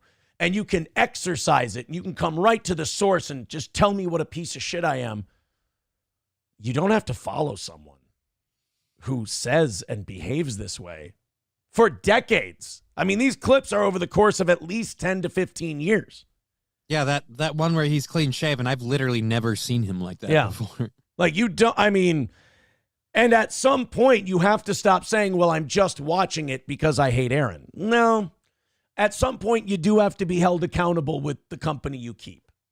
And you have to be at least a little bit self-reflective to realize when people make jokes in your chat, they make those jokes based on the type of jokes you make. So when people make racist jokes in my chat, I get it because I make racist jokes on my show. It's something I laugh at. I'm not surprised when that happens because it kind of set that tone. When people make quasi-pervy stuff about kids in your chat as a paid joke thing, it's because you've been making those jokes and they think, hey, I'm among friends and this will be funny, which, again, it's not funny. And you choose to put them on the screen. Like, you've seen a couple chats today that I thought, you know what, that's a little mean to that guy. You know. That one can't go leave up that on me. off the screen, yeah. Can't wait until you are 18. Or as cup holders. And she's singing, like, dude, she's right. This is the one, the cup holder thing that people keep referencing. Okay. This is the one where I've said numerous times, if you did this at a workplace, you did this at a job, you did this at school, they would can your ass. Fired. Someone would make a sexual harassment claim against you, and you'd probably be fired that day. Holders. And she's singing, like, dude, she's right. Your daughter's got a cup holder, too. I hate to tell you. Turn her upside down. Oh, boy. Stop talking. Again, if your enemy is making a mistake, don't stop them. Talking about my precious children. Meet me outside. I'm not having fun at all. Fuck your kids. And I mean literally. Like, by the time I'm divorced, she'll be 18. She might spread for me. I'm not opposed to talking about. One, I don't believe you're married. Firstly, let's get that 10 years old. First. 10 years old. So you're going to be divorced in 8 years? Planning that ahead? I mean, if I were this person, I would shut the fuck up about going after anybody because this is going afterable shit. People playing this shit and commenting on what a creep you fucking seem to be, not actionable shit. Fucking M-hole. Not now. She's way, way, way too tight. anything goes. Wow. Except taking little Look at the smile. Look at the. Wait a minute. I don't see that smile anymore. Where'd that smile go? Now we're a victim. Now we're pouting. Oh, poor me. And we're commiserating with our buddy Stop Nick. airing clips of me. Yeah, we're commiserating with our buddy Nick now. And we're trying to figure out because both of you are so butthurt over me and so broken down over little old me. I mean, where'd the smile go? Where'd all of that stuff go? Now we're melting down? You did it. You said it. Again, I can't save you. I can't help you. I can't be your solution. I am just your reckoning. That's it. No one's into your kids. And by the way, if I was going to fuck children, I'd find hotter ones. Your daughter's ugly and fat. Bring me a hot 10-year-old. Andy's got to be a boy because I want to really feel him fight back. I mean, honestly, guys, I know the internet is all fun and games and all this shit. But again, if you support or associate with anyone like this, I immediately call you into question. Like, this is most of this stuff I've never heard before because I don't watch it. Yeah. But I mean, this is, I mean, obviously monstrous and troubling if you're this guy. But if you're anyone who supports someone like that, I'm sorry. You talk about guilt by association. I think you're maybe levels below this guy, but I think you're creepy too. If you're okay with this kind of stuff. This person reached out to me and let me know of some turmoil that's been caused by my program, apparently, for 3. Yes. You know how you lied to people and said that you've reached out to me? He hasn't, by the way. Okay. And I have gotten no emails, no phone calls, no letters, no nothing. And when I do, I'll let you know. But this person was asked to stop by someone else, and they didn't. The rest is on you. Whatever happens after that person asked you to stop and you didn't, whatever happens from then on, I'm going to tell you right now, Patrick, it's out of my hands. I cannot, like I said, I cannot save you. Nor would I want to. But you can't stop what might be coming, and neither can I. It's out of my hands. It's in someone else's. But they did warn you. Sure. I won't say their name. And good. But 3 children very close to Aaron. Again, thank you, Third World Aristocrat, for muting that. Asking me to back off, please, for the children. Look, all right, so what's your response? Nick Rekieta says he's not retarded. Nick Rekieta told me I could come on your grave. He told me I could come on your mother's grave. Where are the kids? Where are your kids? Where are your children? Jesus. Imagine going through someone's YouTube timeline and looking for their children. I make a concerted effort not to put my child on my show or advertise her on there. So I mean, no parent really should. So I just feel weird where you would go looking through someone's public profile. But where are the people who had no say in this that could just get hurt innocently that you shouldn't put up there? Where are they so I can bastardize them? Nick sure did run away pretty quick when his new friend, his new buddy, his new favorite show came up on the screen. What's the matter? I'd second guess it too. Birdman with $4.99 says Patrick needs to watch Bruce Rivers and learn how to stop self-snitching. Jesus Christ. Anime Sucks Cope and Sneed with $1.99 says that's 1/300th. Oh, shit. It's 1/100th. Oh, here is 1/100th of a Montegraph fine. Oh, that's a $300 joke. I like it.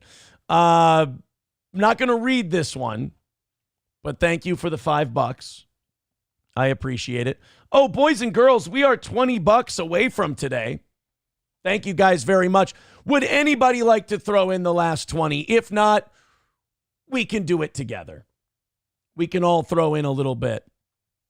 Dash says if we made the triple, we need a quad. We're $20 short for today. Thank you guys very much. We appreciate it. But we have 8 minutes left if anyone wants to hit that double real quick. We could do it. I'm just saying. Come on, guys. We can do this. Oh, man. That is, yeah, Deutsch Chad says Kiwi Farms is a very bad enemy to have. That's for sure. Especially if you pay attention to it. It's a little easier to have it as an enemy if you ignore it. Like, if you don't pay attention to it, you don't listen to it, what does it matter? All I can say is share that video. Share that video. That's chilling how fucking gross that is. And how gross you are if you still support that. No offense, I just kind of pity you at this point. All right, guys, let's throw in for that last 20. You guys have been so kind today, so nice. Thank you for supporting the power of positivity on this program. Let's hammer out that last $20 and call it another win for the toe. I'm interested in your thoughts on that whole thing. Melton Sweepers try to downplay Kiwi Farms and Rumble every day. I mean, I would probably just go away if that were me. I would probably just go away. McBuster says Kiwi Farms is destroying Melton and now going after Moody. Yikes. I mean, we watched Nick today. If that was him, we watched him continue his meltdown. Mm-hmm. Watched him continue his meltdown today. We saw that video. I mean, it's pretty pathetic. And that video, I hope people check it out and I hope they see the light. But if they don't, we're all responsible for our own decisions. You want to watch an orca throw shit at people while we try to make $20? God, yes. All right, here we go. Let's watch an orca throw shit. We need a mood changer after that. I feel like I need a fucking shower. Well, this is the main reason people should go after Patrick Melton for this stunt that he pulled right here. Finding Patrick Melton doing this at SeaWorld was really disgusting to me. You're right, Johnny. $2 from BJ. He says, what do you call two crows? Attempted murder. Oh. Do you get the joke? 3 crows is a murder of crows. Right. Okay. I just want so to make sure. 2 Some would people don't be know. attempted. Close, but no cigar. Right. $20 away from today, guys. If you want to throw in Streamlabs, PayPal, Venmo links are all in the chat. Thank you very, very much. There we go. Oh, so there's the shit. So that's apparently what whale shit looks like. I think it'd be more solid. And now the kids see that. And then, boom.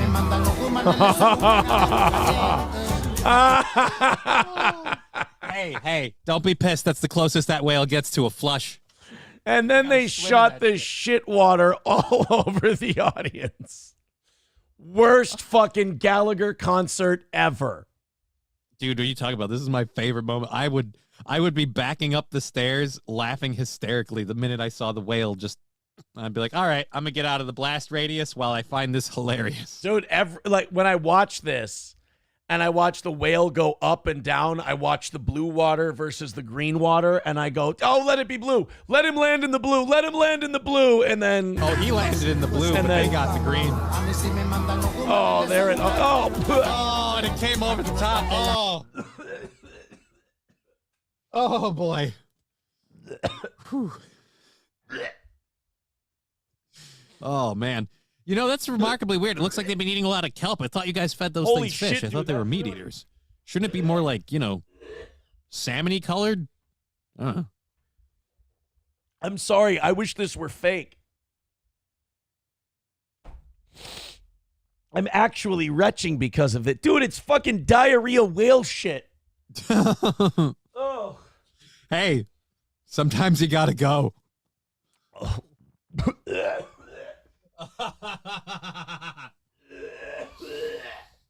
Oh, fuck, that backfired on me. You ever try to gross out your audience? You almost get this off the fucking screen. You ever try to You ever try to? A minute? Yeah. Yep, you go. You go ahead and mute that thing. Give yourself a second. You ever try to gross out your own audience? You end up almost puking? Oh, I don't think almost. We give it a minute. I think we can make this happen. Yeah, no, that's an ab workout. So by the end of this, you're going to be in great shape because a whale couldn't hold its bowels. Great. Awesome. Birdman with $19.99. Thank you, Birdman. Trucker 18-wheeler with $1.99 says, will you finish with Love Somebody by Morgan Wallen? I will end the YouTube video, and then I will play it on Rumble. So I don't have to deal with so I don't have to deal with that. Somebody's going to go have some cookies tossed after the show's over. Oh, that was fucking bad, man. You're going to feel horrible for a while, too. Like you still got to do it. Like, because you got halfway and your body doesn't know what to do. So now you're going to sit on that for a while. Blade Nicotera with $3 says Amanda Pappas is greater than most. Anime Sucks Cope and Sneed with $1. Thank you. You know what that means? Another win for the toe. It's over, guys. Thank you. The whale just wants them to eat the poo-poo. Oh, God, he just made them eat the poo-poo. Somebody, too, says fake gagging. No. No, not that time. I've seen him fake gag. Trust me, this one got so close, I wanted to keep going. I thought we could get over the line. Oh, dude, I could almost smell it. What, the whale or you? All right, God says positive Aaron wins again. Yes, positive Aaron with another W. I'm white, I'm white. The Optic Nerve becoming a member for 16 months says Rumble chat is too good. Go another 30 minutes. I can't. We've had an eventful show today. Yeah. Nick showed up, which I think is a bad idea. He kind of got mocked and bullied and then left. Yeah, if it wasn't like members only chat, he'd probably have a bunch of like people that would take his side or get his back just because. But yeah, no, that's not a friendly chat for me. I don't know, man, because there's a lot of people out there that hate both of us. Like, just because they hate me doesn't mean they like him. There's a lot of people out there who despise both of us, which, again, totally fine. I understand. Doesn't mean I won't work with you. I totally get it. All right, I'm going to fire up that Morgan Wallen thing. Okay. Let me reload the YouTube here. And then what we'll do is we'll end the YouTube stream and we'll do the Morgan Wallen thing over on the Rumble stream, and I'll head out.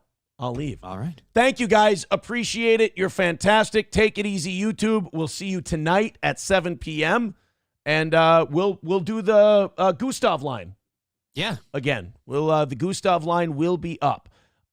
Take it easy, YouTube.